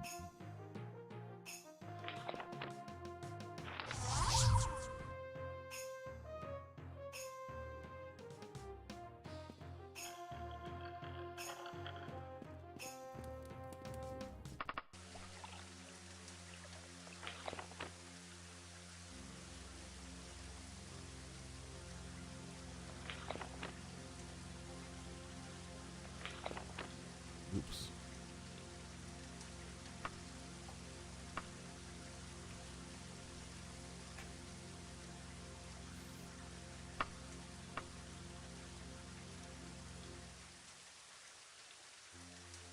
My dog gets tired of telling me to go to bed. He'll just end up going to bed with my partner. Yeah, these I feel sorry because I don't really get to hang out with these cats too much because whenever I'm at my house, I'm streaming, and then we chill for a couple of hours, then I sleep. But sometimes I go and I'll hang out with my friend downtown who has like a couple of weenie dogs. And I love those weenie dogs. And so on those nights, I won't see them. So whenever I'm around, I do like to hang out with them and make sure they get as much attention as they can from me. So here in a second, we're going to all go jump on my bed and watch The Mandalorian.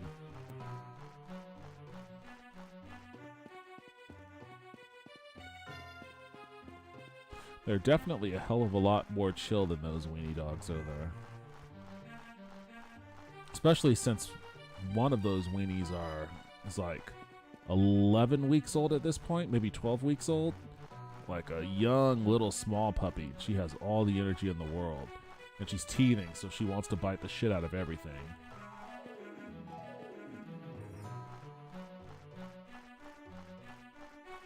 I wish I had a cat.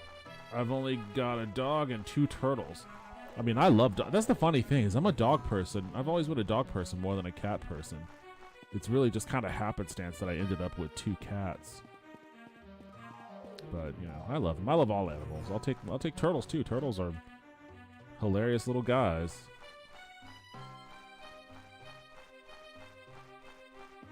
What kind of dog do you have? I mean, I'll take chipmunks, too. I'll take chipmunks and squirrels. Maybe not in my house, but certainly in the vicinity. And possums. We got a lot of possums around here.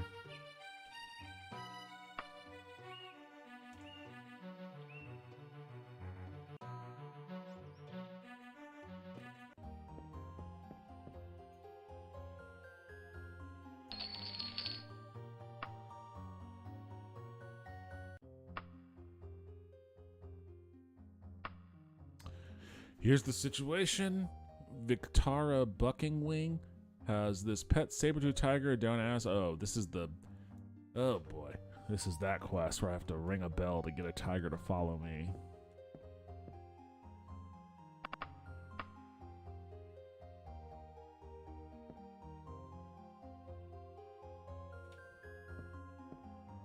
Alright, let me go see if I can hawk some of this stuff I have at some of these stores before they close.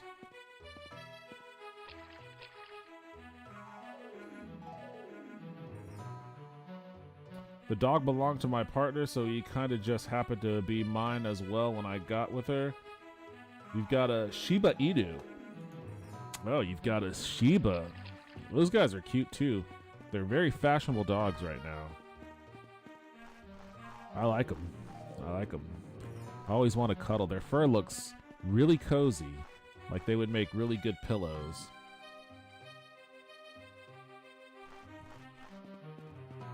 How are they energy-wise? Are they energetic dogs or are they more chill?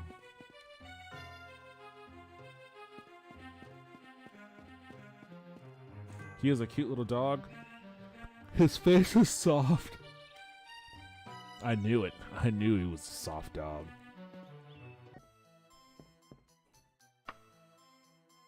What are you even buying from me? Ingredients. Okay. Well, I'll sell you my ingredients. Awesome.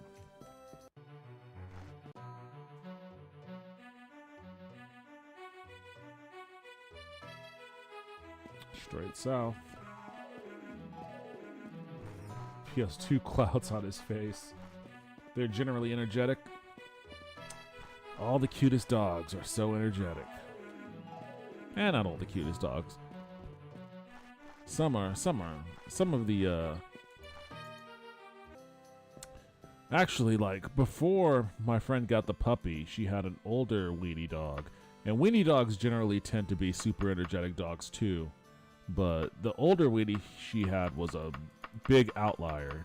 He was incredibly chill. Incredibly chill, relaxed, just wanted to hang out on the couch and watch TV all day kind of dog. I love that. I love that in a dog. He was great for that reason.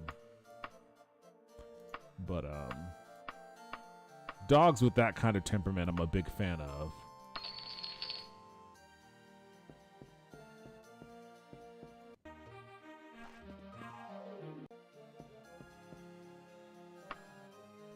I've always wanted a husky, but those dogs are psychos. They have psycho energy.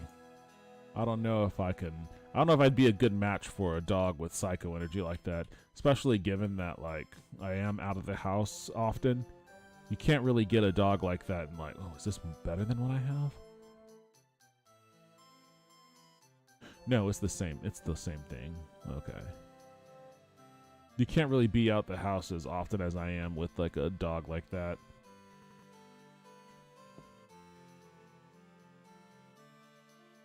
Which I guess is that's a plus. That's a plus for the cats. It's a win for having a cat, I guess.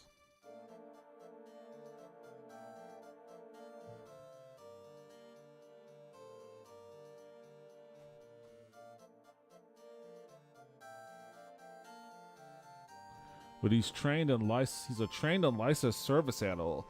So he's pretty good at controlling himself. Okay, that's awesome. Trained service animal. He's a big drama queen. Wait, how is he a drama queen? I always like dogs that, like, that's what Pippin was, the old weenie who just liked to chill. But he was a great actor. Like, he knew exactly how to act to get, like, sympathy from people. Like, sometimes he would fake paw injuries and he'd limp around with, like, his paw like this, and people would freak out. I'd see him and be like, oh my god, Pippin, what's the matter? And he would just do it so he can get sympathy, so he can get extra attention, so he can get treats.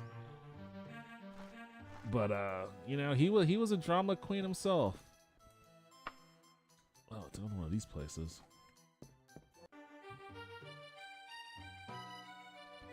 Well, I don't think I have anything else to sell, really.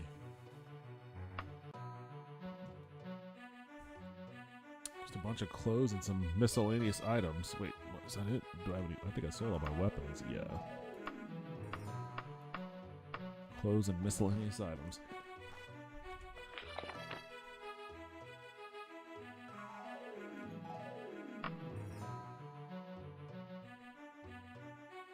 He's mostly chill, but he puts on a show.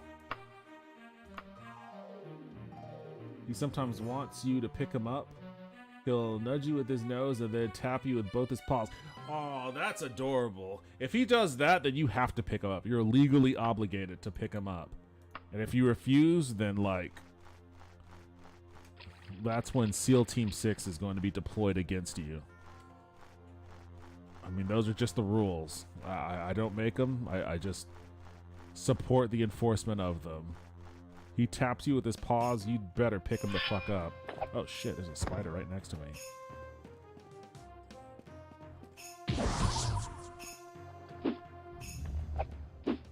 What level am I? I've been fucking going through dungeons, killing spiders, killing bandits and bards, killing lycanthropes and all sorts of shit, but I think I'm only level 3. Yeah, I'm just level 3. Progress made to next level 66%. God damn. It's a fucking grind in this game. But I think it's probably because like I'm a magic wielding class and I use my sword more than anything else. I gotta start using my spells more.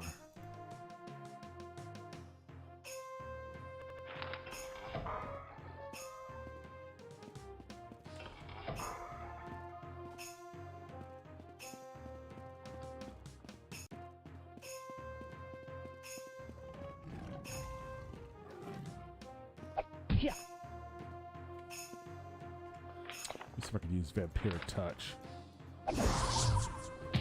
That didn't give me nearly as much health as I'd hoped. Where's that fucking tiger coming from?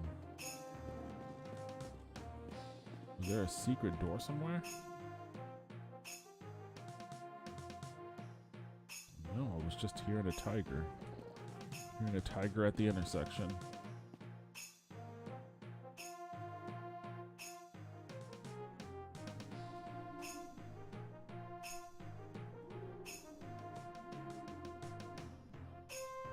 He also smiles. Oh, that's awesome. That's adorable. You can't make eye contact with him because he'll squint and smile. I will never stop making eye contact with him. If I was near that dog, we would be in staring contests all day long. And when you do that, he knows he's cute. He knows people think he's cute. That's funny. That's funny. That's fine with me. That's fine with me. I would spoil that dog. I would spoil that dog in a heartbeat. Oh shit, I'm gonna die from a spider, aren't I? Let's see if I can heal up. He is very spoiled. That's cute though.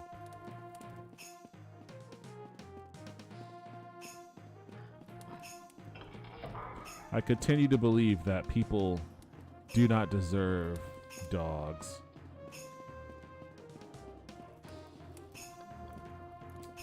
Yet to see a tiger, but I hear one growling.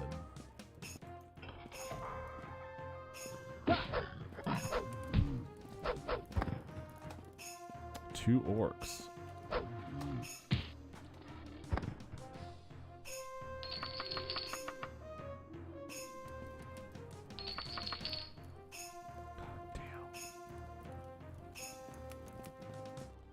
Pretty good distance from the entrance, aren't I?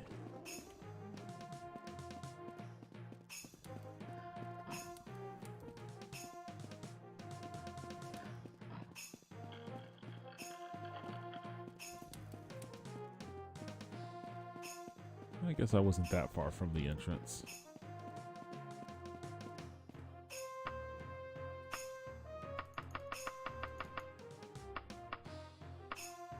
What's weighing me down? It must be my gold. That's what it is, isn't it? Yes, it is. It's my gold. I'm going to put that on my wagon.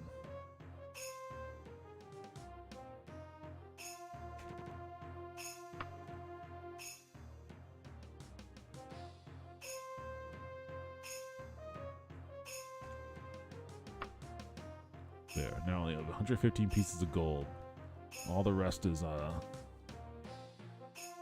wait, I should have more.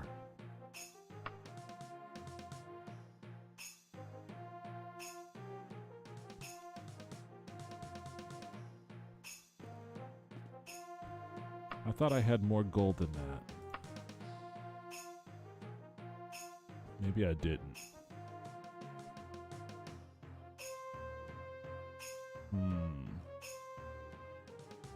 Oh well, let's get out of here. Let's get back to looting. I keep hearing that tiger, but he's nowhere in the vicinity.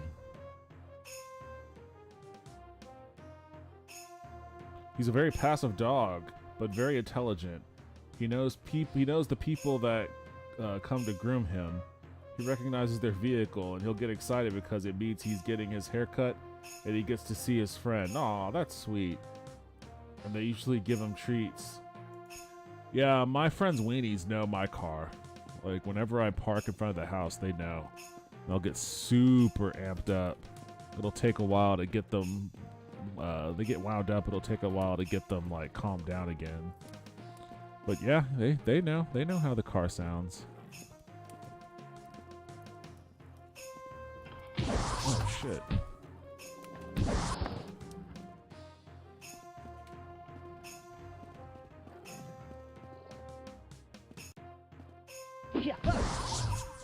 Holy shit, are you kidding me?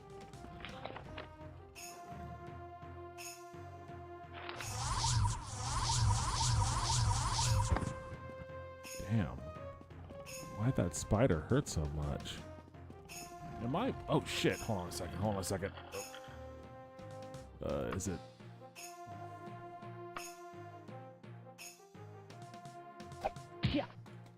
Alright, so oddly enough, this isn't the tiger I'm looking for. It just happens to be another tiger that's randomly patrolling these hallways.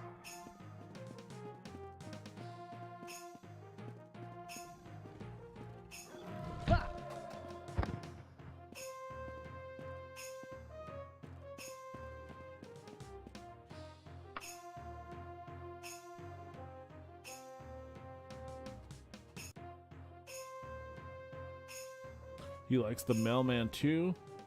I'll woo at him. I like to think he's just like, hi mailman, hi mailman. I mean, that's literally what he's doing. That is very literally what he is doing when he does that. How old is the Shiba?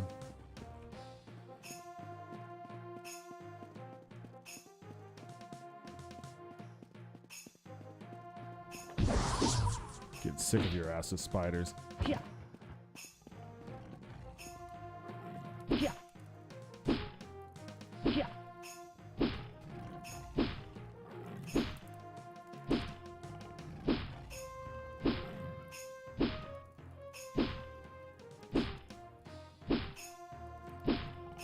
He just turned 4. Okay, awesome. So you got a young guy. I don't know how long they generally tend to live, but they're decent. They're not. Oh shit! There's a dead dude in there. Okay, I got the tiger. Oh man, what the fuck? Oh, I'm glad I don't have a dead body in my inventory. That was undeniably the most annoying bug in Daggerfall. Got some treats and a new toy and dog ice cream for his birthday. Wait, they make dog ice cream? Here, I've been giving these dogs normal ice cream. But then I don't mind, you know, sharing a little bit of human food with my buddies. They deserve it. And that Pippin lived a long, long, long life. And I predicate his longevity. I predicate that longevity off of his proclivity for eating human food and not exclusively eating what is sure to be low-quality dog food. Even the high-quality dog food is probably low quality.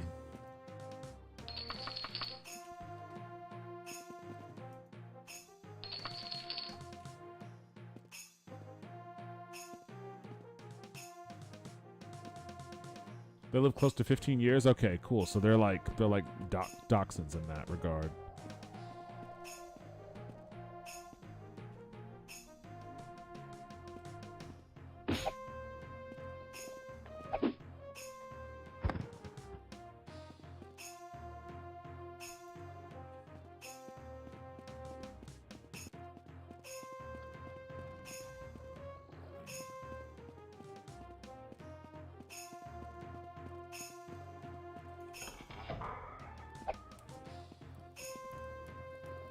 Somebody take a swipe at me? Oh shit, there's two of them.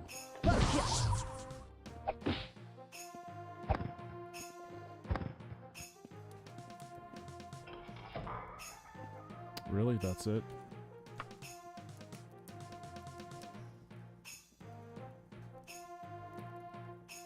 Yes, they do. They live a while. My turtles will live a while. Yeah, turtles live for a while. Live closer to 40 years, they might outlive me. I know those giant tortoises that you get from, like, you know, oceanic areas, they live, like, for, you know, you can be a child when you get one and they still might outlive you.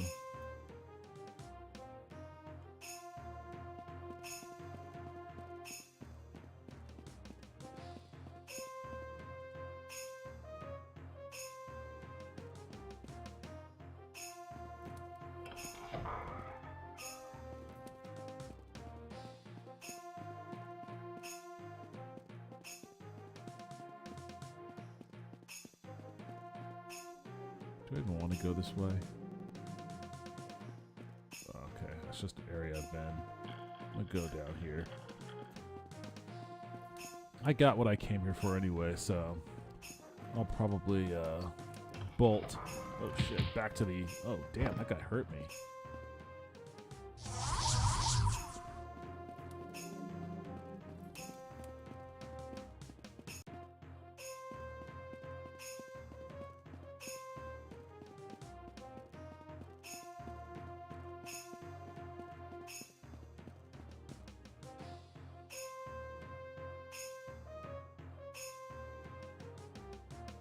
So what, I go here and then turn. Nice. I want us to take this Victera Bucking Wing.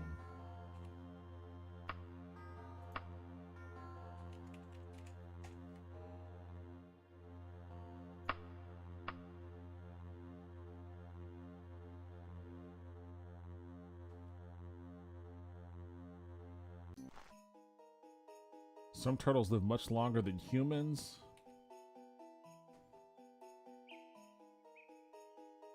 Our dog tells me he's going to bed too. Yeah, I'm going to finish this quest and then I'm going to take off. Call it for the night. First I got to figure out just exactly where this... I really hope somebody makes an AI chatbot mod for this game too. I have a feeling that's on the way. I'm excited to try this out on Thursday for Mountain Blade.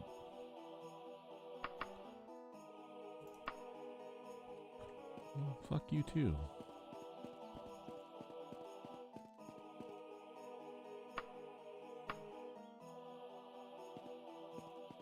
What a dick. What's with all these dickheads? Thank you very much, kind sir. The Mastercroft residence. Okay, southwest a bit.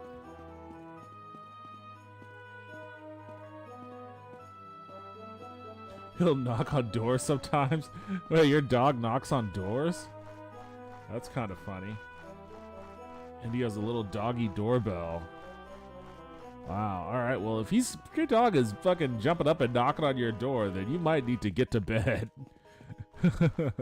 You got a dog that bangs on your door like a fucking Fed with a warrant. Damn, alright, well, I guess that's one way to train a dog. Alright, where is this house at? It's gotta be right just west.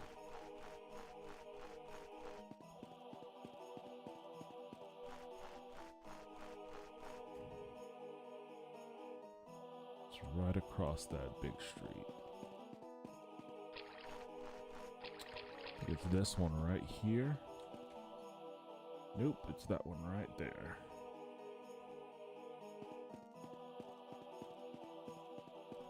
Well, he's not doing it now. He'll knock on the door to be let in so he could tell me he's going to bed. That's awesome. I still think that's awesome, whether or not. I mean, he's just not going to let you know he's ready to go to bed. What do you say to him? Are you like, go to bed, dog? I'll be there in a bit. You don't need me. You don't need me to go to bed.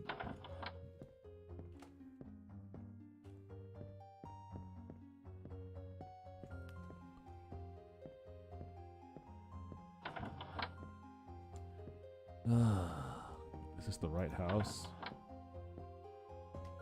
There's nobody in here.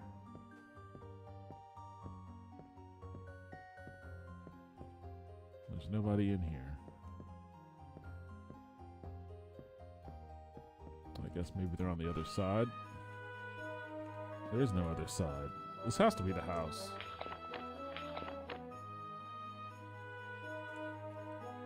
Alright, so I'm just not... Oh, there are two doors. Here you are.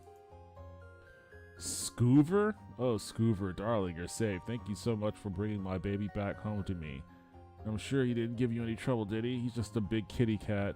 At heart, wouldn't hurt a fly. Here's your 907 gold, just like I promised. That nice tricks are her Save the Fighters Guild. Okay, well, thank you for your money. Alright. I've got a pretty good cache of money on me now. I got to start thinking about buying a house or something. Do my classic double save. And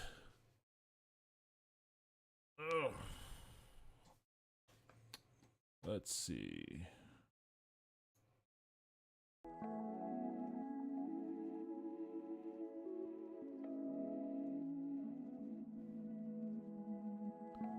I'll let him in and he'll chill on my futon for a bit and nudge me to pet him. I'm going to bed, Mom, and off he goes to lay in the room with my partner. He will sometimes ask me to go with him by shaking his head as he points at the door. Oh, that sounds so adorable, especially from a Shiba Inu. Sometimes I've been up long enough, he'll lay on my feet as protest. Yeah, sometimes in protest, these cats will start like jumping on my lap and stuff while I'm sitting here. They're probably about to get to that state now, so, you know, timely. He's smart. Dogs are smart. They're smarter than some dogs are smarter than they are willing to let you know. So you got to be careful. Like, you might think you have a dumb dog, but you don't. Okay, let me see if I can do this now.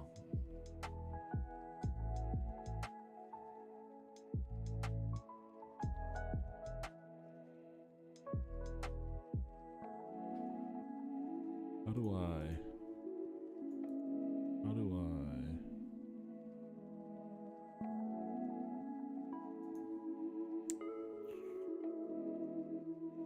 Okay. So now I have added. Now where do I go to my downloads? And install.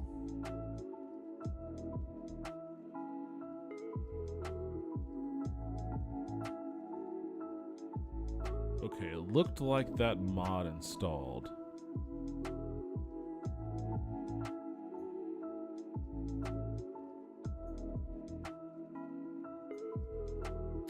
So I wonder...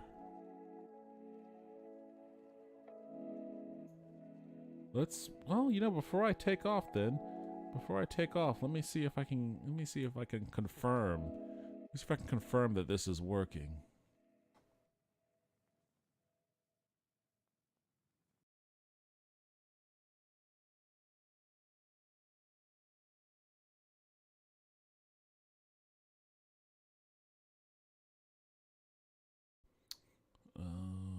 Is this gonna work?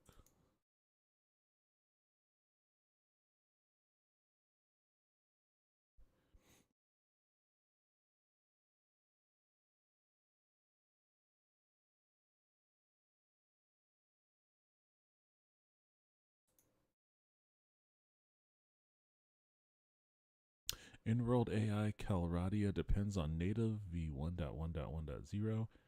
Current version of native 1.1.2. Okay.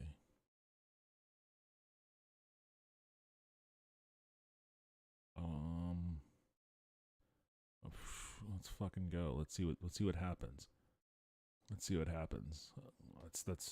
That's my mantra. Let's just see what happens. If it doesn't work, I'll figure it out later.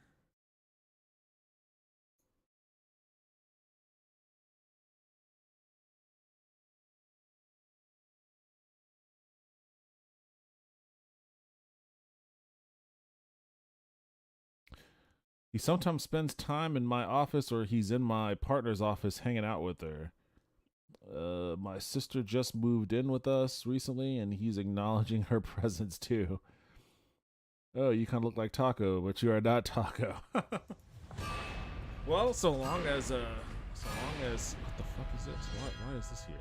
So long as he likes your sister, that's the most important.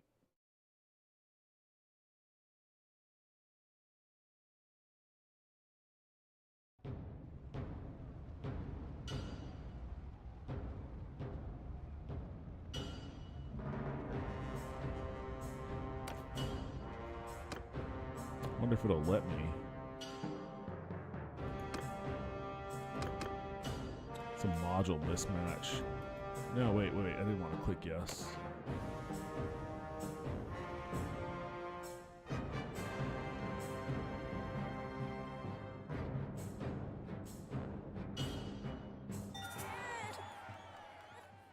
What is this saying to me?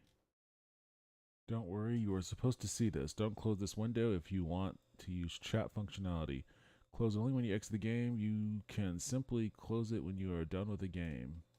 Okay, so I guess this is for the chat module. God, I can't remember the controls in this at all. Go here.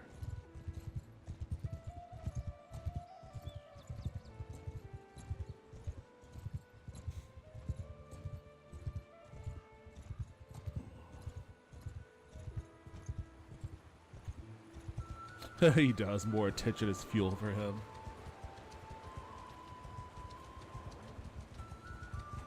Alright, let's... Okay, I don't... Oh, really? Just going to this area? Did I complete a quest?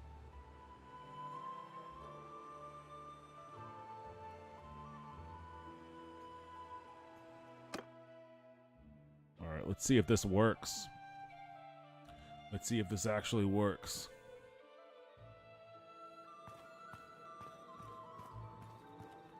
If there's anyone for me to talk to.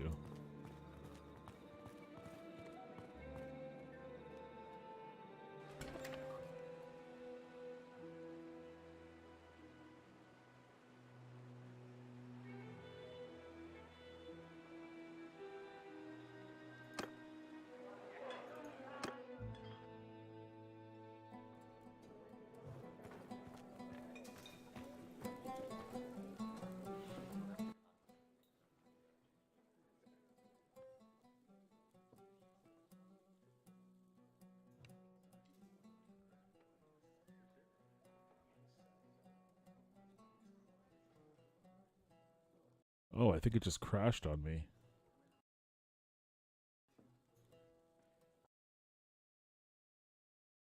I think it just crashed on me.